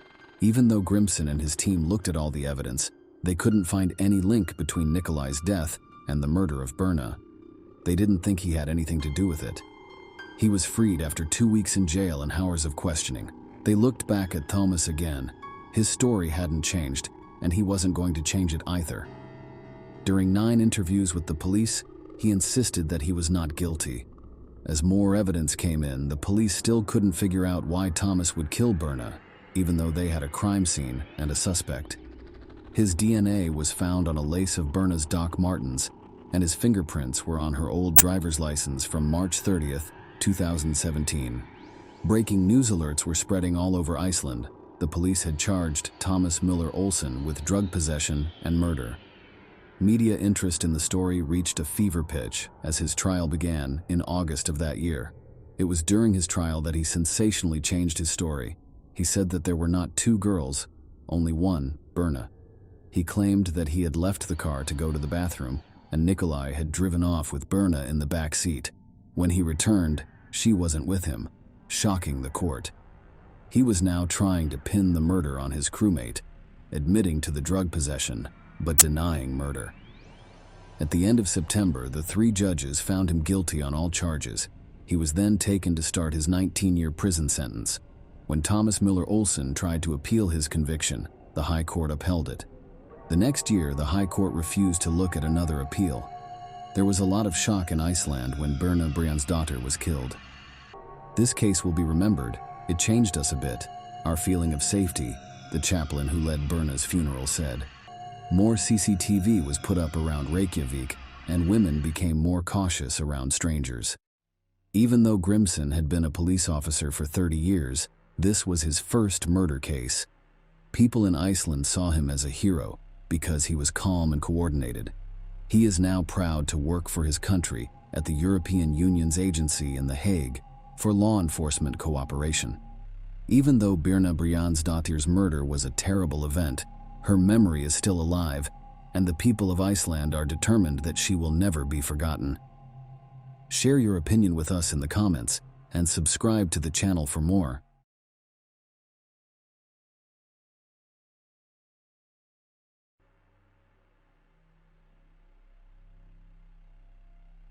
On December 20th, 2017, a press conference was held during which Mark Perez, special agent in charge of the Florida Department of Law Enforcement, announced a breakthrough in the disappearance of Mike Williams, a Tallahassee real estate appraiser who was originally presumed to have drowned while duck hunting on Lake Seminole. An alligator ate him on December 16, 2000. The truth is that Mike Williams did not drown in the lake. I can tell you that, because I am here now, Perez said. Animals that eat people did not eat him. He didn't leave his wife and 18-month-old daughter behind when he left town. He was killed. We can't say more about it yet because the investigation is still going on, but I'm happy to say that. This morning, investigators told the Williams family about new information they had found in the case. Today's story is about love, betrayal, cheating, and greed, but it's also about a mother who has been strong for 17 years and 4 days. Mike's mom, Cheryl Williams, didn't believe that her son had drowned in Lake Seminole. She pushed hard for police to look into her son's disappearance, and she really thought that the people who did it would be punished, even when no one else did. Either he was alive or he was dead. I chose to believe he was alive, and I think that's what helped me, Cheryl said on December 20th, 2017. A lot of people told me I was crazy, but we would never have found him if I gave up. Brian Winchester was given a 20-year prison sentence the day before the press conference. He was a close friend of Mike and his wife Denise, and later married Brian. In a strange way, those who did what happened got what they deserved when the truth came out in 2000. Mike's mother was right. In 1997, Brian and Denise started having an affair, which turned into a murder. After a few years, they went from being lovers to strangers who didn't trust each other. Brian was afraid that Denise would tell the police about what happened to Mike after the divorce, so he beat her up. On the other hand, Denise did everything she could to get him a life sentence. When she asked the jury for the harshest sentence, she was very convincing. Because of this, Brian felt he had nothing to lose, so he made a deal with the prosecutor. In 2017, Brian got 20 years in prison for kidnapping Denise Williams. He avoided getting a life sentence, though. Denise was happy about the win and didn't know that Brian Winchester, 49, actually agreed to plan the murder and a 17-year cover-up of it in exchange for not being charged with any crimes related to his part in the case. In exchange, he showed police where Mike's body was and told them the whole truth. In just a few months, on May 8, 2018, Denise Williams would be caught and charged. Things look a little fuzzy at first glance, don't they? Let's look at this case in more depth. She was born on October 16, 1969, in Bradfordville, which is north of Tallahassee. His father drove a bus, and his mother taught kindergarten. He was known as Mike by family and friends. His family didn't have much money, and he and his older brother lived in a trailer as kids. Those were good times. Because the parents cared about their son's future, they didn't build a house. Instead, they saved money for both boys' college education and worked part-time in supermarkets at night. The sons signed up to go to North Florida Christian High School. Mike did great. He played soccer, led the student council, and was active in the Key Club. Mike began duck hunting as a hobby when he was 15 years old, and that's how he met Denise Merrill. It was a girl who played soccer and was president of the student council. As a cheerleader and council secretary, Denise met him and started dating. Their friends thought they were a great match while they were still in high school. Denise put Mike in touch with Brian Winchester, who became his best friend. Katie Thomas became Brian's friend after a while, and the two couples stayed friends for the rest of Mike's life. Following high school, Mike went to Florida State University and majored in both political science and urban planning.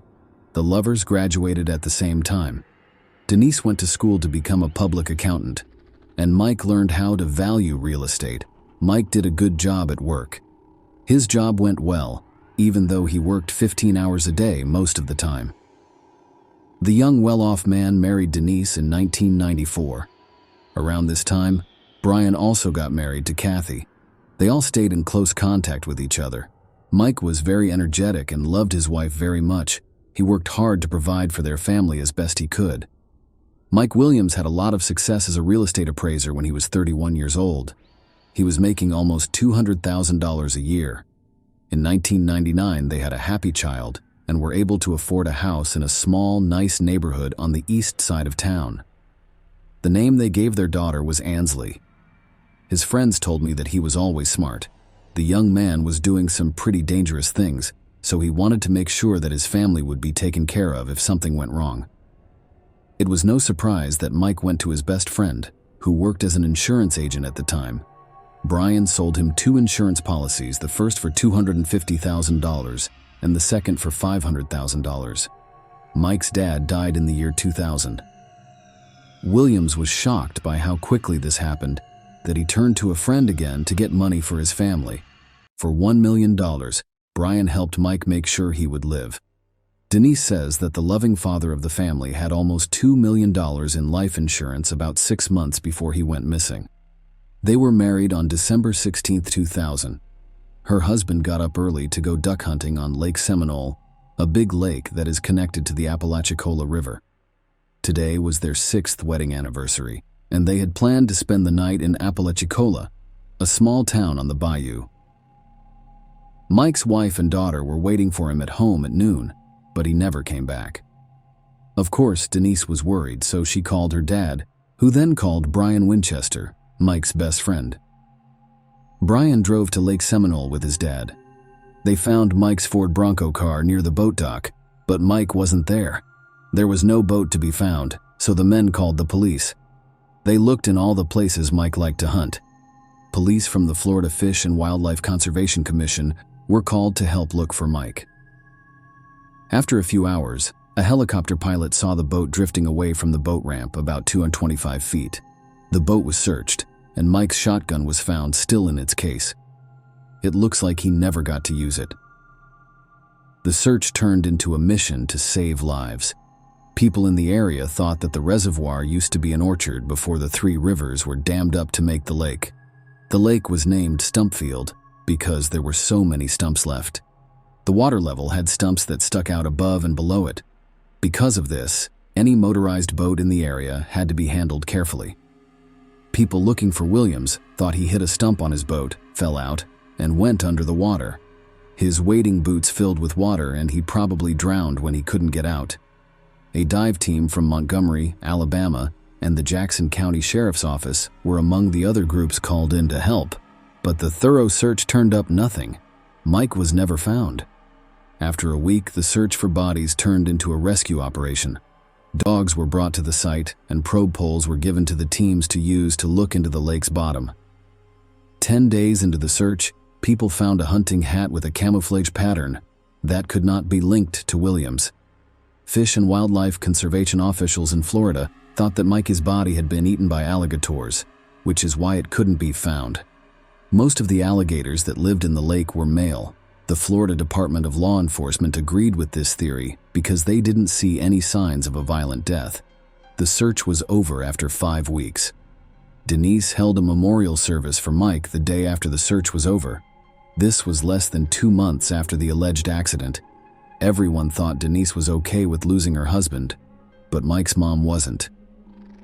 In June 2001, 6 months later, an angler found wading boots floating in the lake.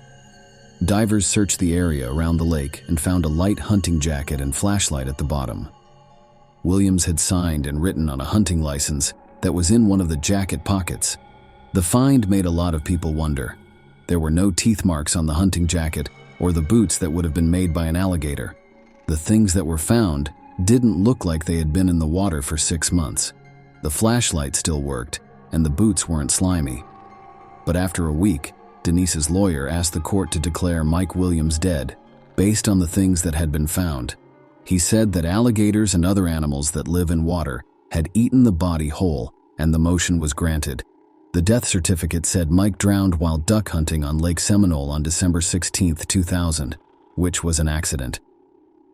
The body hasn't been found yet. For Mike Williams, this is how things might have turned out if Cheryl Williams hadn't given up and kept looking for her son. "All I know is that I can't stop looking for him until I find him," she stated. Cheryl's efforts made things very difficult between her and her ex-sister-in-law. Denise told her to stop looking and face the truth. She told them, "I'm sick of reading about Mike's disappearance. I just want to move on with my life. If you keep pushing this investigation, you will never see your granddaughter again." Denise kept her word, and Cheryl couldn't give up on her son. If the mother hadn't been so determined, her son's story might still be at the bottom of a dark, algae-covered lake. 3 years passed before Cheryl Williams could get the police to start looking into what happened to her young son. Cheryl will tell you years later, "I called, put up signs, wrote to the governor of Florida every day, put together my notes into an evidence book, asked people to post on social media, and talked to reporters about my missing son." The mother was so determined that she finally called alligator expert Matthew Oresco. In his answer, he said that alligators don't eat in the winter because it's too cold. The water temperature drops when it's cold, so alligators don't eat in the winter. They only keep their bodies at the right temperature. Alligators don't care about food at all when it's 14 degrees outside. Oresco also wrote that forensic evidence is always left behind after an alligator kills an animal. After 3 years, Cheryl Williams finally got the police to drop the crazy alligator theory and start a real investigation into her son's disappearance.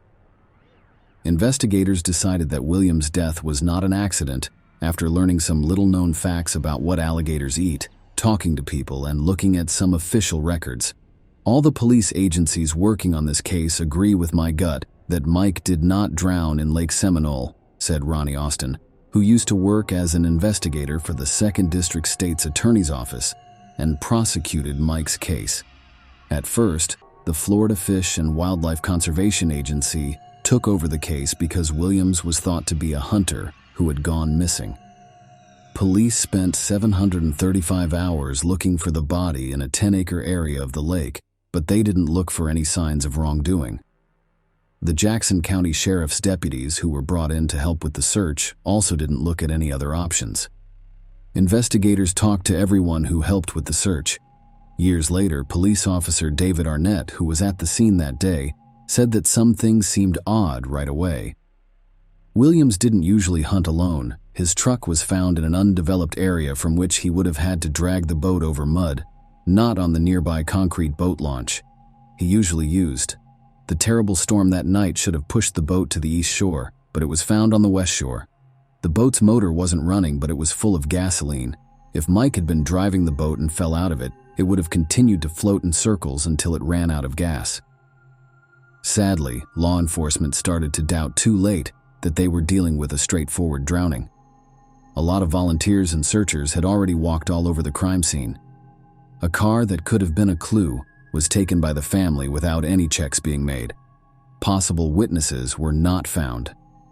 When police learned that Winchester had divorced his wife Kathy and married Denise, they became suspicious of both Denise Williams and Brian Winchester. They also found out that Denise got an unexpected windfall of almost $2 million from the life insurance policy of her late husband.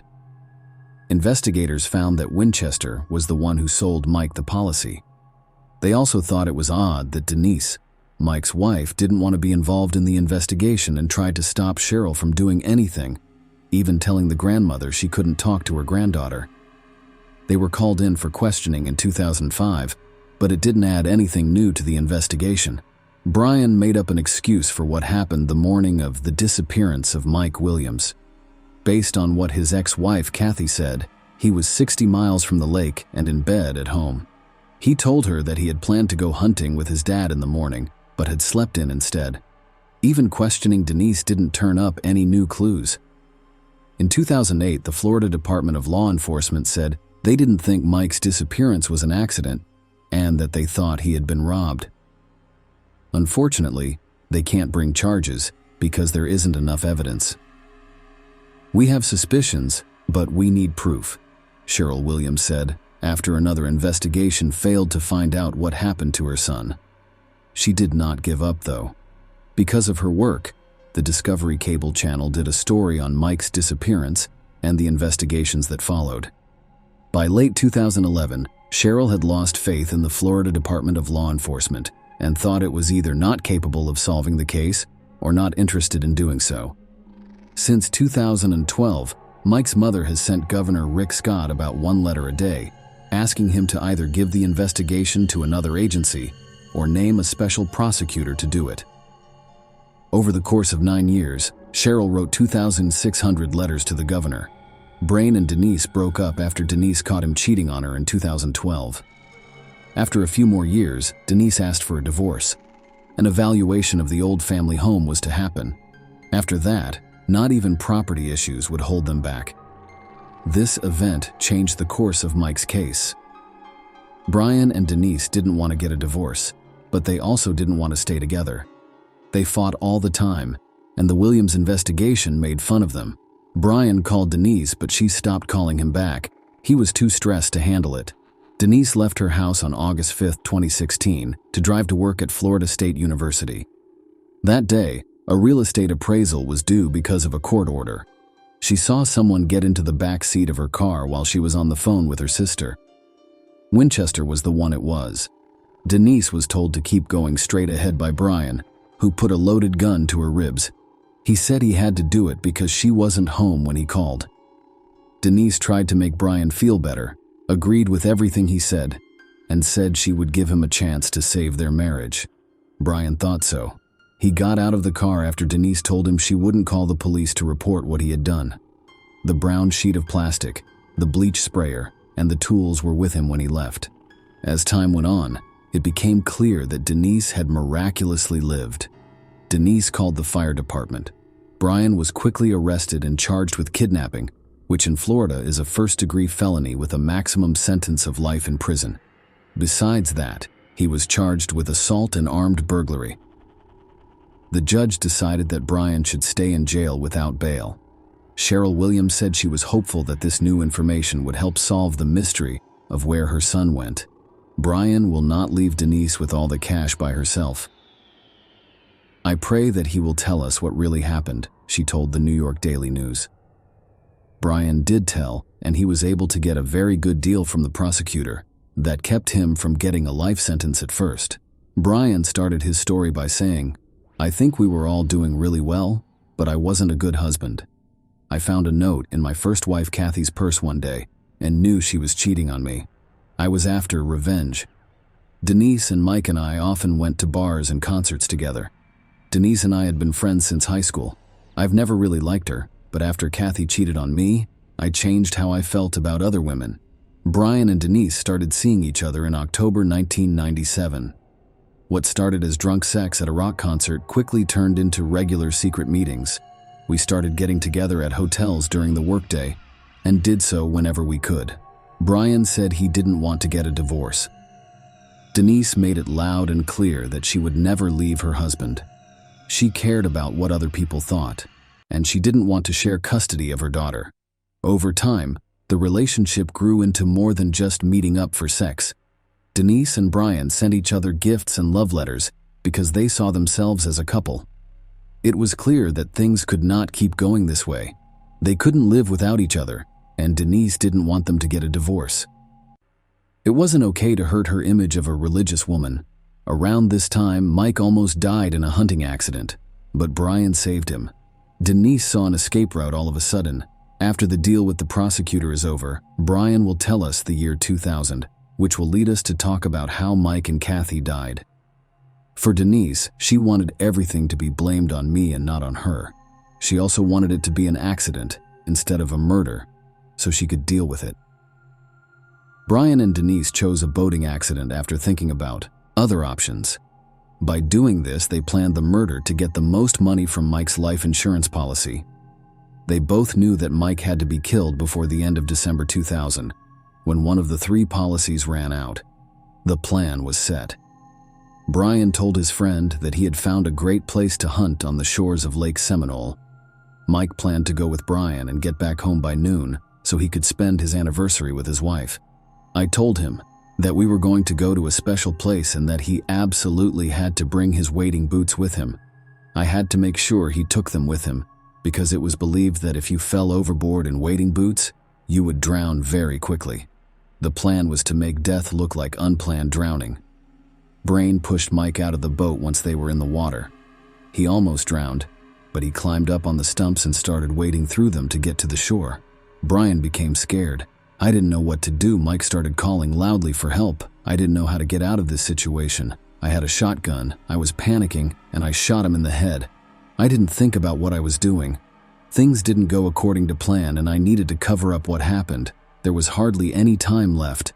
I should have been back home by now and getting ready to go hunting with my father-in-law. No one knew I was at the lake with Mike, so I decided it would be best for me to drive home and pretend like I had overslept. I drove home and hoped that Kathy was still asleep. Katie was asleep. My phone was on the floor. I went to bed, called my father-in-law, and apologized. Brian did all he could to make an excuse for himself. Then he concealed the corpse. Denise didn't know that Brian had killed Mike with a gun and buried him. He tried to tell her, but she didn't want to hear him. She was happy that her husband was dead. For as long as Denise lived, she thought that God had kept him from swimming out and let him drown. Brian says that they promised each other that they would never talk to each other again. It was okay for Denise and Brian to do what they did because they said Mike was killed because they couldn't live together. Brain would say in court, "We said the money was just the cherry on top." It turned out that Brian was the one who put down the hat, boots, flashlight, and license. First, he had to keep the searchers from leaving a lake. Then, he had to find a reason to declare Mike dead so Denise could get insurance. Usually this takes 5 years, but the lovers got it done in 7 months, with Social Security and other benefits added in. Denise got around $2 million. Denise Williams was charged with first-degree murder, conspiracy to commit murder, and accessory to a felony on May 8, 2018. She could get life in prison if found guilty. Denise said she wasn't guilty of all 3 charges. She was given a life sentence in prison in February 2019. 5 months later, Ansley, Mike, and Denise's daughter got all of her late father's property and the insurance money that Denise was owed. Denise Williams appealed her conviction and life sentence in January 2020. Her lawyer told Florida's First District Court of Appeal that there was no proof that she had anything to do with the murder. In November 2020, the murder conviction was thrown out, but the 30-year sentence for planning to kill someone was kept. Denise is being held at the Florida Women's Reception Center right now. When she gets out, she will be 78 years old. To serve the rest of his sentence, Brian Winchester was sent to the Madison Correctional Institute in Florida. His current date to be freed is July 30th, 2036. He'll be 67 years old. The daughter of Mike and Denise, Ansley, says her mother is not guilty and blames Brian Winchester. The woman wouldn't talk to any reporters about the case or her personal life. Cheryl and Nick Ansley's uncle says that they haven't been able to get in touch with Ansley. Cheryl is very sorry that she lost both her son and her granddaughter. Share your opinion with us in the comments and subscribe to the channel for more.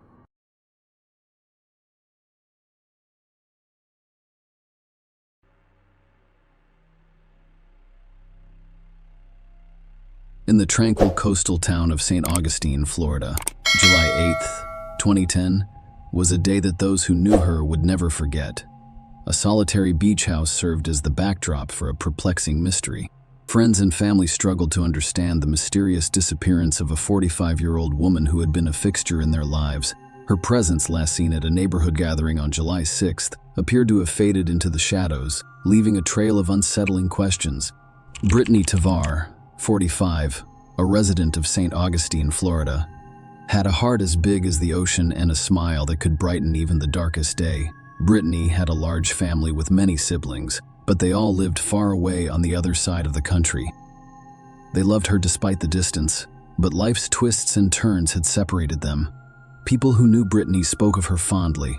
She was known for her kindness, generous spirit, and unwavering respect for everyone she met.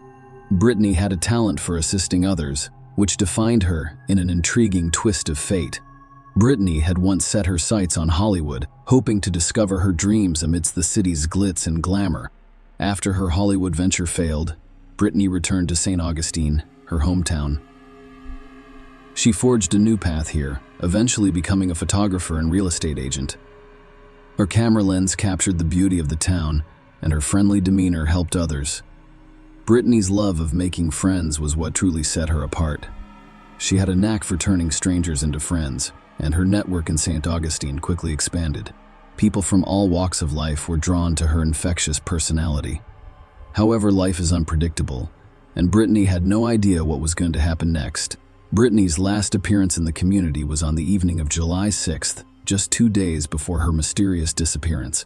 She was upbeat as she mingled with neighbors and friends at the lively party. Later that evening, around 9 p.m., she made a routine stop at a nearby gas station to fuel her Toyota RAV4.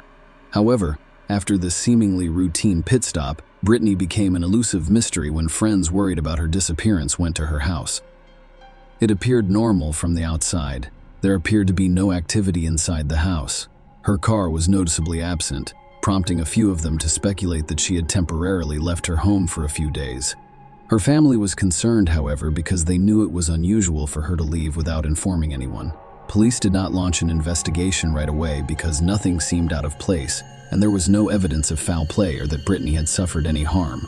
Friends and her partner, Tim Martin, gained entry to her home through a locksmith, and upon closer inspection, a strange scene unfolded before their eyes. The house had an almost unnatural cleanliness, as if it had been thoroughly scrubbed, leaving a distinct odor of cleaning products, particularly bleach. Brittany's 2 small white Bichon Frise dogs, Colbert and Huey, were also missing, but her cats remained inside the house. The hum of the air conditioning system in the background added to the mystery, which was unusual for Brittany, who was normally concerned about power consumption and would not leave it on even if she was only going away for a few days. Brittany's friends told the police that she had expressed concern and fear to them. She had spoken with some of them about her concerns. This unease stemmed from a contentious dispute she had with her neighbor, and what had once been a cordial relationship had devolved into a cauldron of hostility, marked by physical skirmishes, legal skirmishes, and Brittany's fervent attempts to obtain a permanent restraining order against Anna. The timing of Brittany's disappearance was especially puzzling because it coincided with a critical court hearing in this long-running dispute. Brittany meticulously gathered evidence and prepared for her upcoming trial, making her sudden disappearance even more perplexing to those who knew her well. She was looking forward to her appearance in court and did not want to miss it. Brittany and Anne had previously been close friends, bonding over shared memories and camaraderie. However, Anne's idyllic friendship began to unravel when her boyfriend crossed the Atlantic from Ireland, prompting her to seek accommodations for her roommate in order to make room for her view. Brittany, ever accommodating, agreed to house Anne's roommate, but later changed her mind. This abrupt reversal heightened tensions between Brittany and Anne, laying the groundwork for a contentious dispute.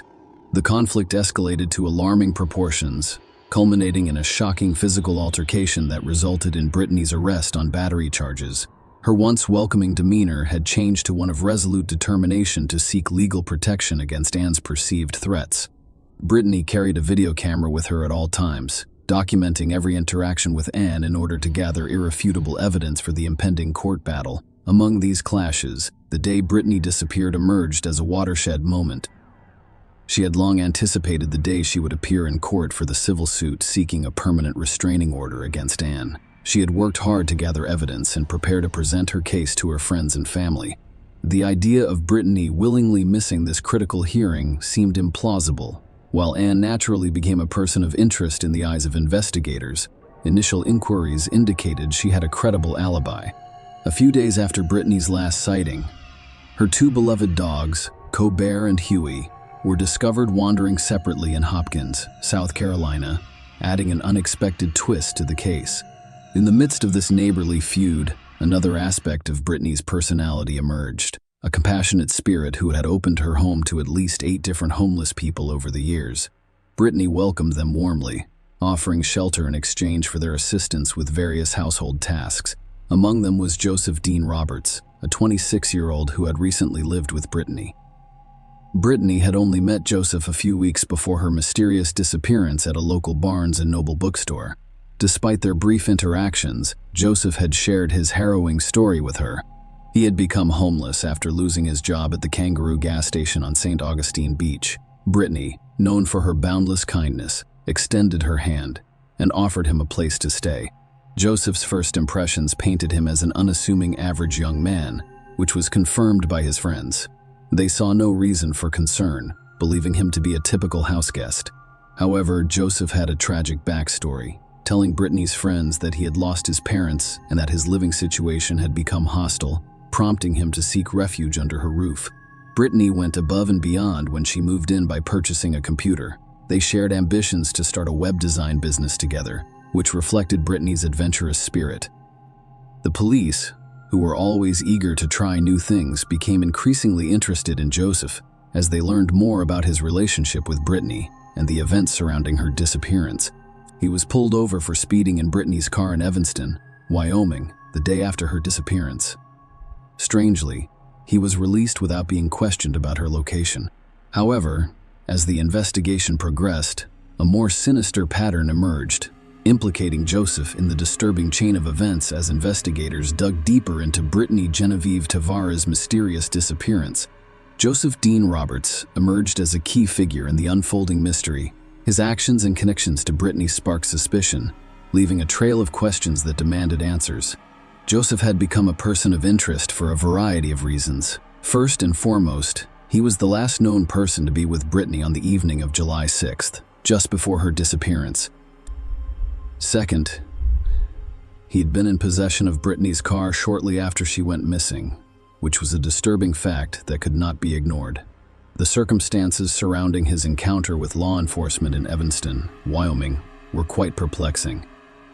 On July 11th, he was pulled over for speeding while driving Brittany's car. Despite being alone and in possession of her vehicle, the police officer who stopped him made no connection to Brittany's disappearance and released him with a warning. Joseph's actions did not end at the traffic stop. Later that day, he was seen at a Walmart in Ontario, buying items that raised eyebrows. He acquired a tent, a black t-shirt, and tan cargo shorts. These unusual purchases fueled the growing suspicion of Joseph's involvement in Brittany's disappearance. The investigation took an alarming turn when it was discovered that Brittany's credit card was still being used, despite the fact that she had vanished without a trace. Authorities closely examined the credit card transactions and discovered a troubling pattern. Brittany's card had been used in multiple states, including North Carolina, Idaho, and Oregon. This financial trail painted a picture of someone taking advantage of Brittany's possessions, fueling fears that she was in serious danger. With mounting evidence and growing concerns about Joseph's potential involvement, authorities took a proactive approach and issued a public alert. The message was clear.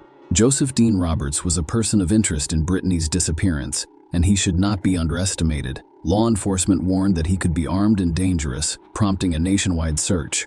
The hope of finding Brittany alive persisted, but the details revealed a chilling and ominous picture. The search for Joseph Dean Roberts intensified, motivated by a desire for answers and justice in this haunting mystery. In the never-ending search for answers in Brittany, Genevieve Tavares' disappearance reached a watershed moment on October 12th, when Joseph Dean Roberts was arrested in Seattle for shoplifting. This seemingly unrelated incident would cast an ominous shadow over the ongoing investigation, eventually revealing the grim truth about Brittany's fate while Joseph was in custody. Florida authorities rushed to Seattle to question him about Brittany's disappearance. Their hope remained steadfast that Brittany was still alive and awaiting rescue. They had no idea that the chilling revelation that was about to unfold would put an end to that glimmer of hope.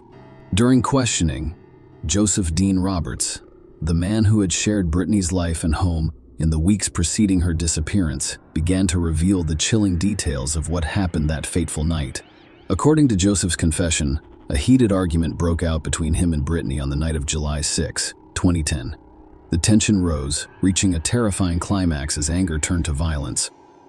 In a moment of brutality, Joseph had resorted to using a hammer to strike Brittany in the head several times, but she had not died immediately. Joseph recounted with chilling detachment that Brittany was still alive, albeit briefly, in a gruesome twist.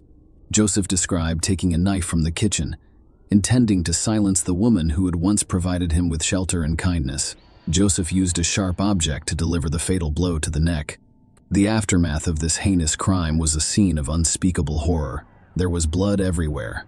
Joseph needed to act quickly to cover his tracks, so he used bleach and a slew of towels to remove the heinous evidence of his crime. The amount of blood was so large that it required 6 trash bags to contain the aftermath. In a chilling twist of fate, Joseph's original plan was to hide Brittany's lifeless body in the attic. However, he quickly realized that her remains were too heavy to carry up the stairs. Instead, he resorted to wrapping her lifeless body in sheets and garbage bags, leaving her tragically unrecognizable. Brittany's body was then placed in her own car. However, the question remained: why had Joseph chosen to accompany Brittany's beloved dogs on his sinister journey to conceal his heinous crime? Joseph's twisted logic came to light. He understood that leaving the dogs at Brittany's house would raise suspicions. He needed to buy time, diverting attention away from the atrocities he had committed. Brittany's life was ended. Joseph set out on a grim journey with her body hidden in her own car and her once loved pets by his side. He drove Brittany's car, carrying her remains, and abandoned her body in a desolate wooded area near Interstate 95. Joseph attempted to bury her, but the difficult terrain made the effort futile. Instead, her body was exposed. In a disturbingly casual revelation, Joseph admitted that after completing this macabre task, he returned home when asked if he had gone to sleep. His response was chillingly straightforward: "Yes, I did." Following this eerie interlude, Joseph embarked on a cross-country journey, crossing state lines. While leaving Brittany's car in a Seattle library parking lot, a stark reminder of the disturbing nature of his actions. The release of these gruesome details sent shockwaves through the investigation and the community, which had hoped for Brittany's safe return. Her body, which was severely decomposed, had to be identified using dental records. She died as a result of apparent blunt force trauma. It was a horrifying reminder of the brutality she'd experienced. Joseph Dean Roberts, the man who had shared her home and her trust, had thrown Brittany into a nightmare from which she would never recover. Following Joseph Dean Roberts' chilling confession, the mystery surrounding Brittany and Genevieve Tavares' disappearance begins to unravel. The police discovered that everything Joseph had told Brittany was a lie. He had spent several months living in the woods near the bookstore where they had met. Law enforcement believed Joseph had a habit of wandering along Florida's beaches, attempting to persuade women to give him a place to stay. The strategy had been successful on numerous occasions. Brittany was not the first woman to offer him shelter, and those who had welcomed him into their homes at first thought he was harmless and, in some cases, pitied his situation. However, a troubling shift in his behavior usually occurred soon after moving in. For example, a woman Joseph worked with at the Kangaroo gas station offered him a room to rent in her home. From August 2008 until January 2009, he appeared pleasant and honest at first, despite his inability to afford a motel. He even discussed his mental health issues, such as depression and angry outburst.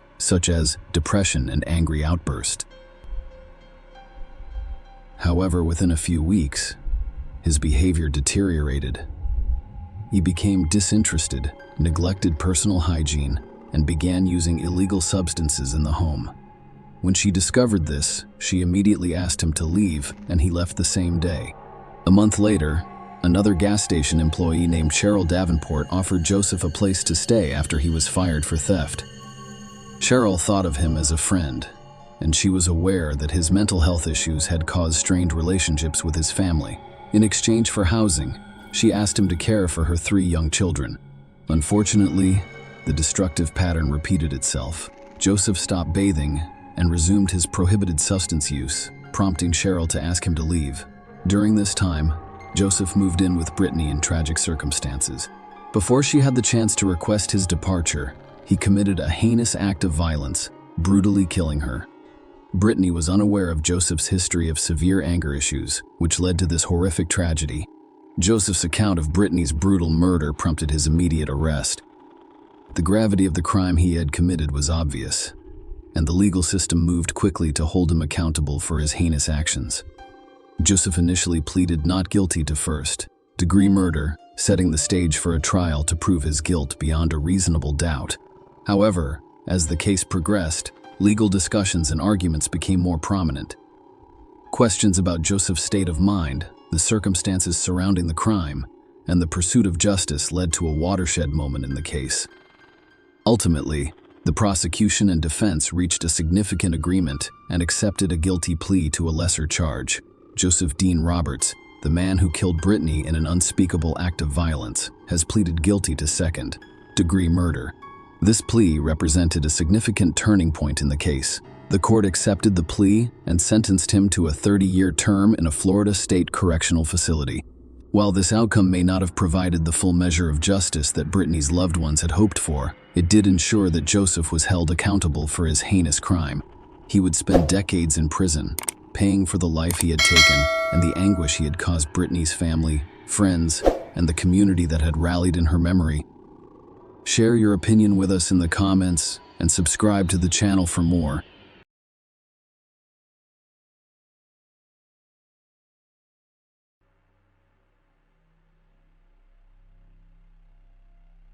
The discovery of Paige Bergfeld's car marked the start of a mysterious and perplexing story that unfolded on July 1, 2007. On that day, the missing Paige's red Ford Focus was discovered. However, the location and condition of the car raised numerous questions and serious concerns. The car was in a remote location that Paige rarely visited. It was also completely engulfed in flames, implying that something terrible and unusual had occurred. The county district attorney had been looking into this case with great interest, and his preliminary findings indicated that the fire around the car was deliberate. The fact that nothing else in the area had burned supported this conclusion. The strange incident with Paige Bergfeld's car was only the beginning of a much more complicated story. Paige's family and friends will remember June 28, 2007 as a special day. The young woman left her 3 children with her friend Carol Linderholm and left early in the morning on this ordinary day. Nothing pointed to trouble, and no one could have predicted what would happen next. Paige was a responsible mother who always called or came to pick up her children on time. This time, however, a warning was issued, but Paige never returned to pick up her children. Concerned friends and family members began attempting to contact her, but their efforts were futile. Jazz, the eldest of her children, took the initiative to look for the missing woman. She insisted on searching with Carol after sending several messages to her mother's phone and receiving no response. Jazz reported to the police station that her mother had not returned for her. This 911 call was critical in the beginning of the police investigation in the search for Paige Bergfeld. Paige's loved ones' concern grew with each passing hour. The community was shocked by Paige's mysterious disappearance, and many were eager to assist in the search for her. A massive public search was launched to reunite this young woman with her children and loved ones. On the same day, Paige's father, Frank Bergfeld, received a disturbing call from a sheriff's department official. The message was brief but devastating. His daughter had vanished. Frank realized that something serious had occurred. He attempted to contact Paige but received no response. Frank dialed his oldest son, Craig, who was on the other side of the country, terrified and desperate. Craig didn't think twice about purchasing a one-way ticket and arriving in town to assist in the search for his sister. Family members and friends joined forces with police and volunteers to launch a massive search. People from various neighborhoods began looking for Paige, combing the area and checking every corner for any sign of her whereabouts. Paige's relationships with her loved ones were investigated to see if they had anything to do with her disappearance. Authorities naturally focused on Paige's relationship with her first husband, Howard Bigler.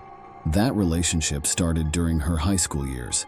Paige enrolled in nursing school at the University of Florida after graduating from high school, where she met a young man named Howard Bigler. They began dating because their feelings for each other were mutual. Paige returned to Colorado after completing her nursing degree and continuing to live with her family. She and Howard Bigler married after some time in 1995. The spouses appeared to be a happy couple at first glance. They shared many interests and perspectives on life. However, there was one major schism in their marriage that eventually led to divorce. Paige wished to have a child and start a family, but Howard was not interested. On numerous occasions, this topic became the source of heated debates and discussions. None of their attempts to reach an agreement were successful, and the couple decided to divorce in 1997. Despite the divorce, their bond remained strong, and the former spouses remained friends. Paige later married Rob Dixon, but their marriage was also annulled. Paige reconnected with Howard after her divorce from Rob. Paige's first husband claimed to be one of the last people to see her alive on the 28th. They met in Eagle County, Colorado for personal reasons. They spent Thursday together before splitting up and returning to their respective cities. Howard confirmed that they kept in touch by phone after the meeting. In addition, when Howard learned of Paige's disappearance, he immediately contacted emergency services. He expressed his deep concern and belief that something terrible had happened to Paige while speaking with the operator. He observed that she would never abandon her children without a reason. Cell tower data confirmed the phone recording, indicating that Howard was in the Denver, Colorado area on the day Paige vanished, which is several hours away from where she vanished. This gave officers a reason to remove Howard from the suspect list.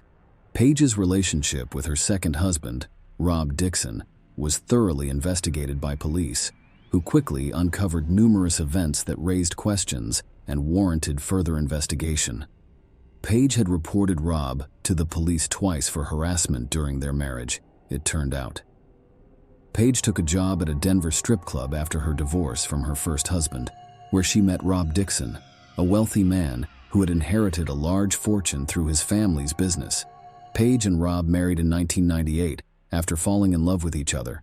Paige's dream of becoming a mother was realized when the family moved to a luxurious home in Colorado. After a few years, the couple had 3 children, who became the most important thing in her life. Paige and Rob were immersed in the world of luxury and led a well-to-do lifestyle during their first years of marriage. Suddenly, however, things started to fall apart, and the reason for this was Rob's financial difficulties. Some of his family's businesses had serious problems, and as a result, the family's financial situation deteriorated to the point where Rob was forced to declare bankruptcy. The financial collapse triggered a major family crisis. Paige had called 911 twice by 2004 because family tensions had reached critical levels. She reported Rob threatening to kill her and the children the first time, but by the time the police arrived, she and Rob claimed to have resolved their issues on their own. A year later, there was a completely different incident. Paige filed an assault report against Rob, alleging that he hit her while she was holding her youngest child. Rob was arrested and charged with third-degree assault this time. Rob avoided jail time after pleading guilty to 1 count of molestation. The husband and wife's relationship deteriorated further, and they decided to divorce, after which Rob relocated to Pennsylvania. Investigators interviewed Rob to try to establish his alibi for the day Paige went missing. Rob claimed he was at home and couldn't have hurt her, ruling out his involvement in her disappearance. Investigators were unable to link Rob to the disappearance, so he eventually joined the search and became very involved in the effort to find Paige. The detectives made no compromises in their pursuit of clues and unraveling the mystery surrounding Paige Bergfeld's disappearance. One of their first steps was to thoroughly examine Paige's car, with the hope that it contained evidence that could help them find her or shed light on her disappearance. According to Sergeant Weiler of the County Sheriff's Department, arson is frequently used to destroy potential evidence. However, the vehicle examination provided useful information.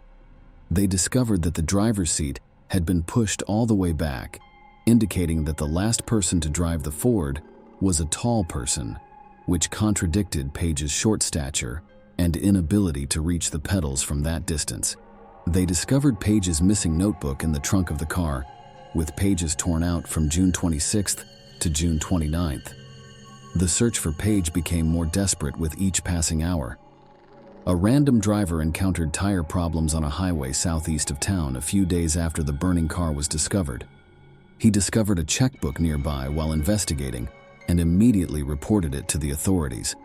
They also discovered medical records, insurance cards, and other items belonging to Page along this stretch of road. Sergeant Weiler discovered that several pages from Page's checkbook had been torn out and were scattered over a large area.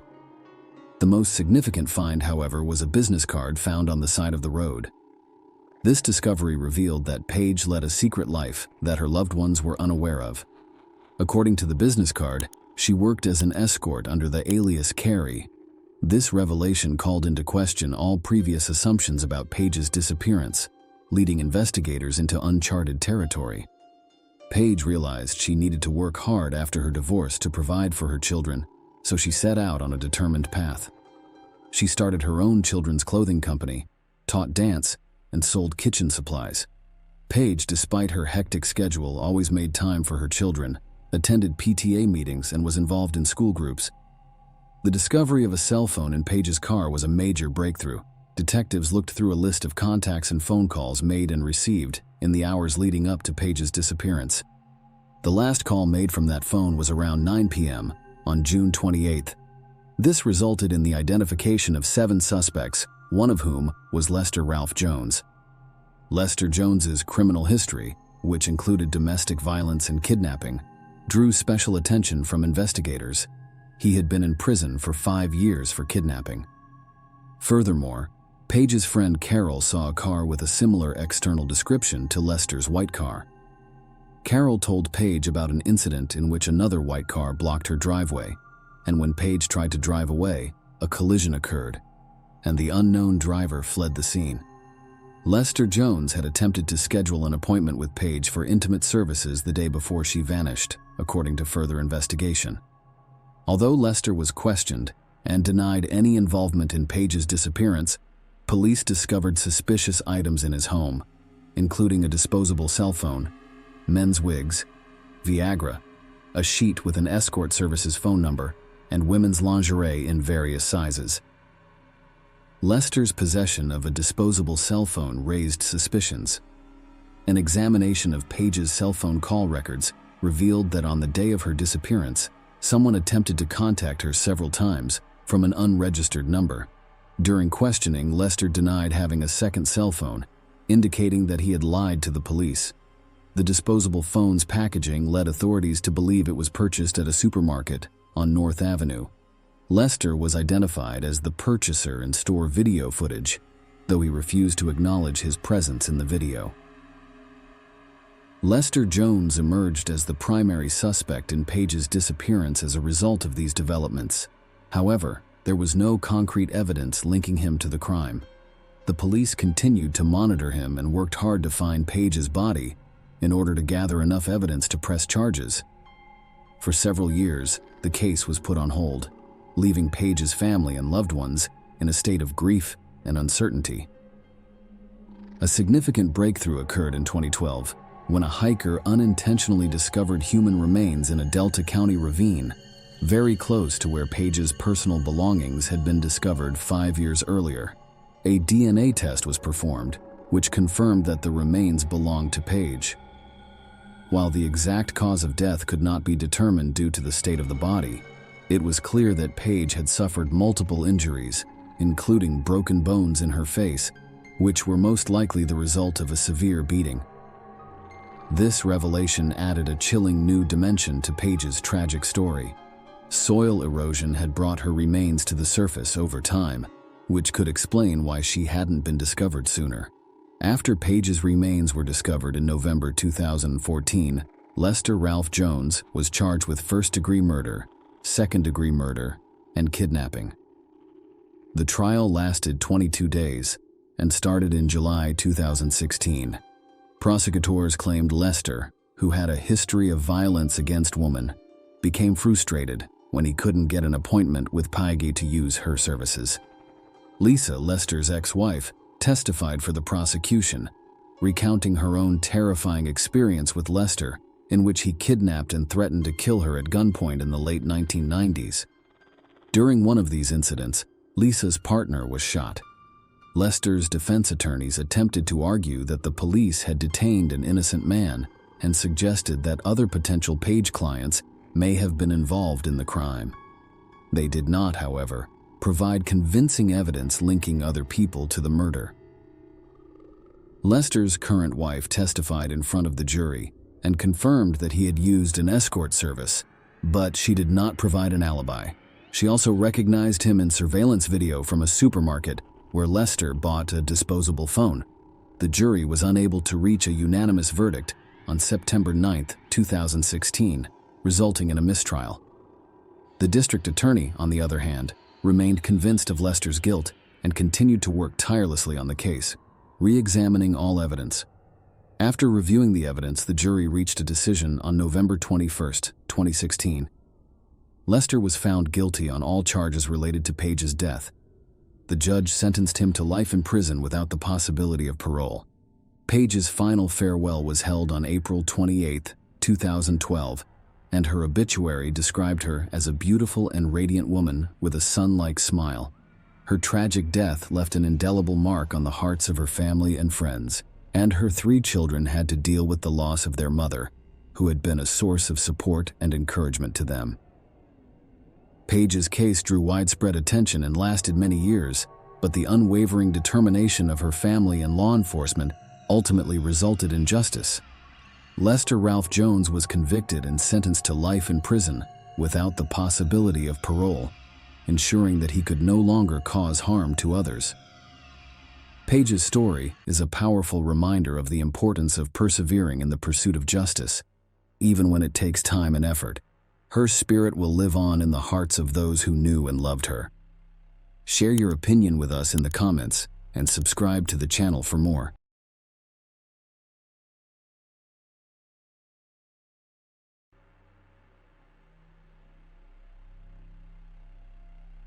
On the fateful day of May 31, 2007, Alan Bailey's heart was filled with unease after seeing his daughter, Kate Beagley, brimming with excitement as she prepared for a night out.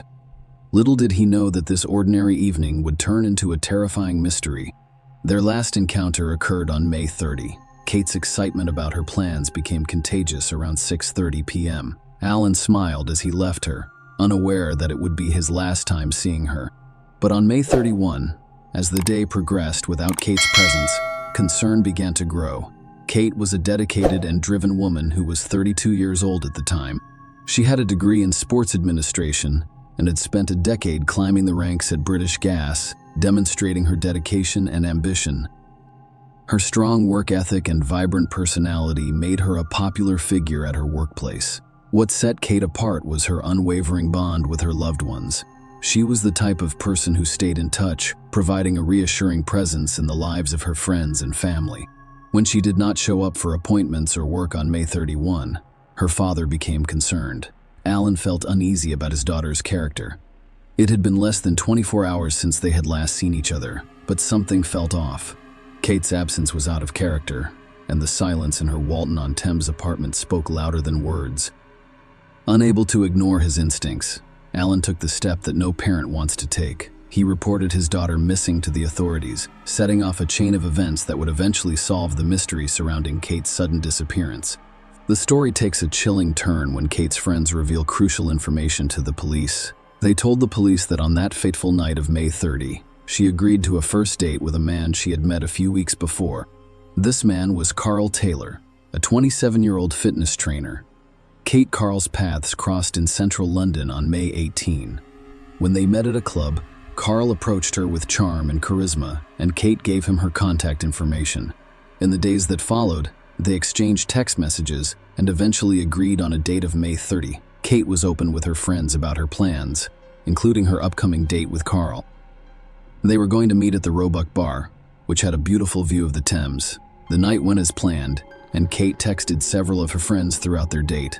But, as the evening progressed, those messages would be her last known communication.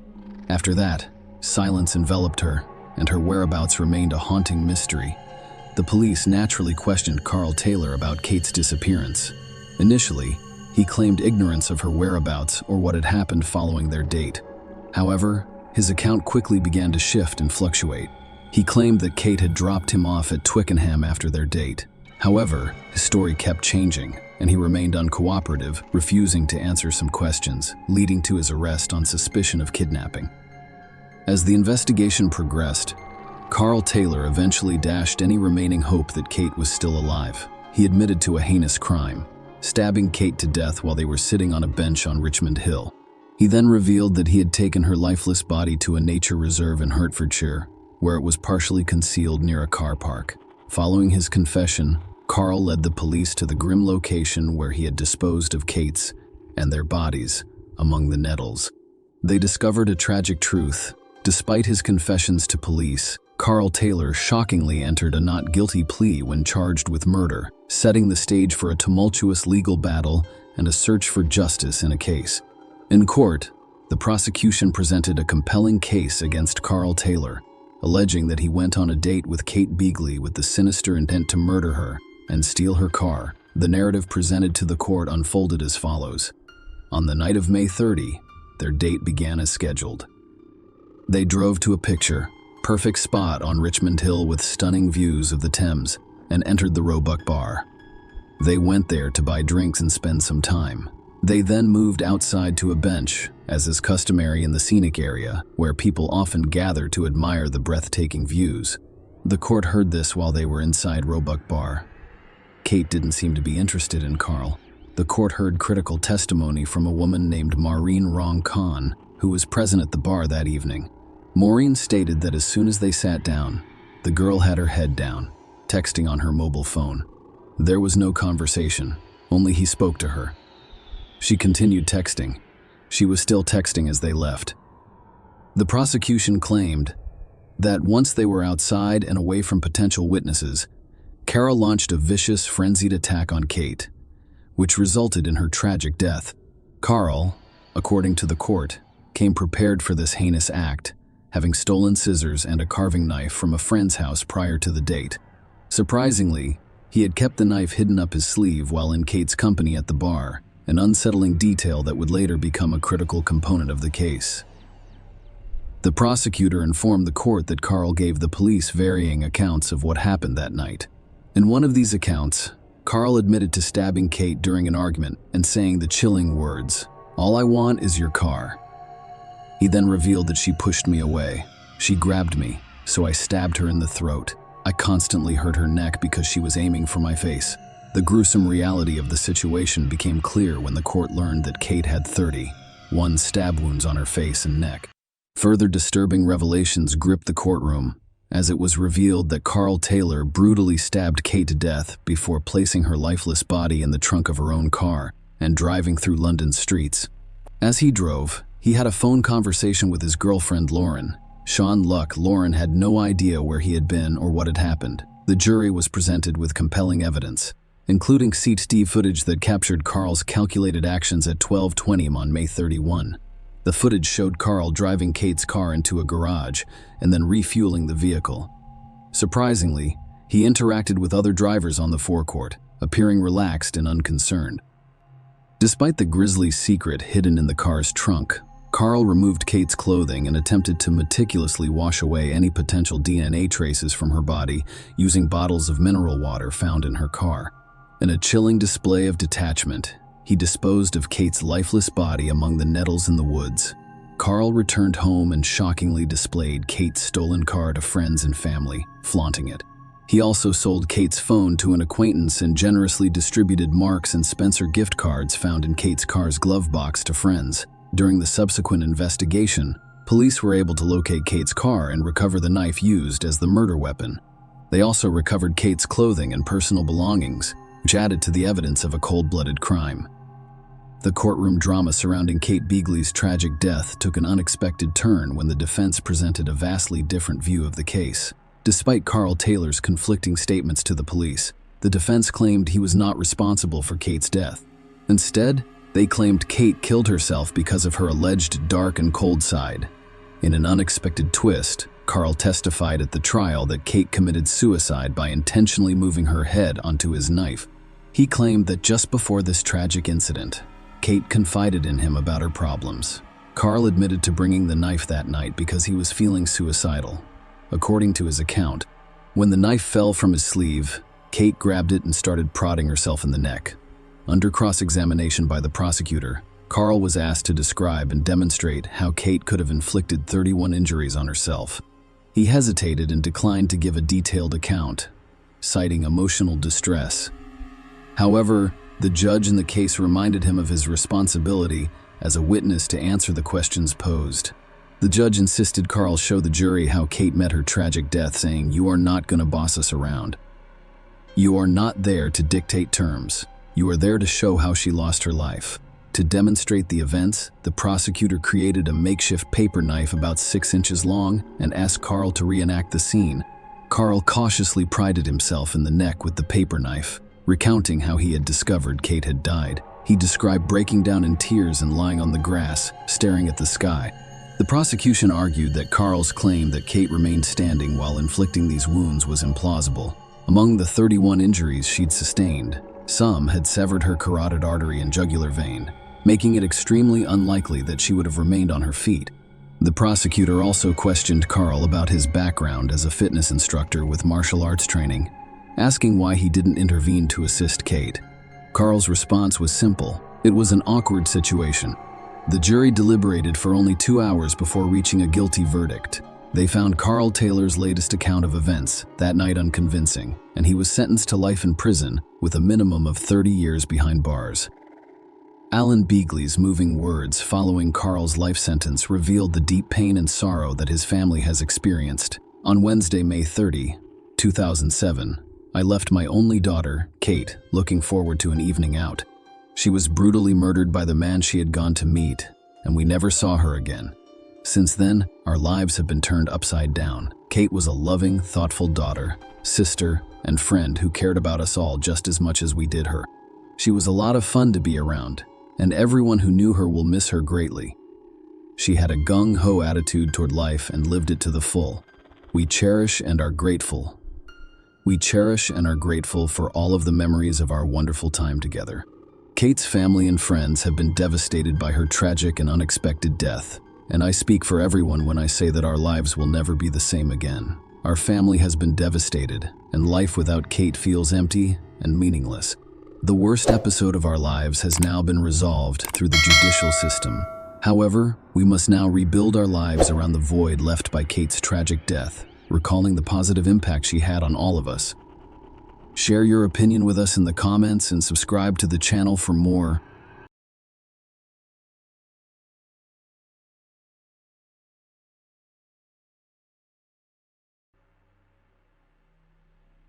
Imagine waking up one day and discovering that someone you know has vanished without a word. That's what happened to Tina Sandoval in a Colorado town, 1995. Her story is reminiscent of a gripping mystery, complete with strange behavior and a failed marriage.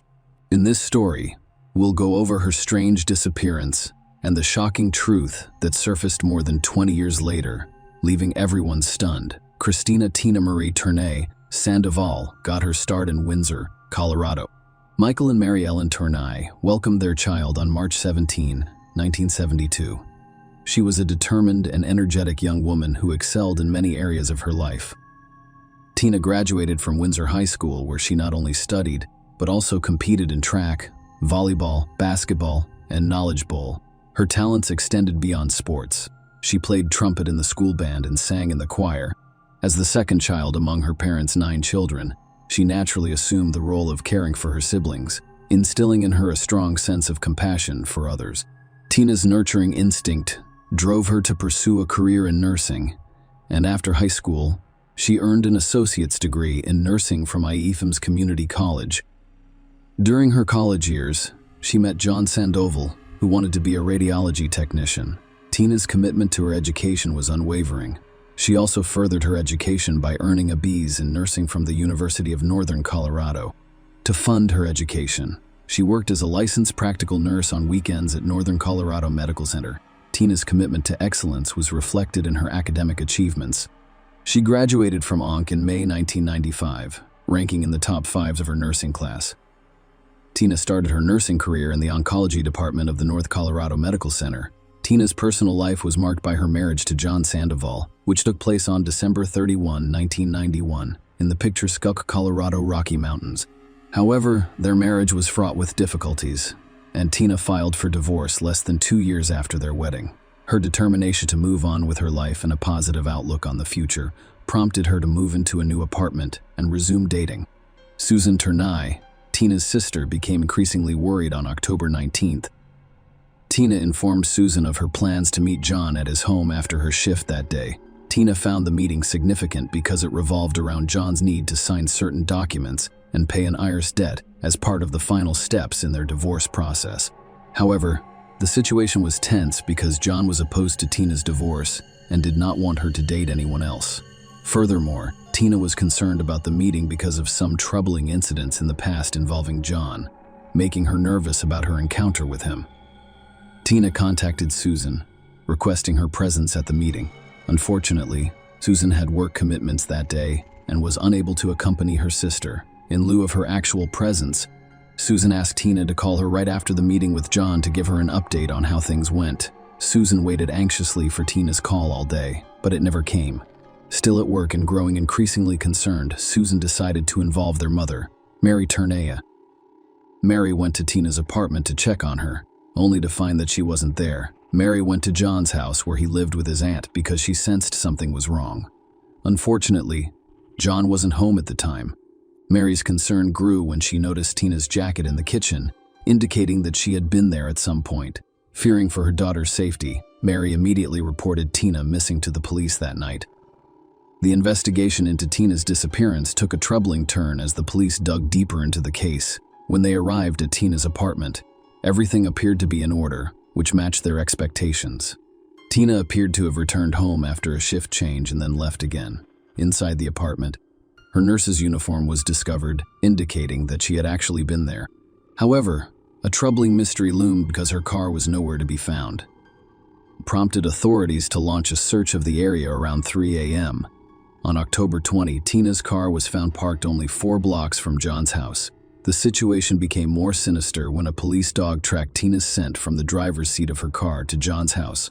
John Sandoval was a familiar figure to law enforcement, having previously been convicted of harassment and burglary, which resulted in several interactions with police. When the police arrived at John's house, he attempted to flee by jumping out of a bedroom window. It took physical restraint to subdue and apprehend him. During the arrest, fresh scratches were discovered on John's torso and neck. John was initially arrested on trespassing and unrelated charges. However, the police knew they needed to question him about Tina's disappearance. At this early stage of the investigation, it was unclear what specific charges would be brought against him in connection with her disappearance. When questioned by the police about Tina, John claimed he had no knowledge of her location. A search of his home and car began, revealing disturbing items. Among the finds were a white 5-gallon bucket and a new shovel with mud on the spade. Furthermore, Tina's credit cards were discovered in John's possession, as well as a loaded 9mm handgun, rope, and flashlight found inside his vehicle. Despite the mounting evidence in the search for answers, John refused to cooperate with the investigation. Tina's family and colleagues provided the police with critical information about her mental state and the reasons for her divorce filing. They revealed Tina was extremely nervous about her meeting with John on that particular day. Given her disturbing revelations about his behavior, she explained to her co-workers that John had voyeurism, a psychological disorder that caused him to engage in disturbing behavior. According to Tina, if John saw an attractive woman out in public, he would follow her home and conduct a prolonged observation that could last several days. Furthermore, he would leave their house in the middle of the night to engage in voyeuristic activities like peering through the windows of women's homes. On occasion, he would enter these homes and hide in concealed locations, such as cupboards, to keep a close eye on his victims. Tina also revealed that during these intrusions, John would steal women's underwear and take them home, in an especially distressing detail. Tina told her family and colleagues that she was not immune to John's voyeuristic behavior. She confirmed that he had watched her, and she described seeing his car parked outside her new apartment for hours at a time, which heightened her fears and concerns about her safety. Tina had discussed her concerns about John with her family, which she revealed when she informed him of her intention to file for divorce. He responded with a disturbing threat. John had placed a pistol to his own head, resulting in a terrifying and potentially dangerous situation. This disturbing incident fueled Tina's concerns about her husband's potential for harm. She had also told her doctor that she was concerned that John might endanger her safety. Despite these deeply troubling indicators and other circumstantial evidence, the district attorney at the time believed that more concrete evidence was needed to arrest and charge John, and the investigators faced significant obstacles. Tina's location remained unknown. The circumstances surrounding her disappearance were unclear, and no witnesses could shed light on the situation. Given John's employment at a cemetery and his knowledge of burial procedures, authorities conducted a thorough search for Tina in a variety of locations, including reservoirs and woodlands. Law enforcement also conducted a grim search of several graves in the area. The graves were carefully examined to see if they contained Tina's remains. While the investigation was thorough, none of the efforts produced conclusive evidence. The case eventually went cold, leaving numerous unanswered questions. Tina's death certificate was issued in 2002 by the state of Colorado, after a judge determined in December 2001 that there was sufficient evidence to believe she was deceased. Despite the passage of time, the police maintained their belief that John was involved in Tina's disappearance. He had been a suspect since Tina was reported missing, and that had not changed. However, belief alone was insufficient to secure charges, primarily because Tina's body had never been discovered, leaving a critical gap in the evidence needed for a prosecution. In June 2009, a new district attorney appointed to the position decided to re-examine the evidence, which marked a significant turning point in the case. Despite the absence of new evidence, he decided to charge John Sandoval with first-degree murder. This decision was based on the belief that the circumstantial evidence accumulated over time was compelling and could lead to a conviction. Even though Tina's exact fate and the location of her remains were unknown, John was officially charged with first-degree murder. After being charged, John entered a plea of not guilty. The prosecution's case revolved around the claim that Wild Tina had never been found. They were convinced she was dead. After leaving work on the morning of October 19, 1995, all of her activities came to an abrupt halt. There had been no activity on her credit cards, bank account, nursing license, earnings, or Social Security since that date. Tina did not have a passport, and there was no evidence that she had changed her name, which would necessitate a legal petition to the court. Tina was portrayed in court by the prosecution as a responsible and dependable young woman who consistently attended work and paid her bills on time. She had recently signed a lease for a new apartment, indicating that she had no plans to relocate or start over elsewhere. As a result, the prosecution claimed that the only plausible explanation for her unexplained absence was that she had been the victim of foul play, specifically murder, and that all evidence pointed to her husband, John Sandoval, as the most likely perpetrator. The prosecution's case was based primarily on circumstantial evidence. Because there was no body or physical evidence directly linking John to Tina's disappearance, they were prepared to present the testimony of 137 witnesses to substantiate their case, claiming that John not only killed Tina but also disposed of her body. Throughout the trial, the jury learned about John's voyeuristic tendencies and pattern of following and stalking women, which added another layer of evidence for the prosecution to consider. The defense claimed that John Sandoval was not involved in Tina's disappearance and questioned whether she was even dead, speculating that she may have left town to start a new life and framing her as a runaway. The jury, however, did not agree with the defense's arguments. After 7 hours of deliberation, they convicted John of the crime. As a result, he was sentenced to life in prison with no possibility of parole. However, John's conviction was overturned in March 2016 because of procedural errors discovered by the Colorado Court of Appeals. In the face of a second trial, John agreed to a plea deal. He asked for the deal, which allowed him to plead guilty to a lesser charge of second-degree murder in exchange for revealing the location of Tina's body. Tina's family had long suspected she was dead, and this revelation confirmed their fears. John then led authorities to Greeley's Sunset Memorial Gardens Cemetery, specifically the grave of Second World War veteran Arthur Hurt, who was one of 3 open graves on the day Tina went missing. John had buried Tina's remains about 2 feet below Arthur's grave, concealed by a comforter covered in a tarp and sealed with duct tape. Unfortunately, cemetery workers mistakenly buried Arthur over Tina's remains after John had hidden her there. As part of the plea agreement, John was sentenced to 25 years in prison plus 5 years on parole. This sentence was retroactively dated to August 2010, when he was originally convicted of first-degree murder. During the sentencing hearing, John apologized and offered his condolences to Tina's grieving family. Share your opinion with us in the comments and subscribe to the channel for more.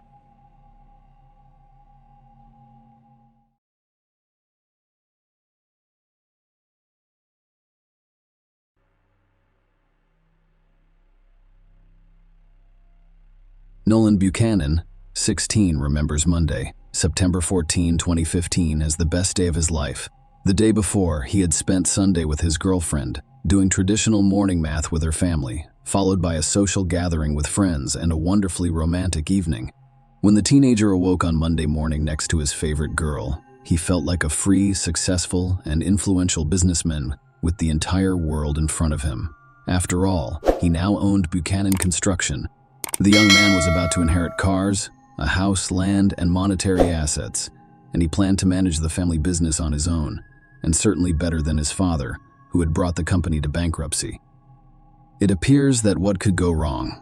The El Dorado County Sheriff's Office arrested Nolan Keith Buchanan on October 1, 2015, at Bonita High School in Bonita, California.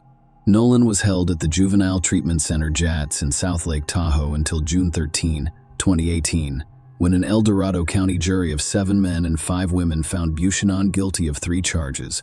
The jury took only 2 hours to reach a decision. The young man was sentenced to 150 years in prison, with the possibility of parole starting in the 25th year. This is how his attempt to take over the family business failed. Nolan was praised by neighbors and classmates as a model student. As far as I know, he was a good kid, but as a high school student, Campbell Ruxton would later say in an interview, he was always concerned about school. He appeared to be very kind, and he was even surprised he was arrested. But what exactly happened in the Buchanan family? Let's go over this horrific case in detail. Molly first met Adam when she applied for a position as an office manager at his firm. By the time they met, Adam was already divorced and raising his son Nolan from a previous marriage by himself. The cheerful, sociable, and cheerful blonde immediately caught the attention of the company's owner. The interest was mutual. Molly fell in love, began a romance that evolved into a serious relationship, and moved to Adam. Molly wished for a loving, friendly family and worked hard to foster a positive relationship with her stepson. She soon became pregnant. Gavin was born. People who knew the Buchanans said they were a close-knit family of 4.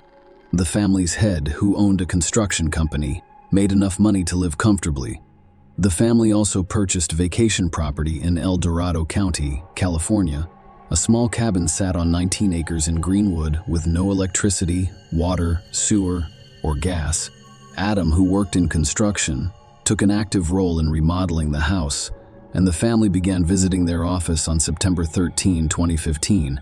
At 10 a.m., members of the Garden Valley Fire Department responded to a wildfire in Greenwood Township, western El Dorado County, on Highway 193 between Cool and Georgetown. Upon arrival, they discovered that the fire had destroyed 10 acres of the property. A cabin on the property was still smoldering, but had burned down. The fire department personnel discovered charred remains among the assets. The fire scene remained intact. At 11 a.m., firefighters called the El Dorado County Sheriff's Office. Nobody had realized what was going on. Firefighters were almost certain that the wildfire killed a pet trapped inside the house. The arriving coroner faced a daunting task. The remains of the house were still smoldering, and there was no way to examine the inside of the house without waiting for the flame to die down and the temperature to drop slightly. As the coroner examined the house, he detected the sweet odor of burnt flesh and discovered a human skull and a burned chest. It appeared that the tragedy had taken someone's life. The officer requested backup, and officers from the sheriff's office arrived to conduct a thorough investigation of the scene. The conclusion was obvious. The small, secluded, and remote cabin was not the owner's primary residence. It was more likely a country cabin where people came to vacation. a Dodge truck and trailer were discovered on the property next to the cabin. It was possible to run the license plates and determine who owned the car. The owner may have been a victim of the wildfire. It didn't take long to discover that the vehicle and trailer belonged to Buchanan Construction, which is owned by Adam Buchanan. The man in question lived in Bonita, California, 160 miles from the accident scene and about 3 hours away. This information confirmed the police's assumption that the house was simply a country retreat for those who wanted to get away from the hustle and bustle of the city. It remains to be seen whether Mr. Buchanan or someone else was inside. The name of the company's owner provided the detective with their first clue, prompting them to begin their investigation. The Bonita police officers were tasked with checking to ensure that all of Buchanan's family members were safe and at home. They went to the correct address and soon arrived in the Buchanan's driveway, where they noticed a white Ford pickup truck and a knock on the door. Adam's 16-year-old son from his first marriage has come out. He greeted the uniformed officers with surprise and inquired as to why they had come to him. To avoid frightening the family, the officer decided to first determine who was present in the house. Perhaps the company car was taken by someone from the company rather than the owner. Nolan Buchanan stated that his father Adam had gone away for the weekend to his country estate 160 miles away with Molly and their 8-year-old son Gavin, and that they were expected back in the evening. According to him, his father had left him to care for the house. Investigators did not have enough evidence to believe the remains in the cabin belonged to the Buchanans, but the information they received and the discovery of the remains led them to believe they belonged to two people. By the evening of September 13, it was sufficient to report the family missing in the El Dorado County fire. The following day, September 14, El Dorado County Police went to Nolan's house to speak with him further and determine who had died in the fire. Howard and Susan Buchanan, Adam's parents, met with the officers. They stated that their son, the owner of the burned-out cabin, performs his own home repairs and thus travels there frequently. The parents were extremely concerned because they had been unable to contact their son or daughter-in-law until now. The officers learned from the story that the house is powered by generators. However, there was no electricity at the time of the tragedy. There were gas cylinders inside this Cave 2 series, so the fire could have been accidental or intentional. By September 15, the fire had subsided, allowing investigators to collect evidence, including debris from a nearby fire pit. According to Denton James Peterson of the El Dorado County Sheriff's Office, new remains were discovered, which changed the course of the investigation. Police discovered a piece of skull with a bullet hole. At that point, we all realized there had been a homicide. According to the sheriff, the fire was not an accident. The remains were collected and sent for forensic DNA analysis. In the first set of remains, the bullet was lodged in the victim's thigh. The skull with the bullet hole, based on its size, belonged to a child. The version of a fatal accident dropped on its own. Murder became the dominant narrative. No one doubted that the fire was intended to destroy the evidence of the crime. It remained to determine under what circumstances the crime had occurred. Was this a botched burglary? Or did the family deliberately end their lives? But who committed the crime and why? Could it be related to Buchanan Construction, where Adam Buchanan was president and chief operating officer, and someone held a grudge against him because of a working relationship? Initially, investigators focused solely on the latter theory. They also investigated Molly's life to see if she had any enemies capable of the crime. When those lines of inquiry stalled, officers turned their attention to issues in Molly and Adam's marriage. There were plenty of them. Investigators discovered that Molly and Adam's relationship deteriorated over time, and at the time of the crime, they had been sleeping separately for quite some time. Molly's diary was discovered, in which she described abuse from Adam. Witnesses interviewed reported rough treatment and abuse. They claim Adam was rude not only to Molly, but also to the children. Molly's mother, Susie Flankers, admitted to investigators that there were times when she was afraid they'd kill each other during an argument. Molly did not end her relationship with Adam, but would occasionally take her son and leave to go to her parents' house, returning a few days later until their next fight. It also turned out that the couple enjoyed hunting in the area surrounding their country house. Since everyone was armed, the investigators assumed that during another argument, one of the spouses grabbed a gun and shot, and when he realized what he had done, he committed suicide. However, there was an inconsistency. If the tragedy occurred as a result of a conflict between husband and wife, The instrument of crime must have been near the remains of one of them, which it was not. Investigators speculated that the weapon may have been damaged in the fire and did not appear as obvious as anticipated. Over the course of 5 days, the forensic team members took turns removing assets from the house. The search was conducted with surgical precision, but the results were not as expected. There were no weapons found in the house. By this time, the forensic examination data had arrived. The DNA found in the bodies belonged to Adam Buchanan, Molly McAfee, and their 8-year-old son. All 3 victims had suffered gunshot wounds prior to the fire, and the angle of the bullet wounds ruled out the possibility that someone committed suicide. The lack of firearms indicated that there was another person in the house. A 4th person was found to have shot the Buchanans, and the investigation had to restart. Police had no choice but to turn to the deceased 16-year-old son. Nolan told officers that the family left in an old Dodge truck. According to the son, his father chose to use the company vehicle over his personal Ford, which was parked in the driveway because he had loaded the truck and trailer with rocks to decorate the area near his country cabin. Police discovered this truck near the burned structure. When asked why Nolan did not take a vacation with his relatives, as in the first interview, the young man stated that he was responsible for the house and garden while his father and stepmother were away. Nolan also stated that they had a neighbor growing forbidden grass on the Buchanan property, which caused his father to have frequent disagreements with his neighbor, demanding that he stop planting the grass and threatening to call the police. When discussing the family business, Nolan stated that things were not going well. The company was downsizing, and the number of employees was reduced to 5. According to his father, the number of deaths associated with the business was rapidly increasing. So now the investigation had a wealth of useful information, and the detectives had a suspect, a neighbor, which was especially important given that violent crime in that area was frequently associated with illegal herb cultivation. Detectives believed that the threat of going to the police could have resulted in the murder of Buchanan and his family. The problem was that no one knew which neighbor they were talking about. Investigators canvassed the neighborhood, interviewing all of the homeowners in succession. The tactic was successful. They discovered a man who confirmed the story of a fight with Adam over growing a forbidden crop. However, he stated that the conflict had been resolved following a heated discussion. The neighbor had an alibi, and another version proved to be untenable. What remained to be addressed was the financial crisis that had affected the family's business. On September 18, police officers went to Adam's company and interviewed the employees. Nolan's words were correct. The company was in a sorry state. It was threatened with bankruptcy because the debt exceeded $30,000. As a result, several employees were fired. It turned out that some of the former employees were extremely dissatisfied with the reduction and thus could have been involved in the crime. And that's where the investigators got lucky. Over the weekend, the local high school organized a community cleanup day, with students clearing debris from a business park less than a mile from Adam's construction company. It was present on September 19.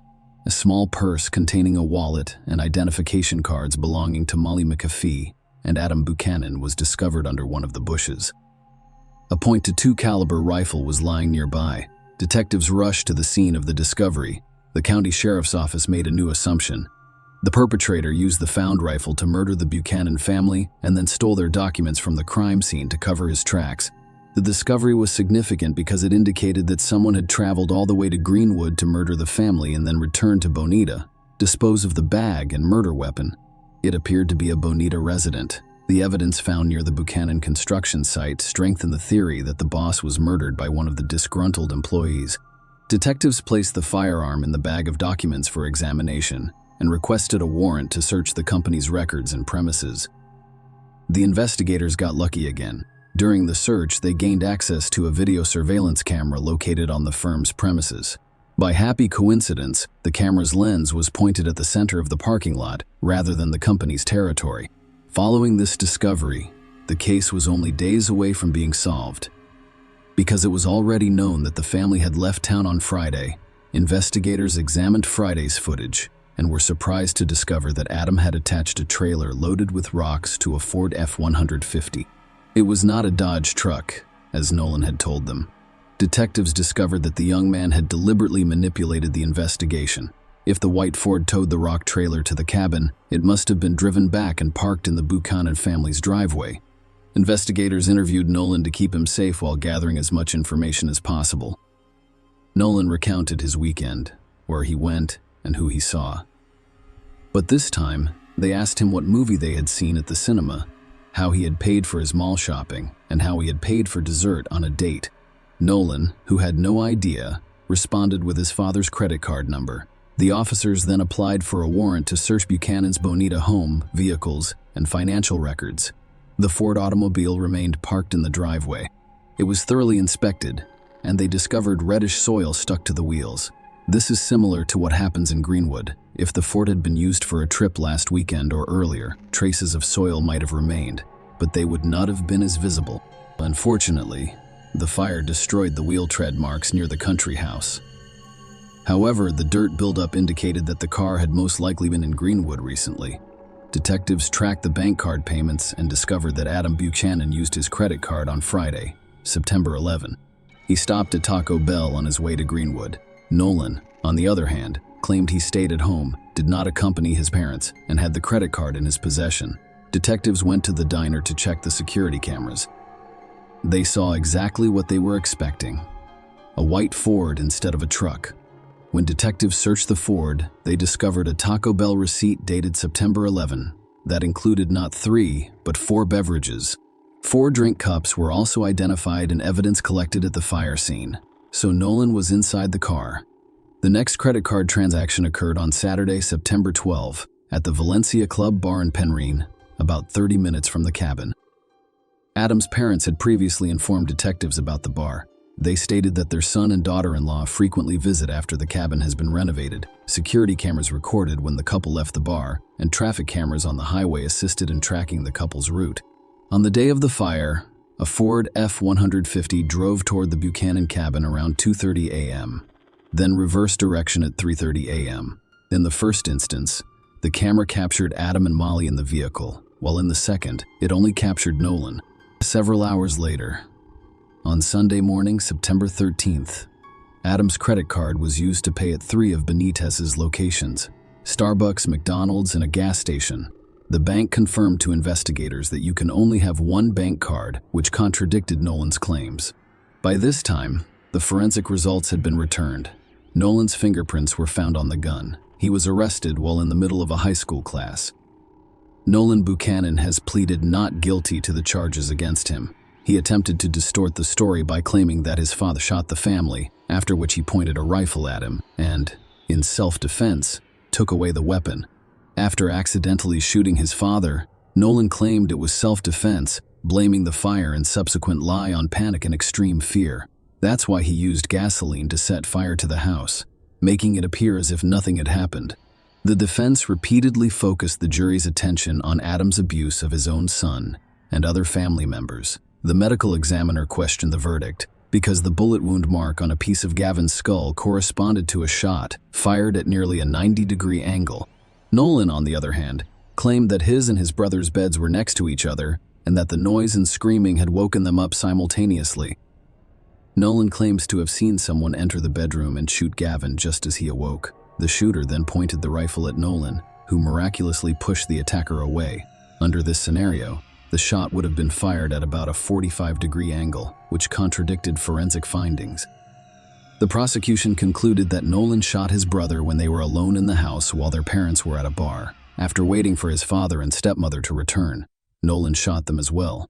According to where the bodies were discovered, Adam was killed first, followed by Molly Nolan, who took the rifle. His parents burned their papers, doused the bodies in gasoline, and set fire to the house.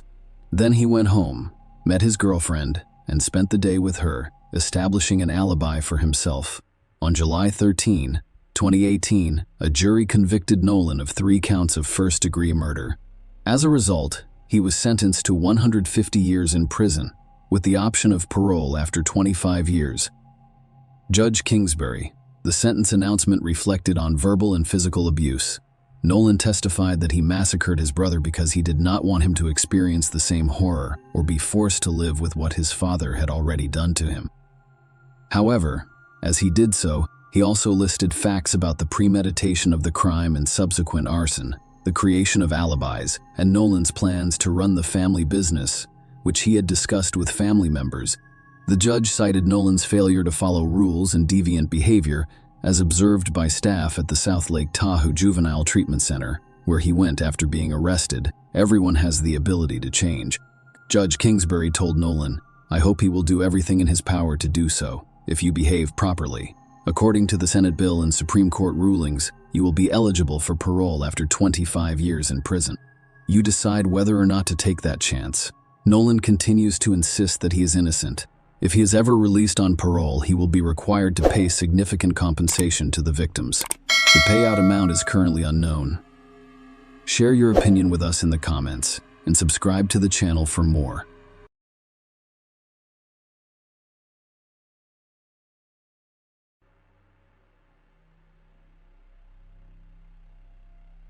Cape Town is 400 miles away from the city of Port Elizabeth, which is at the western end of Algoa Bay, on the southeast coast of South Africa. This city is a major seaport and also has the 6th most people in South Africa. When Chris Panayiotou, then 18 years old, graduated from high school in this city in November 2004, he went to work for his dad's trading company. In the city and the areas around it, his father owned a large chain of stores and restaurants. Chris had always wanted to work in his dad's business, even when he was young. He was also very interested in running retail chains and growing the retail services industry. He was very active and determined, and his goals went far beyond being an executive and skilled worker under his father's supervision. Chris wanted to open his own fish restaurant near a 5-star hotel on Marina Drive and a big grocery store close to Kings Beach downtown. While Chris was helping his dad at a small diner on Market Street in the afternoon, he ran into an old high school friend. The friend invited Chris to a party on Friday night at Barney's Tavern, a popular beach spot for young people. Chris saw a pretty young girl drinking lemonade from a tall glass while sitting alone at the bar in a wicker bamboo chair and drinking beer from the establishment's specialty mug. Chris got up from his seat and went to meet her. She was 18 years old and her name was Jade Dinks. They hit it off right away, and they quickly found that they had a lot in common. Chris and Jade started dating after that party. They had no idea that their meeting at Barney's Tavern on Friday night would be the start of a terrible love triangle story that ended in tragedy. The girl named Jade was always happy and friendly, and she wanted to make other people feel good. Because she wanted to make a difference, she decided to become a teacher and started college in 2005. While Jade worked on her schoolwork, Chris started his own business. He started with a grocery store and then opened Infinite, a restaurant and bar in the neighborhood. Even though both Jade and Chris had a lot going on in their lives, their relationship grew stronger, like the roots of a young tree going deeper into the ground. They each made their own happy place where love and kindness seemed to last forever, and where days were full of smiles and hope for a bright future. Things started to go wrong in their relationship over time, mostly because Chris was seeing another woman. At first, Chanel Cooties was just working at the store that Chris owned, and their relationship was strictly business. But as time went on, their interactions turned into a secret love affair that they tried to hide with mysterious smiles and small movements. They met in secret in hotels in the area, and Chris even let Chanel stay with him while Jade was away. Chris and Jade seemed like a happy and successful young couple to their family and friends, especially after they got engaged and then married in 2012. Jade finished college and got a job at an elementary school, and Chris's business looked like it was doing well. However, Chris's relationship with Chanel continued, which made things difficult in their marriage. When Costa Panayiotou, Chris's father, found out that his son was having an affair with a sales clerk, he was very upset and angry. He couldn't understand how Chris, who had been seeing Jade for 8 years and knew she was smart, kind, and moral, could act so badly.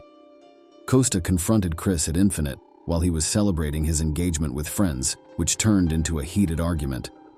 Costa told Chris that he would lose his inheritance if he kept seeing Chanel. Chris told his father that he was ending his relationship with Chanel, but they were still seeing each other behind his back. During this time, Jade didn't know that her fiancé was cheating on her. Chris's finances got worse as he tried to balance his 2 different lives. He spent a lot of money on gifts for Chanel, fancy hotel rooms, and other unnecessary things.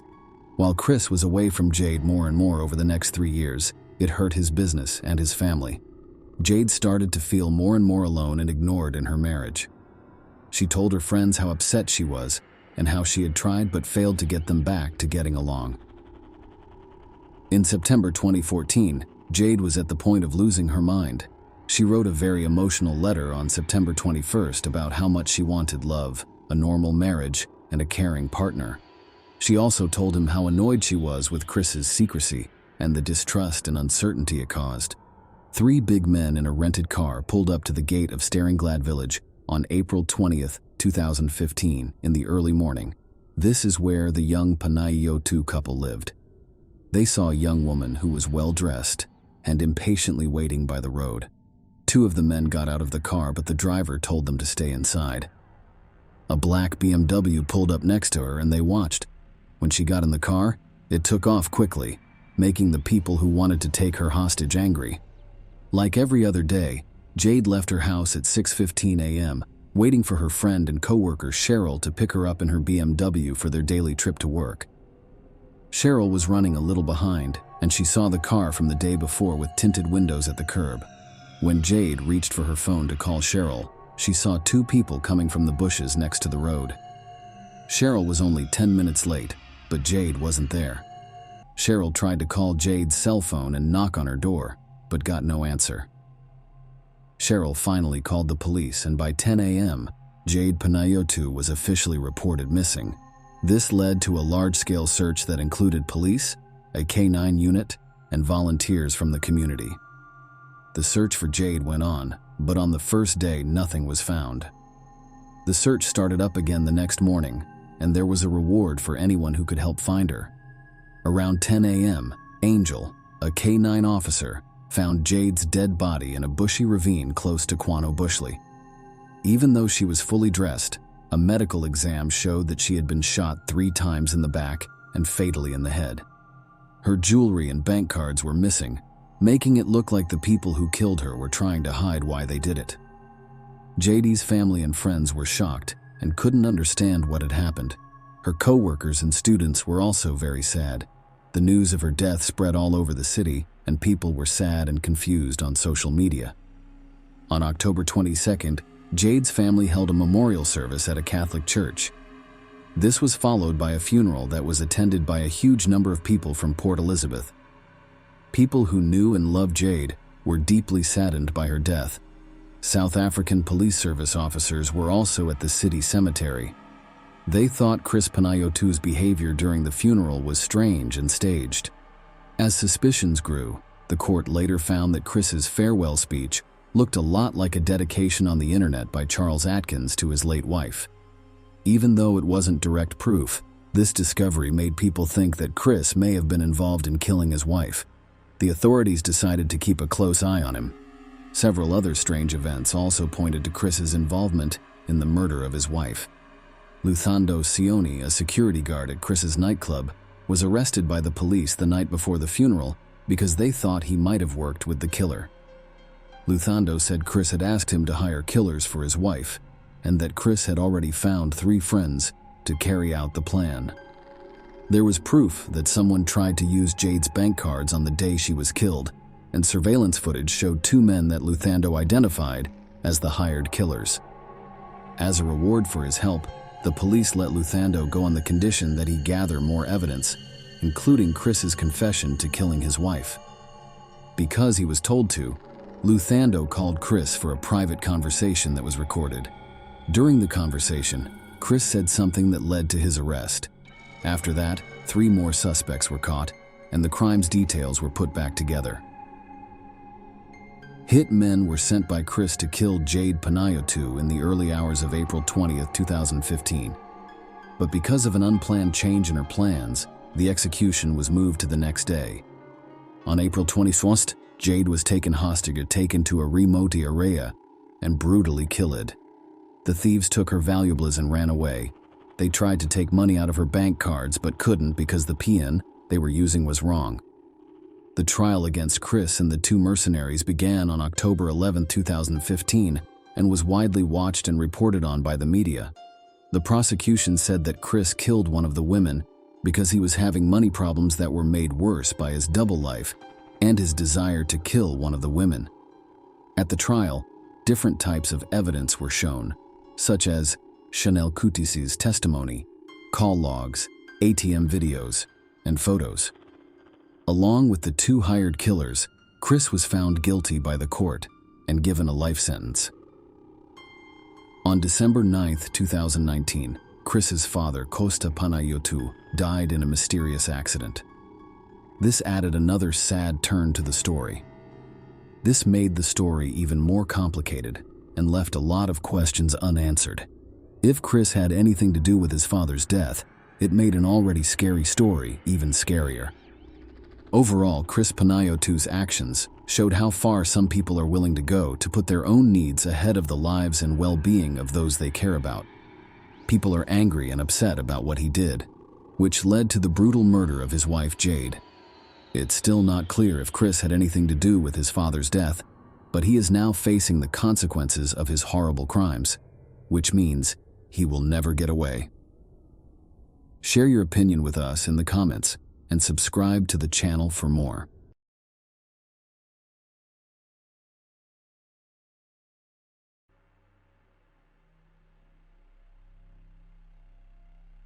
Domestic violence was not uncommon at all times, and victims frequently choose to silently tolerate this attitude toward themselves and the domestic tyrant, believing his impunity allows him to cross any boundaries.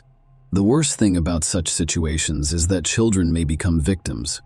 The case of young Tiale Palmer made headlines across Australia a few years ago due to its extraordinary cruelty and monstrous coincidence of circumstances.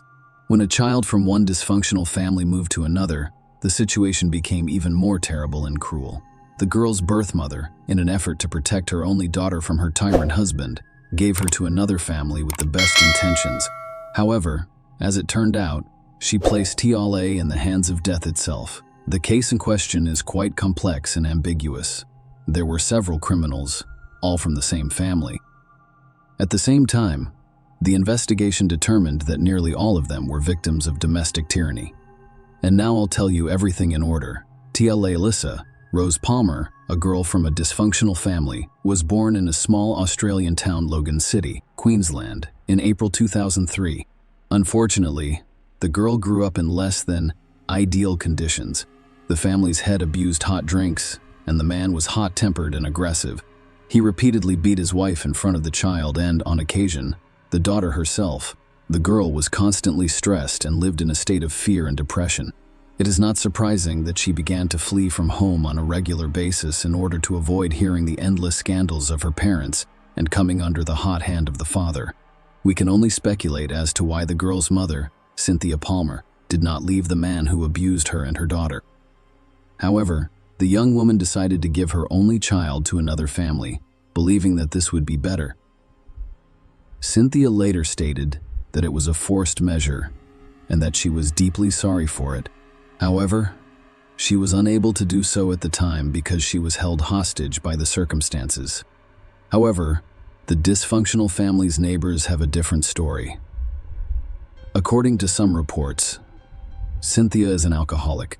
She attempted treatment, but overcoming addiction was not easy, and after another escape from home, when she was discovered wandering the streets on the other side of the city, the Palmer family became very interested in child protection services. Representatives from the service came to the family home and offered assistance, and Cynthia did not refuse to have her daughter temporarily placed in a foster home, given the environment in which the girl was raised. It's no surprise that she grew up to be a difficult teenager with a difficult personality. As a result, finding her a foster family proved difficult.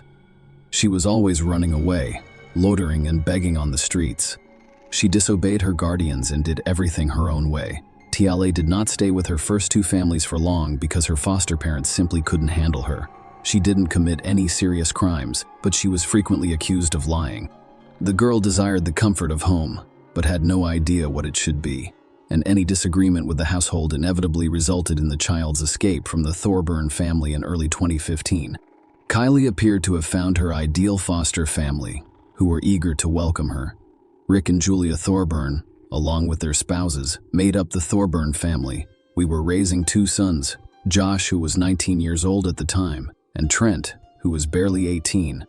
The family lived in a spacious two-story home with a swimming pool, located in a small country town in Brisbane's suburbs. They had their own horse farm, and Julian started a private kindergarten at home that was very popular, and local parents trusted the Thorburns with their children. The family was considered well off and prosperous, respected in their home state, and trustworthy. Furthermore, they had demonstrated a willingness to accept a troubled teenager into their care, which was unusual. Tiale was placed in a new home in January after Child Protective Services determined that this was the best option for her. At first, everything went as usual. The girl rebelled, refused to live with her guardians, and ran away several times. But each time, the Child Welfare Service found her and returned her. But as the months passed, Kylie appeared to calm down, accept her new family, and get along with them.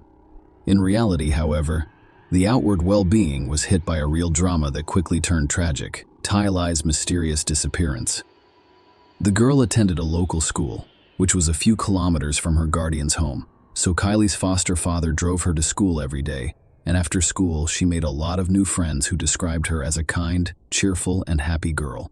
She continued to dream of returning home and maintained contact with her biological mother and grandmother. Tiale occasionally complained of discomfort and even fear without specifying what she was afraid of. On October 30, 2015, Rick drove to school as usual and then returned home to do chores. But he soon received a phone call informing him that his adopted daughter had not shown up for class. No one was particularly concerned because the girl had previously run away, but she usually returned in the evening or the next day. The guardians reported the incident to the police, and the search for Tiale began almost immediately. All members of the family willingly cooperated with the investigation and claimed that there had been no conflicts between them that could have resulted in a runaway for a long time. Instead, the girl was in good spirits and appeared to be quite happy. According to the family's head, he drove his daughter to school as usual, then returned home and cared for the horses until he received a call from a teacher reporting the girl's disappearance. His wife and sons confirmed these statements. The next day, the Thorburns set up a social media page dedicated to the search for Tiale. They posted information about her photos, the time and circumstances of her disappearance, and a description of what she was wearing that day. The couple asked anyone with information about Tiale's whereabouts to contact them or the police, but no one called. Police also searched the family's home in the state but discovered nothing suspicious. Although the foster parents' behavior appeared to be calm, they had essentially nothing to charge. Soon, many concerned people joined the search operation, genuinely concerned about the girl's fate. They combed the area using flyers with her photos and interviewed local residents in the hopes of gathering some useful information, a discovery on the riverbank. After a week of unsuccessful searches, the fishermen contact the police and report a terrible find. According to the men, they went to the Pimpama River in the morning of November 5. However, after barely casting their fishing rods, they noticed something unusual in the swampy, shallow water. As they came closer, the fishermen were horrified when they realized their discovery was nothing but human remains. The police officers who responded to the call reported that the body was that of a short man, but it was so disfigured that it was impossible to determine the deceased's gender. He had no clothes on, and no personal belongings could be found nearby. The body had numerous injuries that were initially thought to be caused by wild animals in the area. Furthermore, it decomposed rapidly due to heat, moisture, and a large number of insects drawn to the distinctive odor. The gruesome discovery was sent for examination, and it was determined that it was a girl aged between 12 and 16 years old. The police then gathered information on all missing young people recently, and the corpse was quickly identified. It was Tiale Palmer, whom the entire city had been searching for nearly a week. The cause of death was impossible to determine because the body had been in the water for so long. However, experts speculated that Tiale died from asphyxiation after discovering that her hyoid bone had been crushed. The most horrifying aspect, however, was that the injuries, which were initially thought to be animal bites, could have been caused by a person prior to Tiale's death. Tiale's death was clearly criminal in nature, so a criminal case was opened and a murder investigation was initiated. However, the investigation was moving very slowly because no serious leads have been found yet. This meant that the process could take months, if not years, and result in another unsolved crime. The case quickly became public, and nearly a quarter of the city's population came to say goodbye to the deceased girl. People brought flowers, soft toys, and balloons to the memorial service. On November 14, young Tiale's body was cremated. Tiale's birth mother gave a series of interviews to reporters in which he openly accused Child Protective Services of criminal negligence that resulted in the tragic store fires. The Foster family willingly cooperated with the investigation from the start, but their behavior raised some concerns. Rick was supposedly the last person to see the girl alive, but no one could confirm that he actually drove his foster daughter to school on October 30. Spouse and sons claimed to have seen Tiale enter the car. Surveillance cameras along the school route also captured the car driving in that direction. However, no footage of Tiale leaving her guardian's car could be found anywhere. No teachers or classmates saw the girl that day, either at school or on the school grounds. Tiale appeared to have vanished.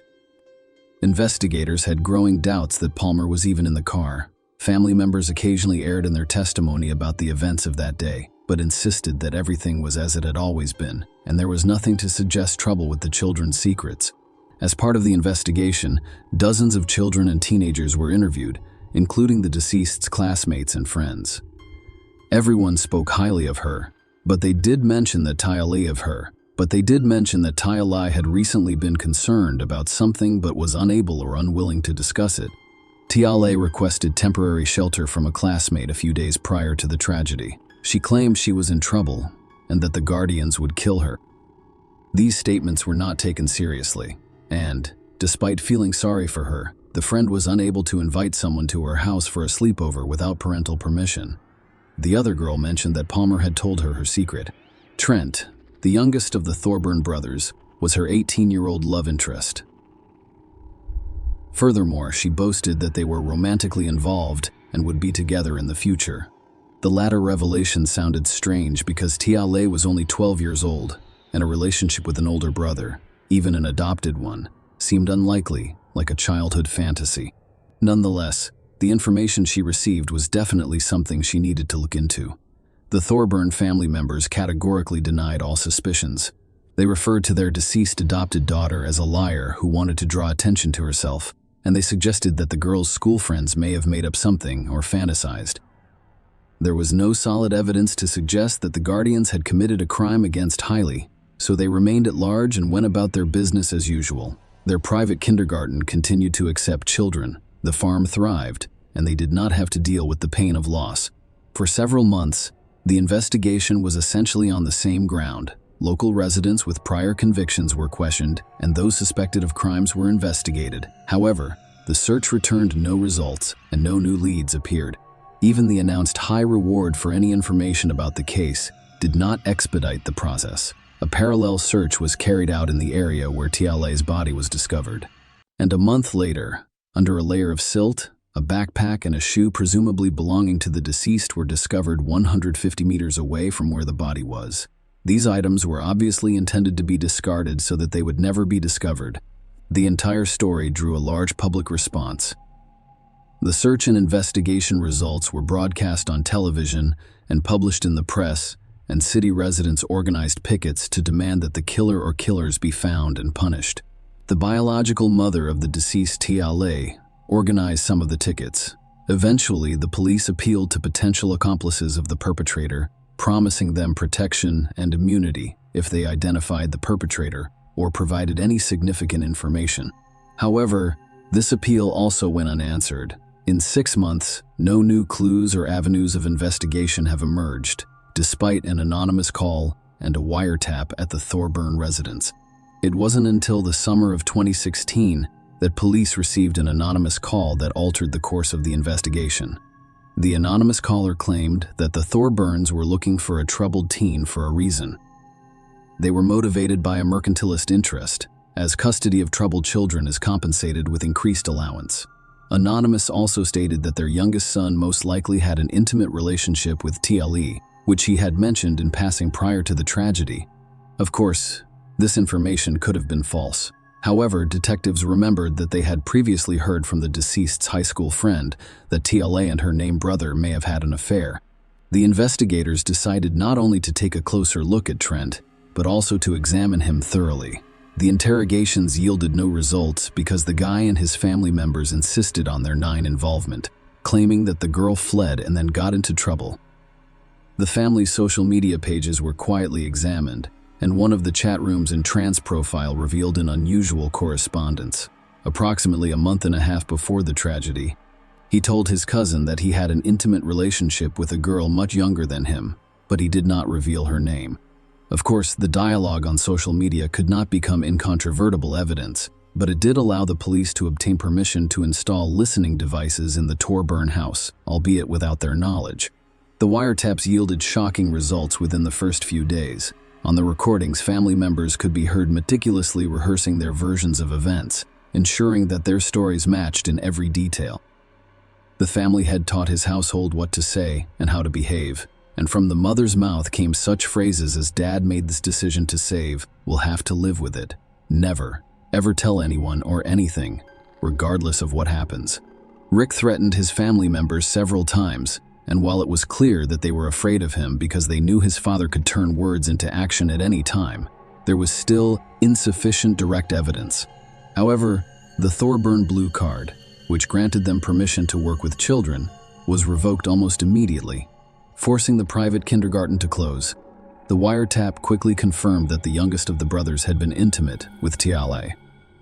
In fact, it had been happening on a regular basis for several months before he informed his mother in October that Tiale was pregnant. If Trent's suspicions had been correct, he would have been sentenced to prison for having an affair with Tiale. Julia told her husband everything, and Rick decided to take action. Julia and her sons arrived in Brisbane early on the day of the tragedy, ostensibly for business. It was supposed to serve as an alibi for them, so Rick stayed at home with his adopted daughter. When the mother and heirs returned home in the evening, it was already known that the girl had gone missing, and the family's head claimed to have solved the problem without providing any details, including arrest and investigation. Based on the information obtained, all members of the family decided to re-interview, and the police decided to search Rick's car, in which he allegedly drove his adopted daughter to school on the day she vanished.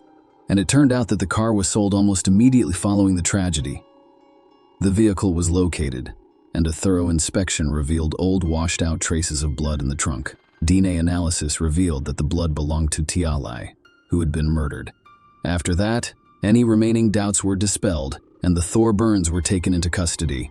They were questioned separately, with Trent being the first to speak. It turned out that he had duped Tiale into seducing him by telling her about his feelings and promising that they would always be together. She fell completely in love with him, believed him, and even boasted to her school friends that she was in a real relationship. However, when she became suspicious of the pregnancy, she realized that the foster father could literally kill her and began to ask her classmates to take her in. At least for a while. Rick fought the longest, but was put under pressure by evidence and testimony from his family members. He confessed to killing his foster daughter, claiming he was only trying to protect his family. He had strangled her severely and disfigured her body in the hopes that no one would ever identify him. Rick didn't consider the possibility of DNA testing when the head of the family was formally charged with first-degree murder. He collapsed and was rushed to the hospital with a heart attack. Their doctors concluded that he had caused the attack himself by taking a large dose of powerful drugs. They fought for his life for several days so that the perpetrator could face trial and receive a just punishment.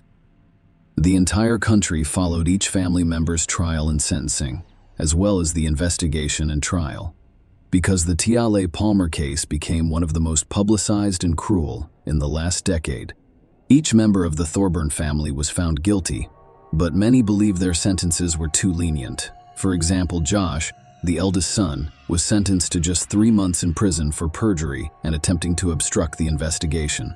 The court considered his genuine remorse and the fact that he was a key witness against his father and younger brother during the trial. Julia Thorburn was sentenced to 1.5 years in prison for perjury and harboring her husband and son. At trial, she admitted that she was terrified of her husband and believed he could murder her and her son. The youngest of the brothers was sentenced to 4 years in prison, which many children believe is too light a punishment for seducing Tiale. Perjury and obstruction of the investigation. In fact, the young man served just over a year before being released early. The head of the family who treated Tiale the most brutally was sentenced to life in prison. He pleaded guilty to all counts and expressed deep regret for his actions. Rick repeatedly stated that he was motivated by the desire to protect his family, but he does not understand how he could commit such a crime. Following the final verdict, Tiali's birth mother gave an interview in which she stated that none of the punishments for her daughter's killers were harsh enough. However, the day of the verdict signals the end of her quest for justice. Share your opinion with us in the comments and subscribe to the channel for more.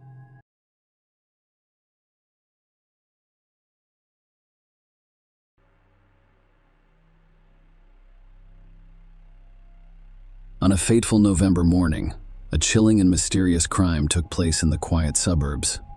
An apartment complex was on fire, and a 911 call would set off a terrifying chain of events. Today was a tragic day. Nobody suspected that this fire was anything more than an unfortunate accident.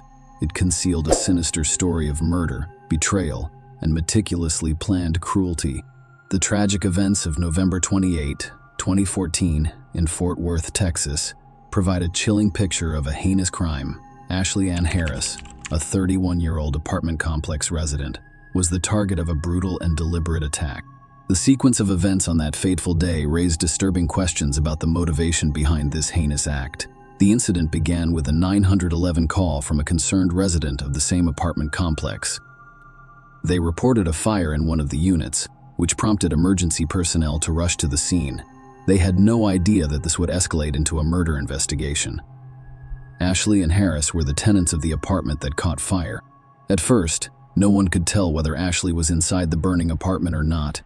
Firefighters bravely battled the blaze and eventually brought it under control. Only after the fire was extinguished did the horrifying truth become apparent. Ashley Harris had been inside her apartment the entire time, and her body led police to believe that the fire was not an accident. Ashley's lifeless body was covered in a pool of blood, indicating that she had been brutally beaten. Her hands and ankles were bound with duct tape, leaving her defenseless. The signs of violence did not end there. Her body was covered in burn marks, and she had gone through the agony of strangulation. To make matters even worse, there were knife wounds in the throat. As investigators dug deeper into the case, it became clear that this was no ordinary tragic accident or random act of violence. It was a meticulously planned and horrifically carried out murder. The evidence indicated that someone intentionally set fire to the apartment after committing this heinous crime.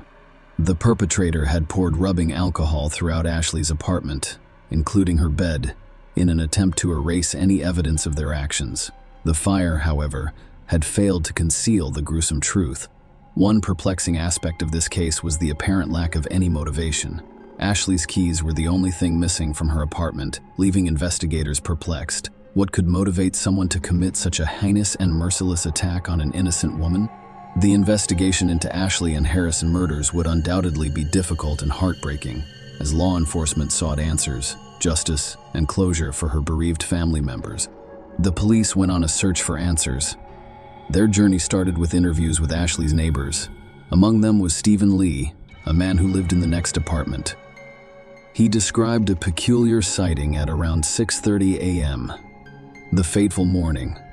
While having a cigarette on his balcony, he noticed an unfamiliar car parked nearby.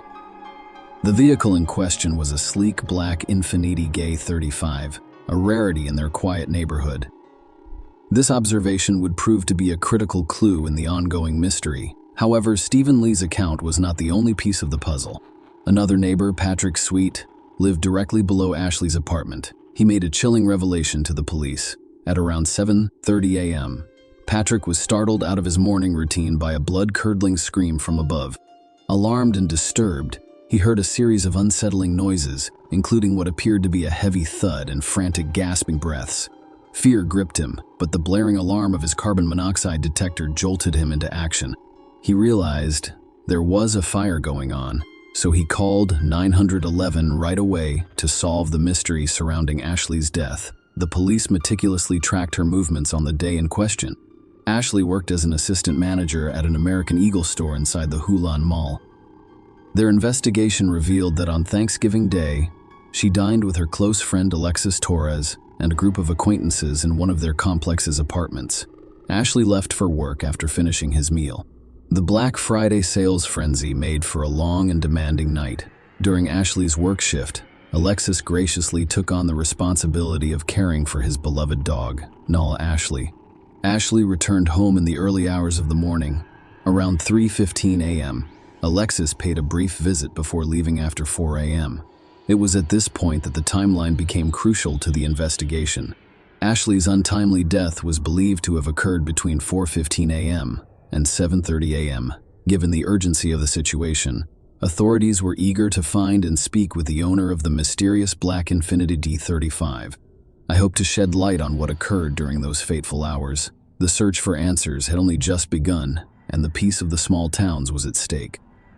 When the police learned about the black Infiniti D35, they decided to question Alexis Ashley's friend, who claimed she didn't know who owned the vehicle.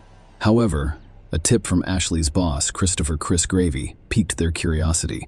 He told the cops he knew someone who drove such a car, a woman named Carter Carol Cervantes. Carter had previously worked at the same American Eagle store as Ashley, but was let go in August. With this lead in hand, the police began surveillance on Carter's home. Their patience paid off the following Saturday at 8 a.m. when they saw Carter leave her apartment and get into her Infiniti 35, accompanied by a man. The man then drove her to Hulen Mall, where he dropped her off at the entrance before parking. The police approached him for questioning and discovered that he was Clarence David Mallory Carter's boyfriend and a former employee of the same American Eagle store. Clarence was arrested after failing to produce his driver's license upon request. Officers at the police station noticed unusual details about him. He was wearing a brand new ski mask with no visible wear, and the plastic price tag fastener was still attached. Furthermore, there appeared to be a recent injury to his lower lip, which was visibly swollen. Despite their arrest, Clarence and Carter were not found inside the mall. Despite being seen entering, she was later located at her apartment complex, where she appeared to be doing laundry. Taken in for questioning, she initially claimed not to have left the apartment complex that day. Surveillance footage, however, contradicted her statement by clearly showing her leaving the mall and heading home. The police suspected that she had seen them talking to Clarence in the mall parking lot and then decided to walk the 2 miles home. Notably, they found superficial scratches on her arms. As the pieces of this puzzling story fell into place, the police faced the daunting task of determining whether Carter and Clarence were involved in Ashley's tragic death. And if so, determining the motive for the tragic events that had occurred. The ongoing investigation into Ashley's tragic death took a chilling turn as new evidence surfaced, painting a disturbing picture of the events leading up to the crime. The discovery of Ashley's missing keys was a watershed moment in the investigation, as it was revealed that these keys also provided access to the American Eagle store where she worked. This revelation led the police to believe that Carter and Clarence had planned to kill Ashley because they knew her keys could open the store's safe. Their sinister plan appeared to involve stealing tens or thousands of dollars, most likely from Black Friday sales. On a fateful Saturday morning, they carried out their plan with Ashley's keys. However, when they arrived at the store, they discovered an unexpected obstacle. The locks had already been changed. The wording of the robbery attempt, as well as the search of Carter and Clarence's apartment, turned up additional incriminating evidence. They discovered a plastic tub filled with bungee cords and a rope. A kitchen drawer contained a lock, a TASR box, and discarded duct tape strands. They also discovered a damaged deadbolt lock on other locks, which appeared to have been used for practice. Each is labeled as a lock-picking practice lock, with the black Infiniti D35. A vehicle central to the investigation also harbored sinister secrets. Inside the car, police discovered a plastic bag hidden within a black trash bag, as well as a sharpening stone, most likely used for a knife, a 9mm cartridge, a cell phone, a walkie-talkie, and a buck knife with a sheath. Notably, they discovered a toboggan with a hole cut in it, an unopened tarp, and a kitchen knife. Perhaps most concerning was the discovery of a loaded Glock 19 with a bullet in the chamber concealed beneath the driver's seat. These compelling pieces of evidence painted a troubling picture of Carter and Clarence's roles in Ashley's murder. Both individuals were charged with capital murder, and the state chose not to pursue the death penalty, instead seeking life imprisonment without the possibility of parole for both defendants. Despite the overwhelming evidence against them, Carter and Clarence maintained their pleas of not guilty, setting the stage for a tense legal battle that would determine their fate. The legal proceedings in the cases of Carter Cervantes and David Mallory were conducted separately, but the prosecution presented a largely consistent narrative for each defendant. However, since Carter's case was heard first, the emphasis was on establishing her as the alleged mastermind behind the crime. In the eyes of the prosecution, Carter and Clarence had multiple reasons for wanting to harm Ashley. For starters, they assumed the pair wanted Ashley's keys, which would grant them access to the store safe and the large sum of money they assumed was inside, especially after the lucrative Black Friday sales. Furthermore, the prosecution claimed that Carter and Clarence sought vengeance on Ashley.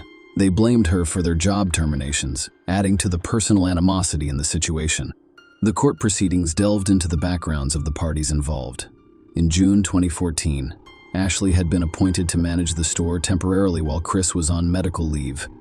Her supervisor, Carter, and the store's assistant manager had all played important roles in the operation.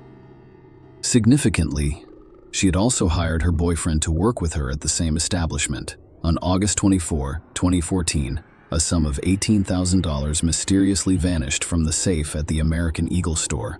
Carter became suspicious when Ashley, who was in charge of locking up the store that night, discovered that the back door had been left unlocked. Clarence was identified as the person who accessed the safe and stole the money, according to surveillance footage. This discovery sparked a series of events that would eventually lead to a tragic outcome. Chris, Ashley's supervisor, found out after the theft that Carter had hired Clarence. Surprisingly, Clarence had previous experience with the American Eagle brand, having worked at an Amarillo location. However, his record in the American Eagle system was marked as non-rehirable, indicating that he should not be employed at any of the brand's locations. Chris made a startling discovery. Carter had manipulated the clearance personnel file by changing his social security number and name in the system to avoid detection and red flags. This revelation indicated a disturbing level of collusion between Carter and Clarence. As tensions rose, it became clear that Carter and Clarence had planned to kidnap Ashley and take her keys. Their cell phones held incriminating evidence, including photos of Ashley's apartment door, and vehicle. Furthermore, police found latitude and longitude coordinates on their cell phones. Detective Cedillo's testimony added to the chilling story. He revealed that one of the clearance text messages contained coordinates that, when entered into Google Earth, led to a location near Louders, Texas. Detective Cedillo made a chilling discovery at this location: a 6-foot-long, 2.5-foot-wide, 3-foot-deep hole. The prosecution claimed that the initial plan was to kidnap Ashley, threaten her with a pistol, and then kill her in a different location. However, their intentions changed when Ashley refused to allow them into her apartment, resulting in her tragic death on the premises. More unsettling evidence emerged. When police searched Clarence's and Cadillac, they discovered 2 shovels, a box of plastic sheeting, and a box of Craftsman sockets, indicating a sinister and premeditated intent. These revelations painted a disturbing picture of a well-planned crime, with Carter and Clarence allegedly motivated by both financial gain and vengeance. The prosecution called witnesses to shed more light on the tragic events leading up to Ashley's death. One such witness was Jeff Kaiser, Ashley's close neighbor and friend. Jeff described the terrifying morning when he was jolted awake by the blaring sound of fire alarms. When he realized Ashley's apartment was in danger and saw her car still parked outside, he sprang into action. He rushed upstairs without hesitation and bravely kicked down Ashley's apartment door. When Jeff entered, he was met with a scene of chaos. The apartment was filled with smoke, and water poured from the sprinkler system, creating a dangerous and disorienting environment. Despite the perilous conditions, Jeff attempted to crawl toward the kitchen to reach Ashley. However, the thick smoke quickly overwhelmed him, forcing him to retreat for some fresh air. Undeterred, he made 2 more valiant attempts, but the smoke was too dense to navigate. Fortunately, firefighters had arrived on the scene to take over the rescue efforts, and an arson investigator provided crucial information about the cause of the fire. He testified that he identified several points of origin for the fire, including the bed, Ashley's body, and the closet. A particularly disturbing discovery was that the smoke detector had been purposefully removed and was hidden beneath the mattress. These findings suggested a sinister and deliberate act aimed at concealing the fire and complicating Ashley's chances of survival. The courtroom drama continues with a string of compelling events and testimonies. The prosecution presented surveillance footage from the front of the American Eagle store, which showed a mysterious figure attempting to manipulate the gate lock around 2 a.m. On November 29, the person's face was concealed, but the prosecution claimed it was Carter. It was clear they were attempting to unlock and raise the gate, but their efforts were futile because the locks had been changed. This suggested that Carter's intentions were related to the store or the crime. The court heard that Carter and Clarence returned to the mall at 8 a.m. On the same day, they were unknowingly under police surveillance. This raised questions about their actions and intentions, especially given their previous unsuccessful attempt to enter the store. Clarence was arrested in the mall's parking lot and during his interaction with police. He claimed Carter had entered the mall to get some documents. However, when the police searched the mall, Carter was nowhere to be found. She was eventually found at her apartment complex, raising questions about her whereabouts and movements. Dr. Richard Fries, a deputy medical examiner with the Tarrant County Medical Examiner's Office, provided crucial information about Ashley's injuries. The autopsy revealed a harrowing picture of her physical injuries. Ashley suffered numerous injuries, including lacerations to her scalp, cheeks, and the left side of her face. Her right side was marked by a patterned bruise, and there were other bruises between her eyes and around her left eye.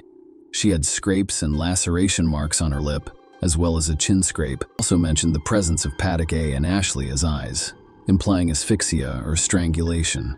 He concluded that Ashley died from asphyxiation and blunt force trauma to the head and neck, ruling her death a homicide. The courtroom drama surrounding Carter's trial was both captivating and heartbreaking. Her defense strategy was based on the claim that she had no role in Ashley's tragic death. In a courageous move, she took the stand to testify in her own defense, revealing the layers of fear and manipulation that had shrouded her life. Carter's testimony painted a disturbing picture of her relationship with Clarence, describing him as controlling and menacing. She revealed that he had chilling control over her daily life, even dictating when she could eat and drink. The courtroom hung on her every word, as she admitted to attempting to rob the American Eagle store, but she insisted that the crime was coerced by clearances and menacing threats.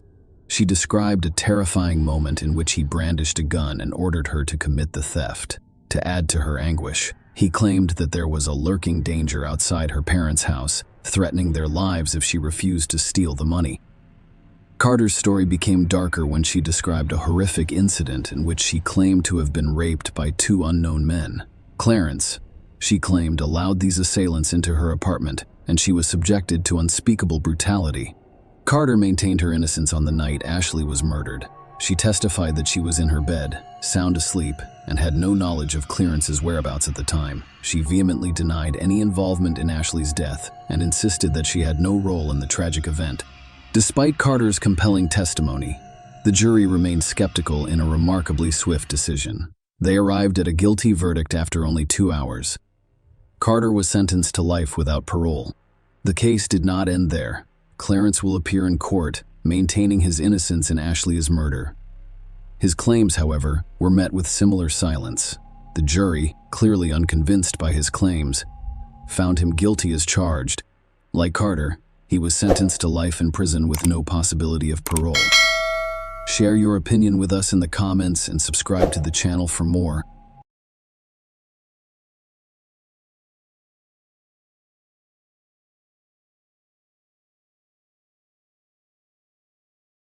On an ordinary November day in 2003, a chilling mystery began to play out in the peaceful town of Grand Forks, North Dakota.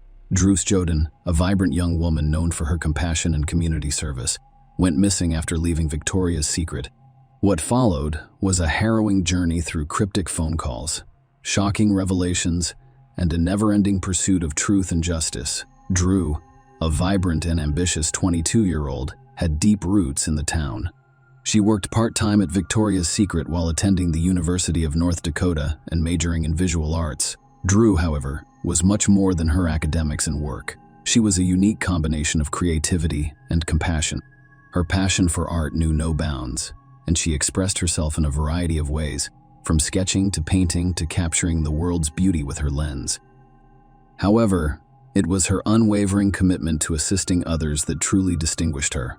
Drew, affectionately known as Doodles in her younger years, had a heart as big as her dreams. She was an athlete who enjoyed volleyball and golf, but her volunteer work exemplified her exceptional spirit. She devoted her time to underprivileged children, organizing bowling parties and teaching them the joys of reading. She also focused her efforts on fundraising for organizations such as the American Diabetes Association, leaving an indelible impression on her community. On Saturday, November 22, Drew finished her shift at Victoria's Secret at 4 p.m. Her vibrant spirit has not diminished. Little did she know that her workplace, a stepping stone to her dreams, would soon become the setting for an unfolding mystery. Drew had her sights set on an upcoming adventure, a trip to Australia in the spring of 2000, and each paycheck brought her closer to achieving her goal. As the clock struck 5 p.m., Drew exited the mall, carrying a purse she'd found, and began walking towards her car. It appeared to be a normal end to the day, but fate had other plans.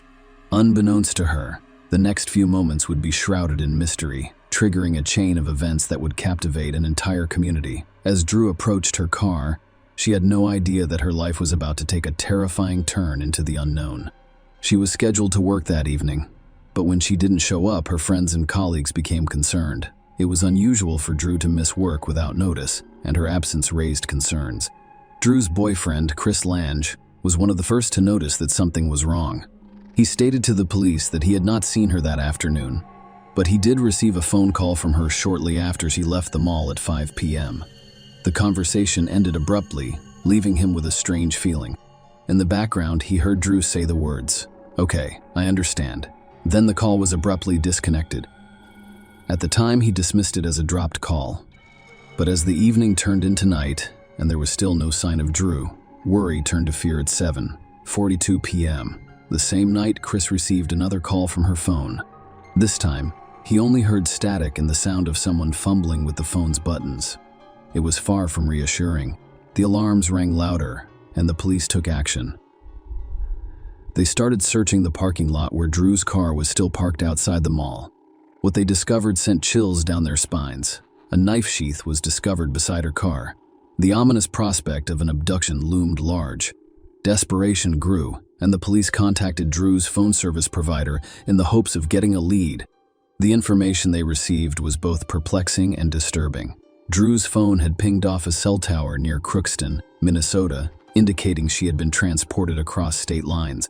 Drew's normal day had turned into a perplexing and ominous mystery. The search for Drew, led by volunteers and law enforcement, demonstrated the community's unwavering determination. The fields and forests were scoured. Every lead was diligently pursued. However, the young woman remained elusive. 3 days after her disappearance, a chilling discovery shook the investigation to its core. One of Drew's shoes was discovered along a bypass road near Crookston, Minnesota. The fact that she was so close to where her phone had last pinged added to her sense of unease. It was a cruel reminder that Drew had been in this area, and the circumstances surrounding her disappearance became increasingly mysterious. The atmosphere in Grand Forks became heavier with each passing day. Hope was still present, but it was fragile, like a flickering candle in the growing darkness. Drew's family, friends, and the entire community held on to the hope that she would be found safe and sound. However, it was during this period that the investigation took a dark and disturbing turn. The police received a tip from a concerned citizen who directed them to a man named Alfonso Rodriguez Jr., who lived in the area and was in Grand Forks on the day Drew went missing. Alfonso Rodriguez Jr.'s background sent shockwaves throughout law enforcement. He had been released from prison only 6 months before and was living with his mother in Crookston. Even more concerning was his classification as a Level 3 sex offender, the most dangerous category, with a chilling history of 23 years in prison for multiple rapes and an attempted rape. The police immediately contacted Alfonso. He admitted to being in Grand Forks on November 22nd and even claimed to have visited the same mall where Drew worked. However, when pressed, his story began to unravel. When questioned about the movie Once Upon a Time in Mexico, which he claimed to have seen in the mall theater, the theater records and local listings contradicted his account. There had been no screenings of the film in Grand Forks that day.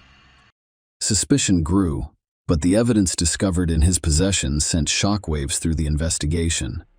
When the police searched his 2002 Mercury Sable, they discovered a knife concealed in the trunk. Even more incriminating, They discovered blood traces on the car's rear window, and DNA testing proved conclusive. It was a match to Drew's DNA. The evidence against Alfonso was overwhelming, but the most haunting truth remained: the location of Drew Jourdain. Despite the chilling evidence against Alfonso Rodriguez Jr., Nigma Alfonso was arrested and continued to deny responsibility for Drew's disappearance. Several months later, on April 17, 2004, a tragic event occurred when Drew's lifeless body was discovered in a drainage ditch near Crookston.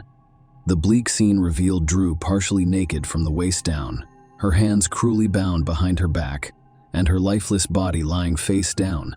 The area where her body was discovered had previously been searched, but it remained hidden under the snow until the thaw revealed the horrific truth. Disturbingly, there were signs of brutality or rope, as well as remnants of a plastic grocery bag around her neck.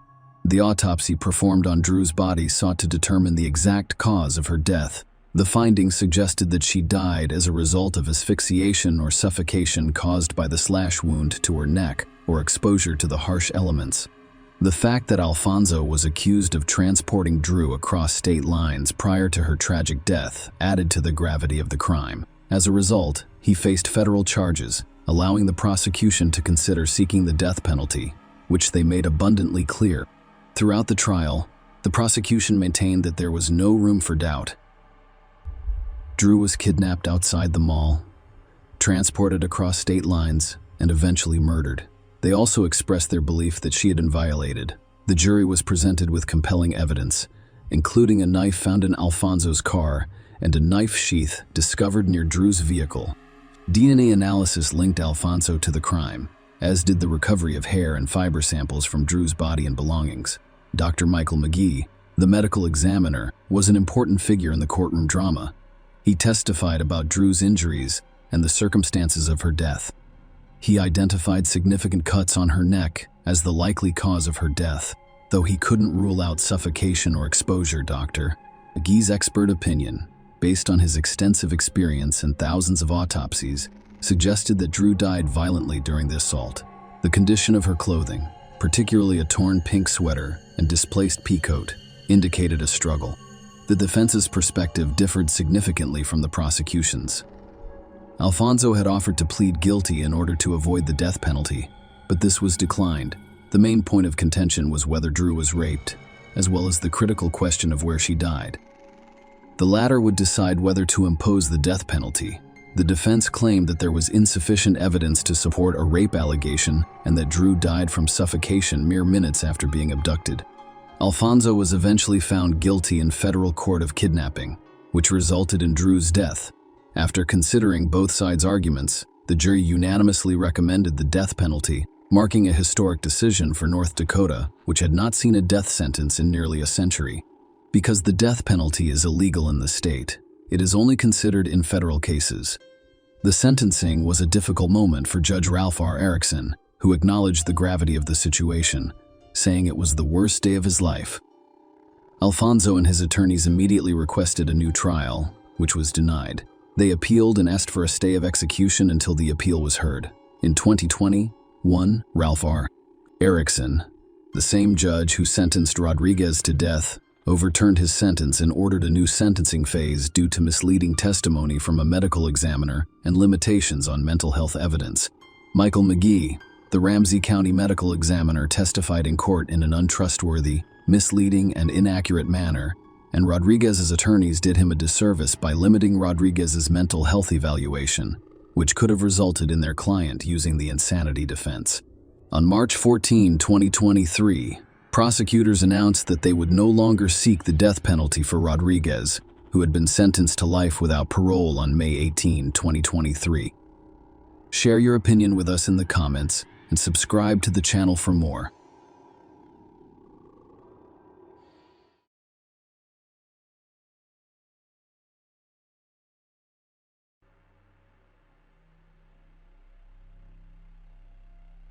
Samantha Fraser's case shows that a monster can't be re-educated, not even by a trained and experienced psychologist. When someone shows signs of being cruel, they should be left alone right away. People like that don't change, so they don't deserve a second chance. They are capable of the worst crimes, and think they can get away with them. The terrible events took place in the summer of 2018 on Phillip, a quiet island in Australia close to Melbourne. But let's read the story in the right order. Adrian Basham was born in 1973 in Australia, where he grew up. The boy grew up in a family with a police officer. While he didn't do anything wrong in the eyes of the police in his early years, many people now believe that his cruel and violent attacks are linked to his family and childhood. When Adrian's father, James Basham, found out that his son had killed someone badly, he did not only not condemn him, but based on his experience as a police officer, he told him how to act to try to avoid getting in trouble. Samantha Fraser was born in the suburbs of Melbourne in the summer of 1980. Her parents, Janine and Travis Fraser, were friendly and loving, and they did everything they could to help their only daughter. They worked hard to help her learn and show off her skills. Samantha worked hard in school and played sports, and she consistently won awards for her outstanding performance. The girl then went to a well-known university and graduated with a red diploma from the psychology department. She kept doing sports like acrobatics, gymnastics, and dancing while she was in school, which helped her lead the student cheerleading team. After going to college, Samantha got a job as a psychotherapist at a large medical facility. Her coworkers and patients quickly came to respect and trust her. Samantha really loved what she was doing, and this job was her calling. Sam and Adrian met for the first time in late 2005. First, they were just friends, but soon, things turned romantic between them. Friends and family of this couple didn't understand what the two young people, who were so different in every way, had in common. Samantha was friendly, open, and nice, and she could always solve a problem in a peaceful way. Adrian, on the other hand, was very rude and harsh when he talked to people. He was also very angry and hostile. In spite of this, the couple made their relationship official a year and a half after they met. They bought a house in the suburbs of Melbourne, not far from where Samantha's parents live. Not long after, the man got a job with a big company that worked to develop mineral deposits. Because his job required him to go on business trips all the time, he wasn't at home very often. There's no doubt that this is why he and Samantha stayed married for so long. Adrian became a real tyrant at home and tried to control his wife in every way. He not only expected people to obey him without question, but he also did some strange things that might have been signs of a mental disorder. For instance, he insisted crazily that the house was always in perfect order, and this included both how clean it was and where everything was. It's small things like where the books are on the shelf or where the toiletries are in the bathroom. Any change could make him angry and violent right away. Samantha was a psychologist, so she knew how to make things better between people who were fighting. She hoped that her husband would change over time and become more calm and consistent. Along with that, they had 3 children together, 2 daughters, Jemima and April, and a son, Rex. But Adrian's character didn't change even when heirs showed up. In 2014, family problems led to physical abuse in another case. She then didn't say anything, didn't call the police, and didn't tell anyone what happened. People she cared about and her co-workers had no idea that her husband had put his hand on her. She was naive enough to think that this would not happen again. After a year, though, the same thing happened again. Adrian hit his wife. Samantha chose that this time it was the last straw. Samantha was also going crazy because her husband was throwing temper tantrums all the time and wanted to control her every move. She told the police in writing that her husband had beaten her, and then she took the kids and moved in with her parents. They got a divorce in the spring of 2017, and Samantha and their kids were given the family home by the court. They soon went back there. But Adrian had no plans to leave his ex-wife alone. He kept after her, making her life miserable. The young woman was always afraid for her life and the lives of her children because she didn't feel safe. She went to court and got an order that her ex-husband couldn't talk to them or try to get involved in their business in any way. But that didn't stop Basham. He stayed nearby and did everything he could to bother Samantha. At least one of Adrian's friends said that he promised to take away from his ex-wife everything she cares about, from the house to the kids. He also openly threatened to hurt her physically. The man told his friend again not long before the tragedy that Samantha would soon pay for everything. He also seemed dangerous, but the friend didn't take what he said seriously until he heard that the woman had died. Because Samantha was always scared and tense, she put bars on her windows, put an alarm system in her house, and put surveillance cameras outside her house. The woman told him that she was scared that her ex-husband would break into her house and hurt her or the kids. Samantha started to think that her ex-husband had calmed down a bit about a year after they got divorced. He disappeared from her view less often, which made her feel safer. Samantha even started an affair and made plans for a better, happier life. For Fraser's 38th birthday on July 22, 2018, she spent the day with close friends and a man she loves named Wayne. People who spent the holiday with her remember that she looked happy and in good spirits for herself and her family. A few days before the wedding, the man had proposed to the woman. After the wedding, they were going to take a long vacation and travel to forget about their problems. Samantha had already taken her kids to school the next morning and was on her way to work when she got a call from a friend telling her that Adrian was nearby. Samantha was worried about this, but she chose not to freak out and instead decided to be more careful. Her ex-husband was due to appear in court in a couple of weeks on charges of domestic violence. She was afraid that he would hurt her in some way because of the lawsuit. The woman told her best friend about her worries over the phone, but her friend reassured her. Samantha was never seen alive again after that talk. Samantha wasn't there to pick up her kids from school that day, so the teacher, who knew that things were tough in Samantha's family, called the police. The police went to their house right away to check on everything. At first, it looked like the mistress hadn't come back yet, but when the police chose to check the garage next to the house, which showed a very bad picture. The homeowner, who was 38 years old, was found dead hanging from the garage door chain. In general, the picture might have made it look like the young woman had killed herself, but Samantha looked like she had been hit by a truck. Samantha had not a single living thing on her, and the hair on her head was wet and falling over her face. She wasn't wearing the clothes she had on when she left the house in the morning, and she didn't have any shoes on. It was clear that someone else had been in the garage, and they had tried to make it look like Samantha had died on her own.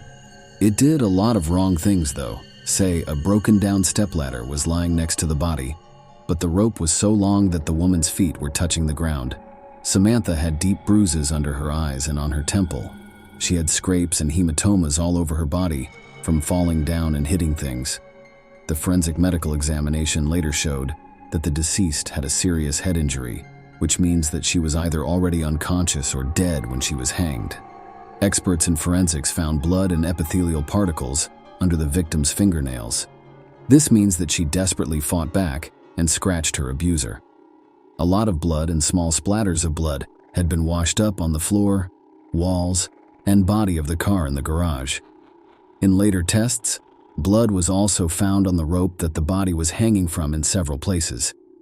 Adrian Basham rode his motorcycle to his dad James's house in the evening of the same day. He looked stressed, and there were new scratches on his face. When his father asked him about it, he dodged the question, and when asked about the cuts, he said that he got them from riding his motorcycle without a helmet and scratching himself with tree branches. Then he got a big pack of wet wipes and began wiping down his car, saying that he wanted to get rid of the gnats that had stuck to it during the ride. As a former police officer, his dad knew right away that something wasn't right, and his professional instincts were right. When police came to James's door the next day with questions about his son and said he was the main suspect in the murder of his ex-wife, James knew what was going on. In the beginning, Basham Sr. said that he had not seen his son. To buy some time, he then told the heir what he should say and do in order to, if not get out of jail, at least get less time. Adrian did what his father told him to do and listened quietly as the charges were read to him. He then went to the station with the help of the lawyers his father had already hired. At first, Adrian flatly refused to help with the investigation. He didn't say he wasn't guilty. He just didn't say anything and ignored all the questions. Still, the evidence that was gathered was enough. The investigators saw that the man had fresh scratches on his face and thought that Samantha had scratched him to protect herself. Blood and epithelial particles were found under her nails. There were also sweat marks on the rope that his ex-wife's body was hanging from. When Adrian's motorcycle was looked at, washed-up blood from the dead person was found on it. A bloody woman's blouse was also found in a trash can outside his dad's house. It looks like he tried to get rid of that proof but didn't have time. Samantha put up cameras outside her house not long before the terrible event, and they caught a man leaving the crime scene quickly on the day of the murder. There was no doubt that it was Adrian, even though his face was hidden by a hood pulled over his baseball cap. Piece by piece, the events of the victim's last day were put back together, and the picture that was made was shockingly violent. Basham broke the lock on the garage door while no one was home and went inside. He waited for his ex-wife to come home for several hours. She didn't know it, but Samantha drove into Adrian's garage and he attacked her before she could get out. The scratches on the attacker's face show how hard Fraser tried to fight back, but the two sides were not equal. He beat the woman until she passed out. To hide his tracks, he took off her bloody blouse and put on a black t-shirt he found in the house. He then poured water over her head to clean the blood out of her blonde hair. He then hung his ex-wife from the garage door with a rope around her neck. He put a stepladder on the floor next to the body just to be sure, but he didn't figure out how long the rope was. Adrian cleaned up the blood spots, but he didn't get the small splatters that were all over the place. This blows my mind. A young mother of 3 who was loved by all was found dead in her own garage. Killer tried to make it look like the person died of their own free will, but there were many signs that it wasn't true. Samantha's body was also in a state that showed she had accepted martyrdom. The worst part was that the victim had been living with this man for a long time, put up with his emotional and physical abuse, and raised his children while hoping that he would change. Adrian changed his plan when he realized that neither denying nor staying quiet would help because all the evidence pointed to him. Basham said that he was at his ex-wife's house that day, but he only wanted to talk to her and persuade her to drop her domestic violence lawsuit. People say that the conversation went badly and that fists were used, but he said he left afterward and Fraser was awake and aware at the time. Lawyers for the defendant insisted that their client was only guilty of battery and that Samantha turned her life over after that.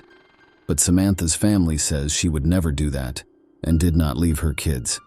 She also had big plans for her life and was going to get married again soon. The murder case didn't start until the end of 2022. Older children of the divorced parents went to the sessions and spoke out against their father and asked for a fair punishment. The youngest son didn't show up to court. He chose not to subject himself to unnecessary stress. Besides that, the boy was scared and panicked about his father. The defense tried to show that the defendant did what he did because he was feeling bad, but this didn't work because Adrian planned the crime, waited several hours for his victim, and tried to get rid of evidence. The court didn't give its final decision on this case until February 2023. Adrian was found guilty of beating someone to death on purpose and given a life sentence without the chance of parole for at least 30 years. The children of Travis and Samantha Fraser were given to Jeanine and Travis Fraser as guardians. Share your opinion with us in the comments and subscribe to the channel for more.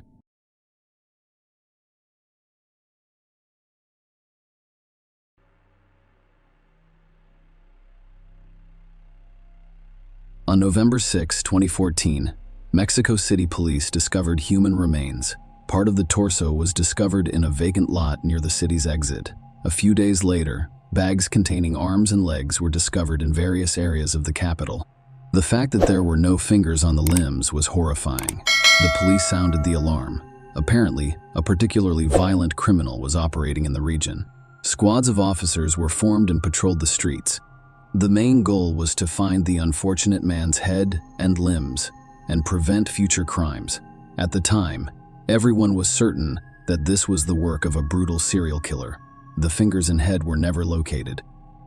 However, the professional work of forensic experts revealed that the remains belonged to the same person. However, the absence of fingers and teeth made it impossible to determine who this person was. The story takes place in North America, with the main character Alejandra Lafuente, a stunning brunette with gorgeous hair and bright brown eyes that highlight her thick black tar lashes. She had an athletic, trim figure, which he attempted to maintain through fitness, yoga, and breathing exercises. Alejandra enjoys taking care of herself. She could frequently be seen at a beauty salon, massage spa, or spa. In warm weather, she lounged on the beach doing scientific research, and on cloudy days she could go to tanning salons. Overall, we can conclude that the young woman adored herself and saw herself as the pinnacle of female attractiveness. Alejandra did not lag behind in her career. Her father, Alberto Lafuente, is a doctor of sciences and a well-known psychiatrist. He is a scientific luminary who works on psychiatric disorders such as schizophrenia and manic depression. He is also well known for his experiments on patients, in addition to his scientific work. Alejandra regarded her father as an idol. She followed in his footsteps, hoping to achieve the same level of success. She enrolled in the best university for psychiatry and graduated with honors. Her perseverance, resourcefulness, and extraordinary intelligence, combined with her father's connections, assisted her in writing and defending her thesis on manic syndrome. Alejandra did not, however, pursue a career in psychiatry. Instead, she was drawn to the work of a psychotherapist. With her father's money, the young woman obtained a license and established her office in a new business center in the heart of the capital. There were plenty of clients, but she only saw women. Women with eating disorders, depression, relationship problems, and low self-esteem sought counseling. Alejandra helped to resolve family issues. However, as is often the case, her personal life left a lot to be desired. The young woman's first marriage failed, but the couple did have 2 children, 2 lovely girls with Alejandra's eyes and her father's sense of humor. However, Alejandra was not discouraged. She did not believe that having 2 children was an excuse to abandon herself. She still hoped to meet her other half, a man who could be a good father to her daughters. After the couple separated, Alejandra's ex-husband, whose name is unknown, returned home. It was a common practice for the couple. The man would come on weekends to spend time with his daughters and assist his ex-wife with household chores as needed. However, the ex-husband had no idea this would be his last visit. Alejandra asked him to enter the house from the backyard, claiming that the front door lock was jammed. The man entered the house. Alejandra explained that her youngest daughter was currently bathing and invited him into her bathroom. The man went in with no suspicions. There was a ringing silence throughout the house. There were no sounds, just the usual cartoons and children's laughter. The man entered the bathroom. There was tape on the floor and no daughter in the filled bathtub. He became aware that something was going wrong. Right at that moment, his ex-wife appeared behind him, wielding a hammer, and delivered a powerful blow to his head. The man fell, and blood poured out of the gaping hole in his skull. Everything around him was blood-stained. As the experts later discovered, the man had no chance of saving himself. Death occurred almost immediately following the first blow from a heavy, blunt object. The eldest daughter, who had unexpectedly returned early from a friend, was an unwitting witness to this truly horrifying scene. The children frequently witnessed their parents' quarrels. Alejandra was determined to be mentally disturbed. She frequently took it out on her friends, who noticed how the young woman could hit her husband. They frequently noticed scratches on his arms and neck. The housemates were constantly observing her temper tantrums and poor behavior, but this time the situation spiraled out of control. The daughter dashed out of the house and began calling for help. Almost immediately, a neighbor came running and called the police. The psychologist has been arrested and charged with murder. At the station, the young woman was placed in a cell and had to stay there for a month until her first hearing. Alejandra denied guilt during the trial. Lawyers proposed a version of self-defense. According to them, Alejandra's ex-husband was extremely jealous of her and made up stories about her bringing men into the house, which could have a negative impact on the psyche of young girls. On the day of the crime, he showed up unexpectedly at his ex-wife's house and entered through the back door, hoping to catch her with another man. Then he pounced on Alejandra, who was in the bathroom attempting to put together a nightstand. She then had to use self-defense, and he delivered 2 blows to the back of her ex-husband's head. On June 14, 2012, the sentence was imposed based on the defense's evidence and the presence of 2 minor children. Alejandra was sentenced to 1 year and 4 months, thanks to the coordination of lawyers and his father's money. A suspended sentence replaced the term behind bars. A few months later, the appeal was filed again, this time requesting that the charges be dropped. The claim was that the assault was in self-defense. Human rights activists demanded a jury trial and felt deeply sorry for the poor woman, who was presented as a victim of domestic violence. As a result, the court reviewed the case and acquitted the accused. After her release, the young woman continued to provide her psychological counseling. She portrayed Alejandra as a victim of gender inequality who fought for her rights in the same way that most women in North America do, and this image helped her gain even more popularity with potential clients. Maria Alejandra soon met Alan Carrera Cuella, a prominent Mexican businessman and the son of Adrian Carrera Francis. He was a tall, attractive, and statuesque man. His father had previously served as the Central District's head of special services, where he had achieved considerable success. Alan quickly expanded his business, establishing a nationwide chain of construction stores.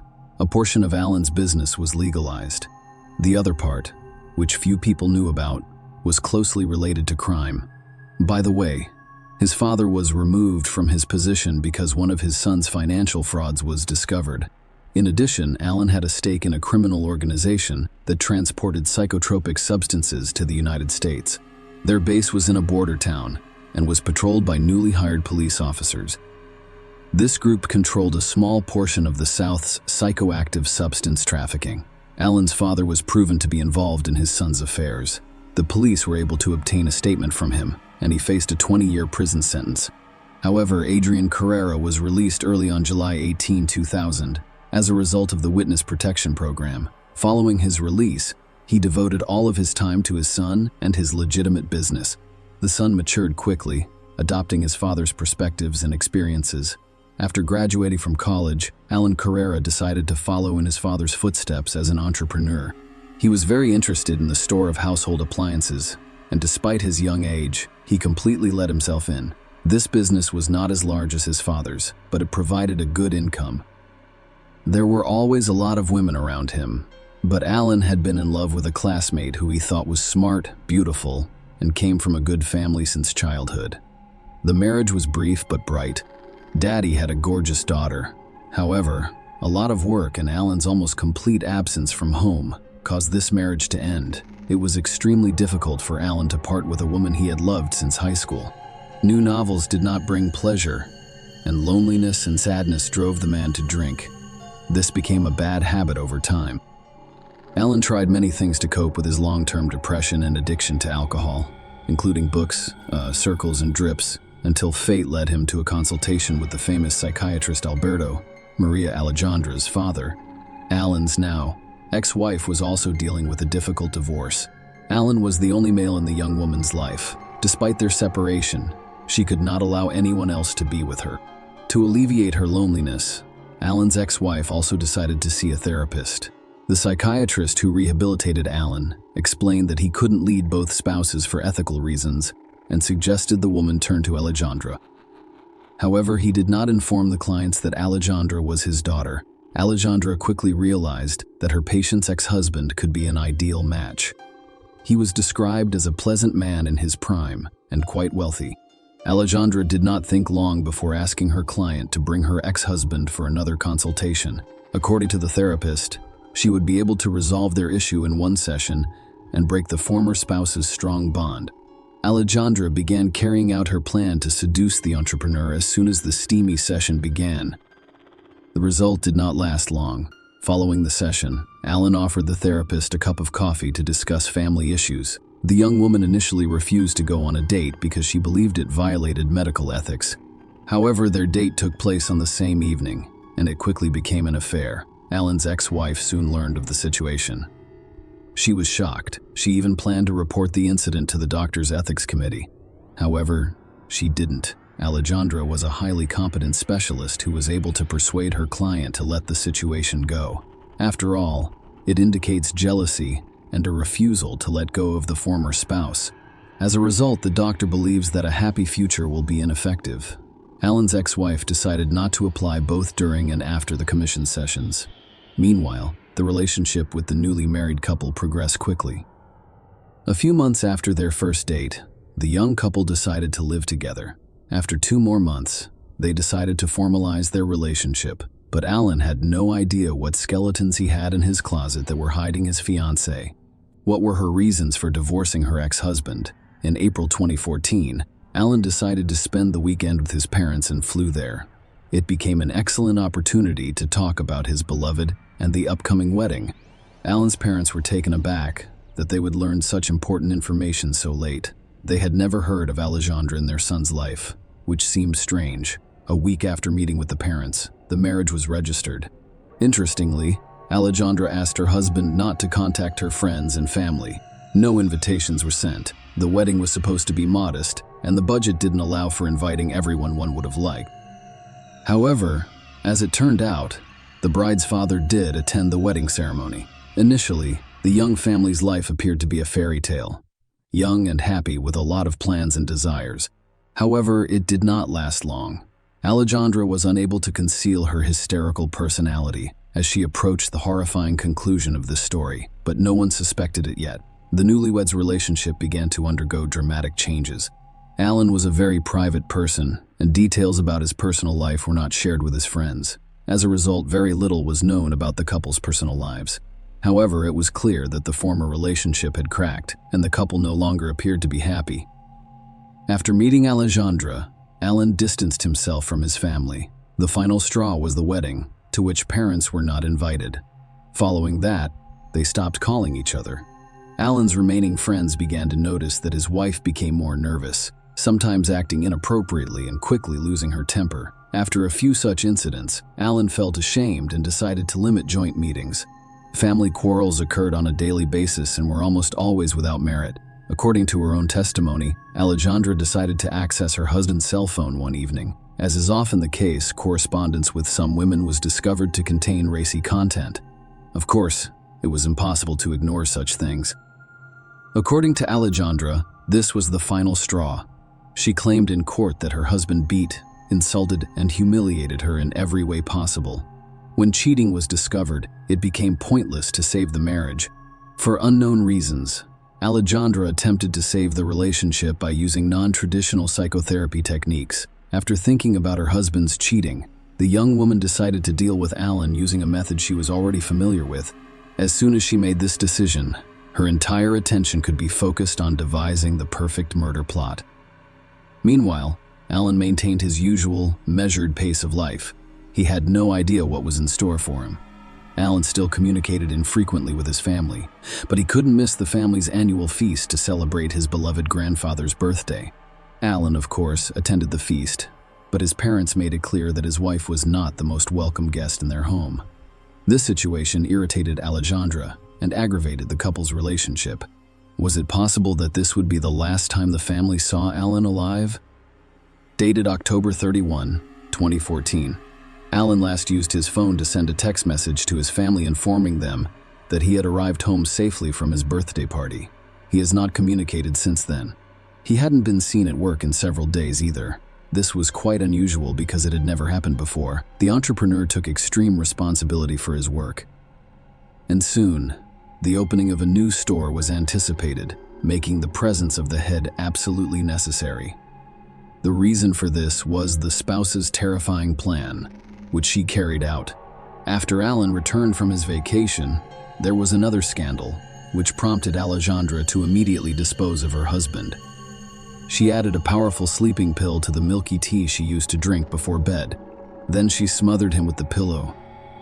She enjoyed watching her husband gradually lose consciousness in a pitiful attempt to remove the pillow and breathe. Then came the most difficult part, getting rid of the body. She had not had time to prepare for this moment. Alan was too heavy, so she had to make do with what she had. The time was short. So Alejandra dashed to the neighbor's vegetable garden to retrieve an electric saw. With a grim smile on her face, she attempted to cut her husband's body apart. Only a genuine sadist would do such a thing. She then placed the body parts in garbage bags and had the foresight to cut off fingers and pull teeth. It was these that would aid the investigation in identifying the person, if the body was discovered. Alejandra attempted to remove the corpse from the house without suspicion by stuffing all of the bags into suitcases, but she was unsuccessful. As dawn broke, Alejandra was unable to leave the house with the suitcase unnoticed. an elderly neighbor with insomnia watched her from her window. She was a little concerned about the young woman's early departure. Besides, for some reason, her husband did not help lift the heavier suitcases, and Alejandra was acting strangely. She was constantly looking around. Alejandra returned home around dawn. This surprised the vigilant neighbor even more. As it turned out, she had scattered bags containing her ex-husband's remains throughout various neighborhoods to conceal her tracks. As the new day dawned, she resumed her normal life. On November 6, 2014, Mexican police officers made the first horrifying discovery: a human torso with no teeth and no fingers on the hand. The entire police force was put on high alert because the incident was so brutal. Less than a day later, other body parts were discovered throughout the city. It is also noteworthy that the distance between the locations where the packages were discovered was quite significant. Later, this would be attributed to Alejandra's prolonged absence from home. All body parts were sent to the best forensic laboratory, where experts quickly determined that they all belonged to the same person. In order to avoid suspicion, the perpetrator began sending messages to Alan's relatives. She attempted to avoid suspicion, but she only made matters worse. She had no idea that her husband had recently distanced himself from the family and had no contact with his relatives. Alejandra informed Alan's parents on his behalf that they were going on vacation and would be out of contact. Alejandra's father ruined the entire plan. Alberto began calling Alan's father's house, wanting to know if his son-in-law's family knew where Alejandra was. Alberto hadn't heard from her in a while, and the patients are concerned about not being able to attend counseling sessions. Later, he calls Alan's relatives again to inform them that his daughter has been found and has been forcibly admitted to the clinic because she is depressed as a result of her husband's infidelity. This alarmed the relatives, who attempted to locate Alan but were unsuccessful, prompting the businessman's family to contact the police. The laboratory experts decided to compare the recently discovered corpse to Alan's characteristics. The similarity was 100, and his relatives also identified him. It was especially difficult for Alan's grandfather immediately following the identification. He became ill with heart disease because he was his only grandchild. The investigation issued a search warrant for Alan's residence and office. A hillock of fresh earth was discovered in the backyard of the house. After some digging, the man's fingers and teeth were discovered. The discovery further shocked the capital city. Alejandra was immediately apprehended. Blood traces were discovered in one of the rooms, as well as in the car's trunk and garage. Alejandra initially tried to avoid admitting her guilt. She hoped she'd be able to get away with it as freely as she had with her previous husband. But the investigation quickly resolved the case. The testimony of an elderly witness was helpful. The time she gave matched Alan's estimated time of death.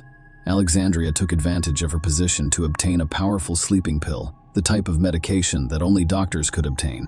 This aggravated the situation. The evidence obtained helped to establish a link between Alexandria and her husband's brutal murder. CCTV cameras also helped to determine that the man entered the house and never left.